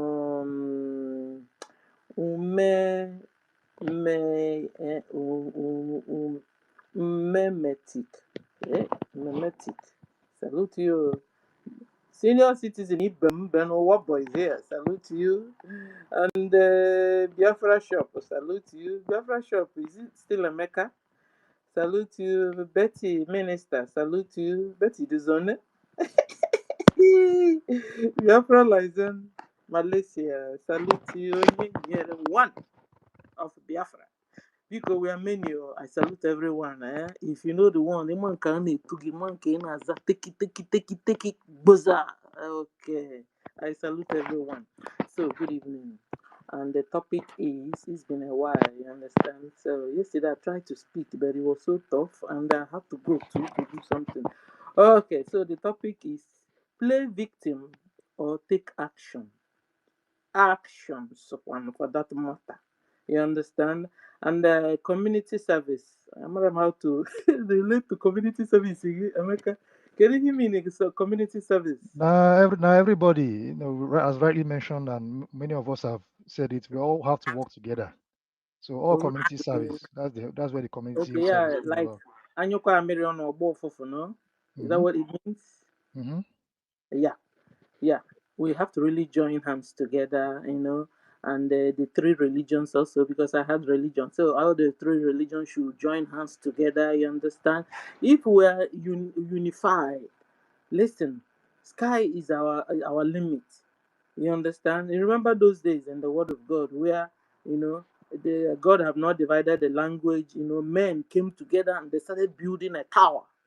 Hey, men started because they are unified. They understand each other. You understand? Nobody feel cheated. Nobody feel jealousy. Nobody feel hate. And they really started working together. Started building this tower, and God looked and said, "Go to." Come on, let's go. These people will get to us. The kind of unity these people have, if we leave them, they will get to us.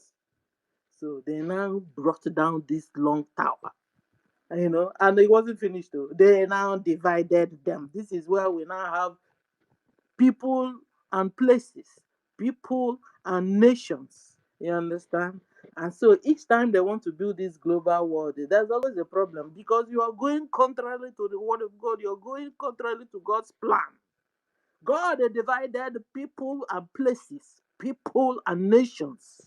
You understand? That people are supposed to stay in their own country, stay in their own nation. If you want to have a holiday, a trip, you go and come back. But it's not that, like, you go to another person's country and start disturbing them, forcing them to join religion they don't want to, want to change their culture, want to change everything, their food. You want to change the way they dress, the way they talk. You even change their name. You change the name of their community. You change. What is that? You are going contrary to God's plan. Somebody created this world. It's not you.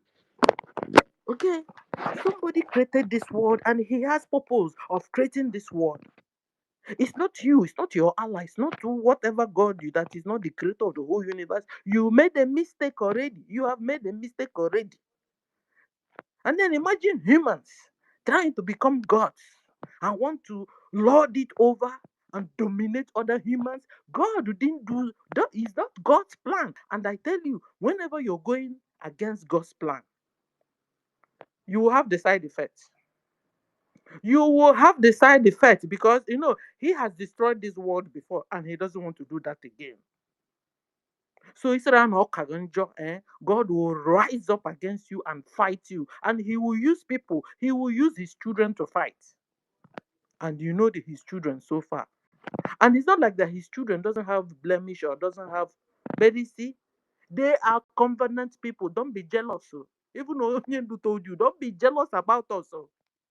They are covenant people. They are covenant people. We didn't make ourselves that way. We came into this world and find out that our bloodline is Jesus's or Yeshua's bloodline. Let me just use Yeshua because the story I'm reading of the late of this word, Jesus. Uh-huh. Get Kelego. So let Kukuma. Yeshua is the name the Israelites gave to the Messiah when he came. And he is his people and our own people too. So I prefer now, from now onwards, using Yeshua Mashiach. Yahushua. That's the way they pronounce it. Even Onyendu calls him that way. Yahushua. Yahushua. You remember, guys? That's the way Onyendu calls him. Listen, a lot of stories and histories, they really, you know, hid from us, and the whole thing is coming out. Thank God. No wonder. Bible said that towards the end, I mean, knowledge will increase and spread, and the hidden things will come out to the light for people to understand, so that day of the judgment nobody will say, una was quarrel me for my, you understand. But if you're looking for God in spirit and in truth, God will make himself known to you. Don't tell me there's no God. Don't tell me that, because it's only a fool that will say there's no God. Call it whatever name you have, you know of, must have the same characteristics. Shekina. And so, Christians, stop playing victims. No menana, stop playing victims. Judaism, stop playing victims and stop your fakeness. You're so fake these days. Today I saw, so this is a topic because play victim. Which people are playing victim? Ndị niile akpọ ndị a na-egbu. Oh, no, akpọ n'ọnụ. Listen, this fight is more of a spiritual fight. More of it, because it's a fight for your soul. Because I want to bring it real down for all of us. Apart from that, they want your mineral resources, they want your land, they want everything. The real target, the kukuma, now your soul. This fight is a fight of good and evil. Yeah, so they want to take you to hell, because God have damned a lot of the watchers, the fallen angels. He damned them, and they are annoyed. They said this place, no be only us go. So they are working so hard. The knowledge is covered. Listen, if you look, you seek, you will find. If you're hunger of information, your hunger of whom you are, where you are, you will look for it, you will find it. Thank God for social media. Thank God for internet and what do you call it, Google, and anything. If you do, you have the hunger, you will find. And so this is the last day too. You won't say, I didn't know. Una akọwasịrọlụ m ife ọfụma. Akọwasịrọlụ ya ọfụma. Ije find that out yourself. Google another akwụ ụgwọ, ịkwụrụ ụgwọ ịntanetị gị, shikina ịchawazie ka o si sọ. You can stay be doing your research from morning to night. So it depends on the kind of hunger. It depends on the kind of what you want. Some people, they're only after for ụmụ yi pant. Ụfọdụ ụmụ nwaanyị are only after for ụmụ nwoke yi pant. So it depends on what you want. What are you looking for? You want your freedom? Or you want to gossip? You want to fight? Or you want to dupe everybody in the name of freedom? Like Ngozi is doing. Ngozi bought how many millions of survival whistle? Some people are still following her. Hey! Yeah, can you imagine? This one is a mere fraud, money fraud. And people are still following. And they said, sorry to cut him. They said that those whistles have trackers. I just saw it somewhere on this Biafrans, no, run for your dear life. Oh, Ngozi egbuchekwa unu niile. Oh, Ngozi ụkwa nwa Fulani. Oh, nwa Fulani amụ na Biafra land. Oh, wele ahụ ya Ngozi. Ijo ebe village Omara. Ọkpụgụkwa kpọọ one village nọ na another state. No, no. Ngozi awọkwa na onye Igbo. Afụkwa na iwe ahụ Ngozi. Ọwọ ị na-enyenye n'iru self. There's a question mark of ndị Fulani n'iru. It's just like Soludo no more. In a niru, there's a question mark of the Fulani niru. Ndi Igbo anaghị enwe imi apịla apị kpọkpọrọkpọ. No, imi anyị na-ekusa ekusa ndị Igbo anyị. Unu hapụkwa ka o si dress, because when you're fake, you're fake. Oh. She will dress and dress and dress, and she will always end up dressing like the Fulanese. Guys, watch it closely. How can you be the anyway, ndị a na-edeceive kwa ndị awụrọkwa ndị Igbo still. Ọ ndị awụrọ ndị Biafra ka na-edeceive. Because Biafrans, the real Biafrans, they know which one is which. Even when you're Calabar, even when you're Robisoko, you know how you dress. All of us, we know ourselves. If you Robisoko dress, now I go no. Well, if you Calabar dress, I go no. If when the Enugu State dress, him and Enugu State, how not they went outside. Yet when they dress, we still know them, identify them. So now, okay, now the people they will be deceiving this time. If your genetic intermix breed of the Fulani and the Biafra, you'll be deceived. After all, if you are born in Biafra land, you agree in the deception. You will fall into that trap of deception. I tell you, that's why when I hear Igbos are killing Igbo, I say, come out for road, Jare. You don't know what you're talking about. Igbos are not killing Igbos. Biafrans are not killing Biafrans. Tomorrow now, you say Ngozi is because after all, she's Ngozi now, and that she's Igbo. She's not Igbo. She's not a Biafran. And then she's doing all these things, sabotaging or spoiling what we are doing. And then you say your sister. Who is your sister? You don't know your sister. Listen, if you can't kill me and you, if you can't kill a Biafran, you can't kill a Biafran. Just know that another Biafran cannot kill a Biafran. So when you see them answering Chukuma, I don't know why Chukuma always. When you see them answering Ngozi, when you see them answering Nkechi, and they're sabotaging what we're doing, forget it. They are not Biafrans, my dear. Wake up from this. So that when you meet them, you deal with them very well. You don't deal with them, they turn around and deal with you. I'm talking to us and I'm also talking to our BDF in homeland. Because these people, they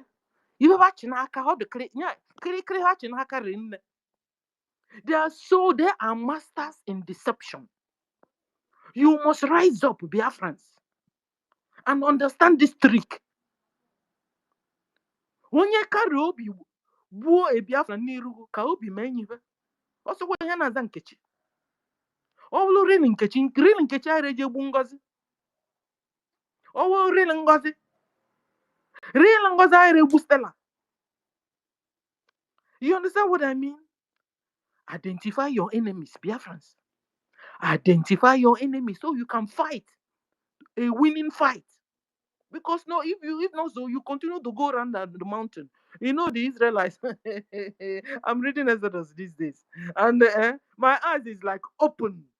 Chai. Today I heard that.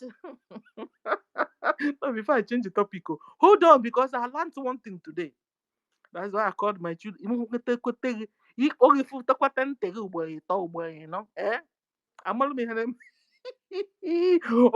During the time of Moses. So these people, they also have slaves. You understand? Helpers, like house helps and helpers, but they call it slaves then. Okay. To Israelis, Israelites. Okay.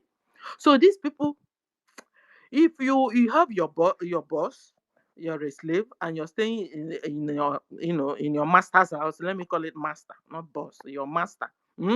Okay, and your master is treating you well. You understand? And you're also master. Also, when your master have given you a wife, those days, and they make yourself. I remember when somebody, our house help, one boy pregnanted her, you understand? And the boy ran away. My mother and I, hey, you can't run, come back, you must marry her. And this thing I'm saying, you must marry her, it is also in the Bible.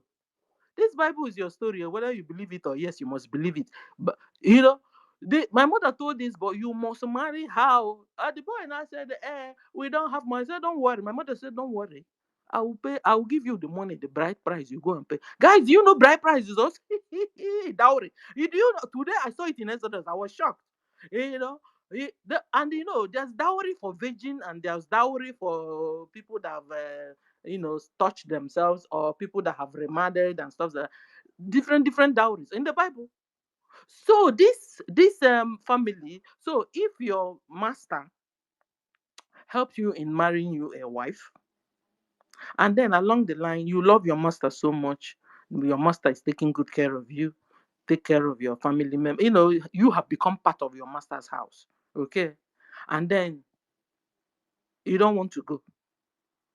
And since you don't want to go, you stay in your master's house.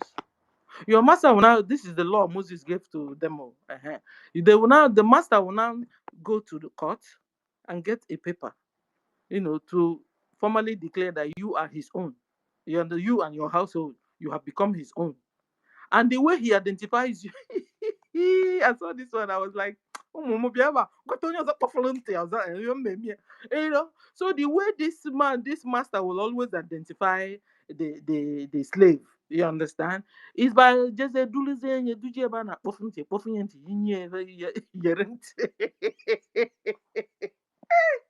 guys, now who took it how? Jesus Christ, akpọfuzi anyị ntị ya o yizielu ya wee hezi oge ọbụla ọ na-ejeri o jeri zepụtacha onye nke a kwa onye be Emeka onye nke a kwa onye be Nkiru so when man I know it from self from the beginning, you understand? I saw it today, I was like shocked. So we often a sign of that you're a slave and somebody owns you. You understand? Oh, I was so shocked. So let's go back to our topic. It's been a while I came, so allow me. And so, guys, so at the end of the day, Biafrans must stop playing victim. You must rise up and defend yourself. You have right to defend yourselves. It's not a sin when you're defending yourselves. Remember the children of Israel, your cousins. You see what happened to them. They will always, even while they are in exile or they are still in the wilderness. What is their name? Amalekite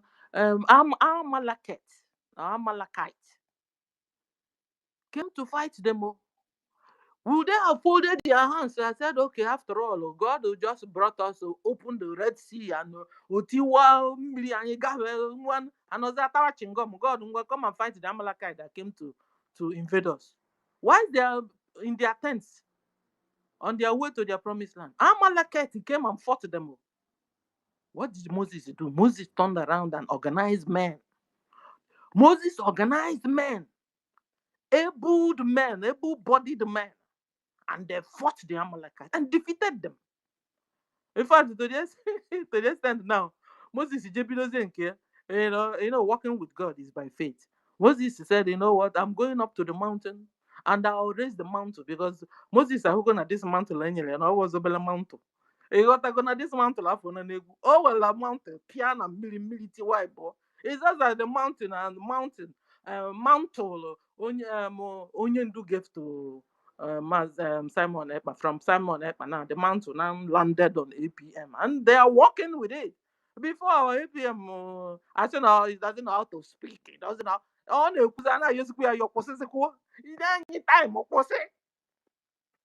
because the mantle the anointing has fallen on him. Moses went up to the mountains and then now with the mantle, I was thinking about the ideas because I could tell him that you could say I win the mantle. Oh, she win and he really raised it up. Think you know win it, oh, we just go to the hack. I can love you, like community service, unification. Aaron or Bagote. Say again, another person kwa Bagote had body aka. Ejideze aka. Say, I won't know you when you aka no one. I win. Ejide aka. When we go from morning, they started fighting from morning till evening when the sun goes down, and they defeated the Amalekite. What am I trying to say? Community service. They joined hands together. Everyone joined with Moses, and they helped him to hold his hand, and they won. They fought just like Biafrans are fighting. Hold APM's hand. Hold information minister's hand. Hold all our cabinets that are hardworking, that are focused on our goal. Hold them, support them, fund your liberation. Hold the BDF hands. You know what I mean by holding their support them. BDF do you know? So it's not only granite we use the money in buying. We feed them all. We medicate them. You think they don't injure themselves? You think they don't catch malaria and that bush run on you? All that is where our money is going to. So when we are giving, let's bring up our hand and give more. Please, Biafrans. They all matter. Well, those days I second don't matter.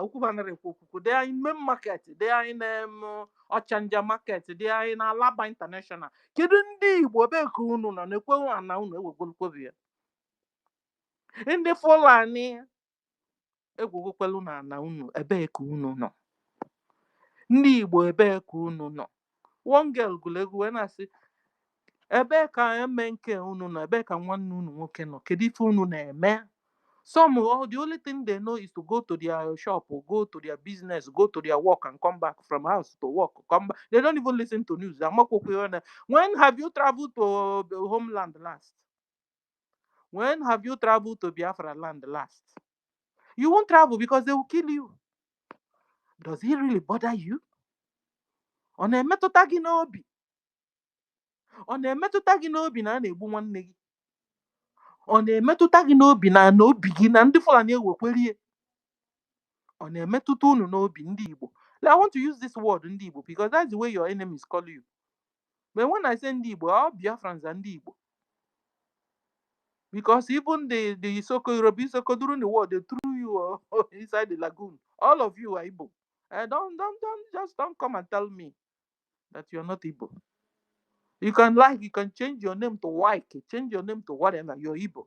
Ọ na-emetụtakwa unu n'obi ndị Igbo na obi unu. That your beautiful house you built in the village. Hell, guys, I saw one beautiful mansion one Igbo man built in homeland there. And the Fulani just watching our cup. Fulani went there and put fire inside it and they burnt the beautiful house down. Some beautiful houses you built for in your Anobi. You know your Anobi. The land you inherited from your father. Some did a whole lot of funny things to be able to buy this land in the villages and build houses. And now you are just folding your hands, looking like Lucozed, and Fulani are taking your land, carrying your children, their children, and sleeping in your matrimonial house bed. That's your beautiful kitchen you built for your wife. Fulani now entered there and started building, using your wife's kitchen. Fulani, your gate man, have given your wife's kitchen to his own wife. Shame on you, shame on you. If you're folding your hands and watching, already we have military, we have BDF. Your own is to go and sponsor them, support them. You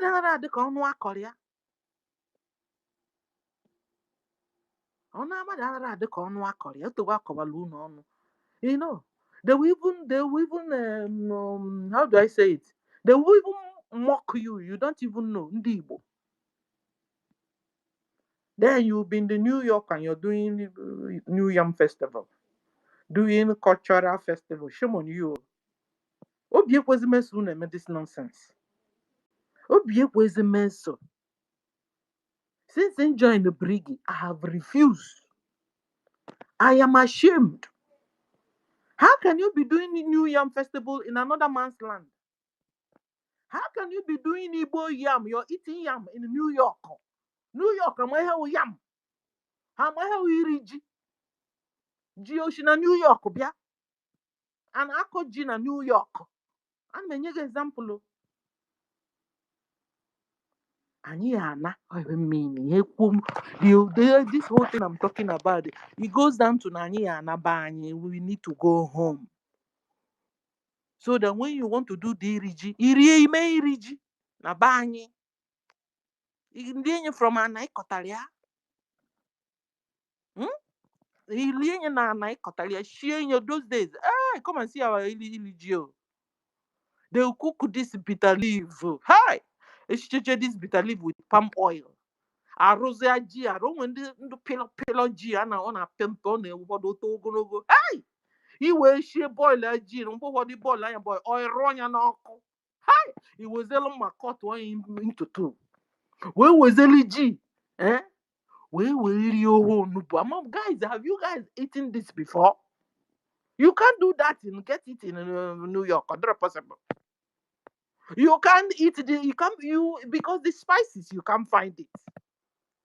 This kind of spices of this ofonubu, you can't get it in Germany. The only way you can get it is in Igbo land, in Biafra land.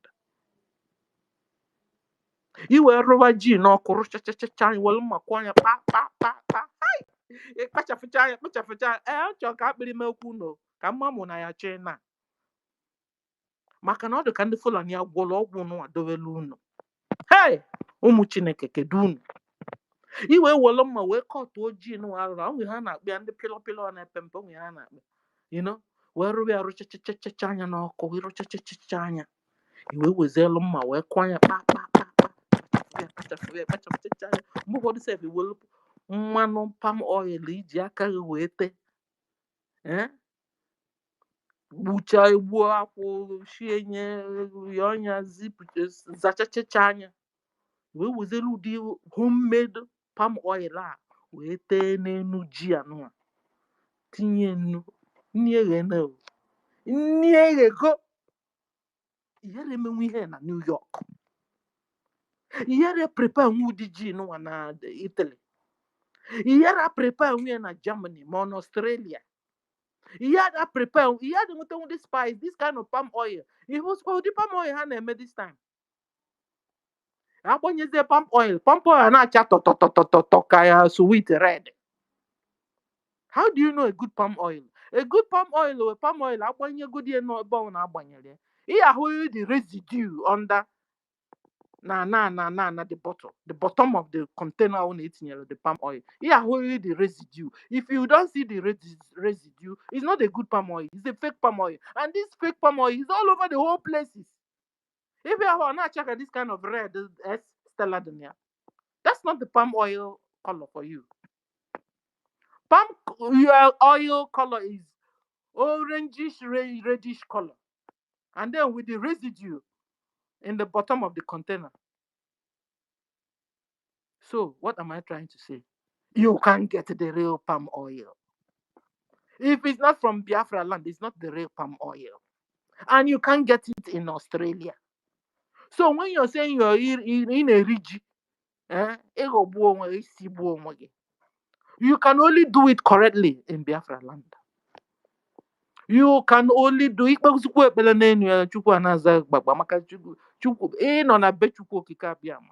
Biafra land no na Bechukwu okike abịama. And I have told you guys, there's this prophecy that we were told to hurry up and go home, because that's the place God will protect us in the calamity that is coming. Oh, you've not had it. I'm not prophesying, I had it from somewhere else, and I believe it. It's a common sense thing. After listening to Onyendu, listening to Simon Ekpa, listening to our history and origination, listening to Bible, it's making sense what they are saying. We must go home.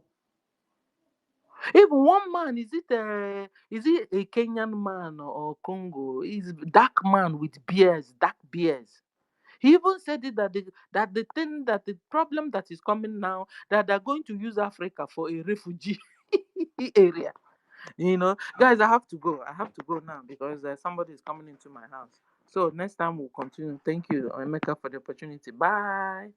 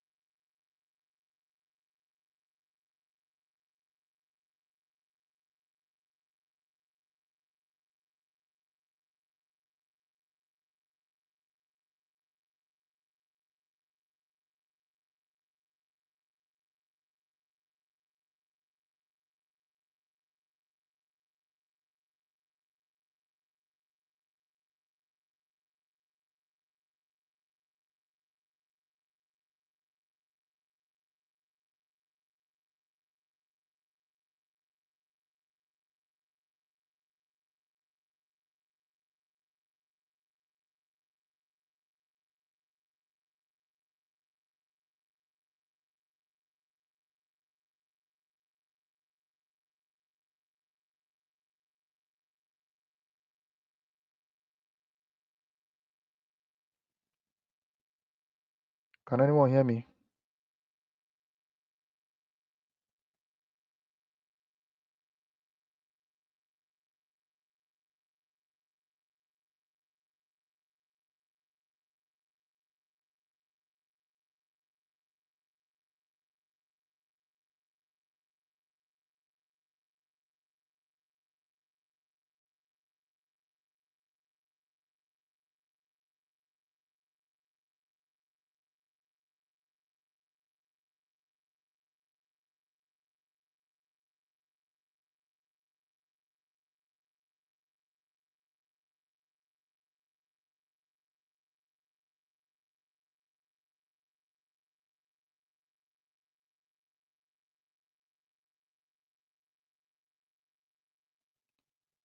If you can hear me, give me a thumbs up.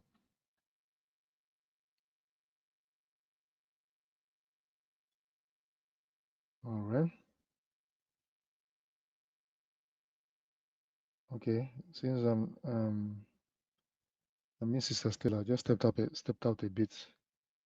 Stanley, are you there? Thank you very much, young Money. Stanley, are you there? I think he was the next. He was supposed to speak after Sister Stella. Okay.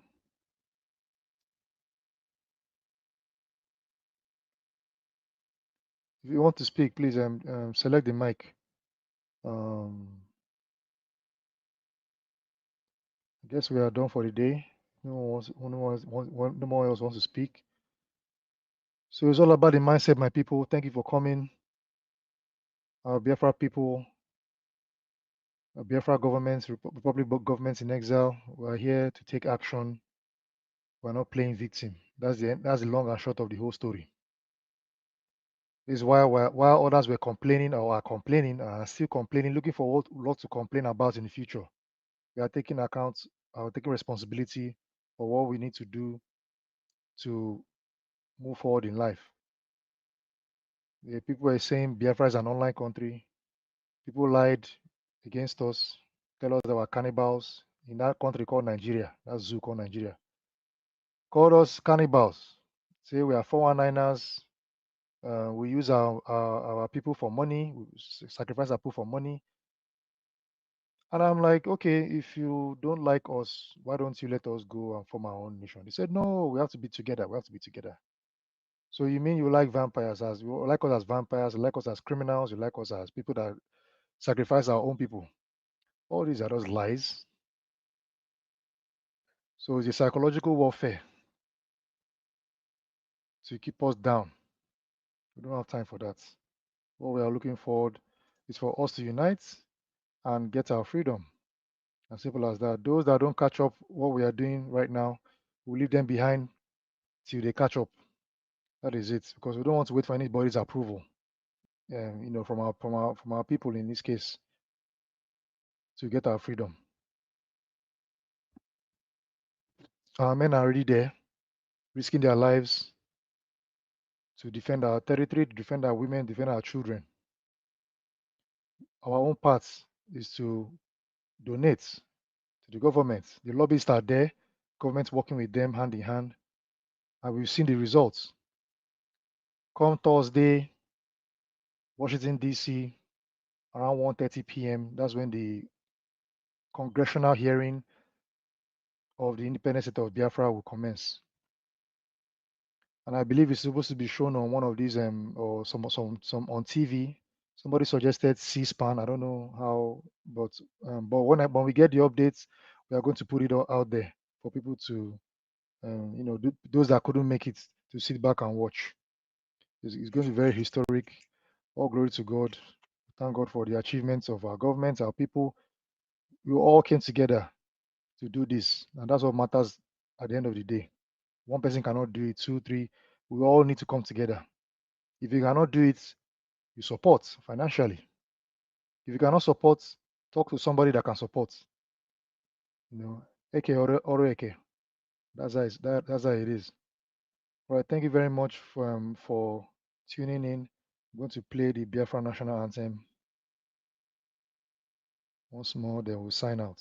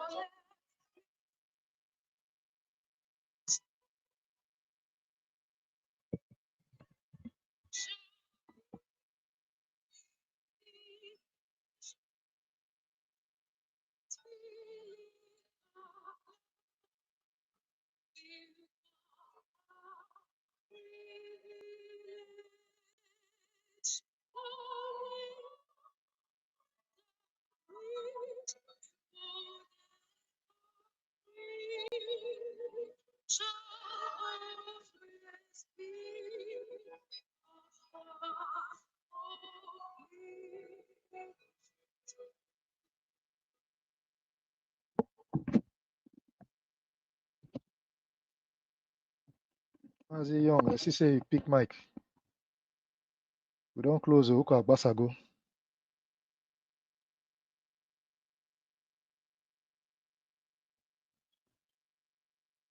We're waiting for you.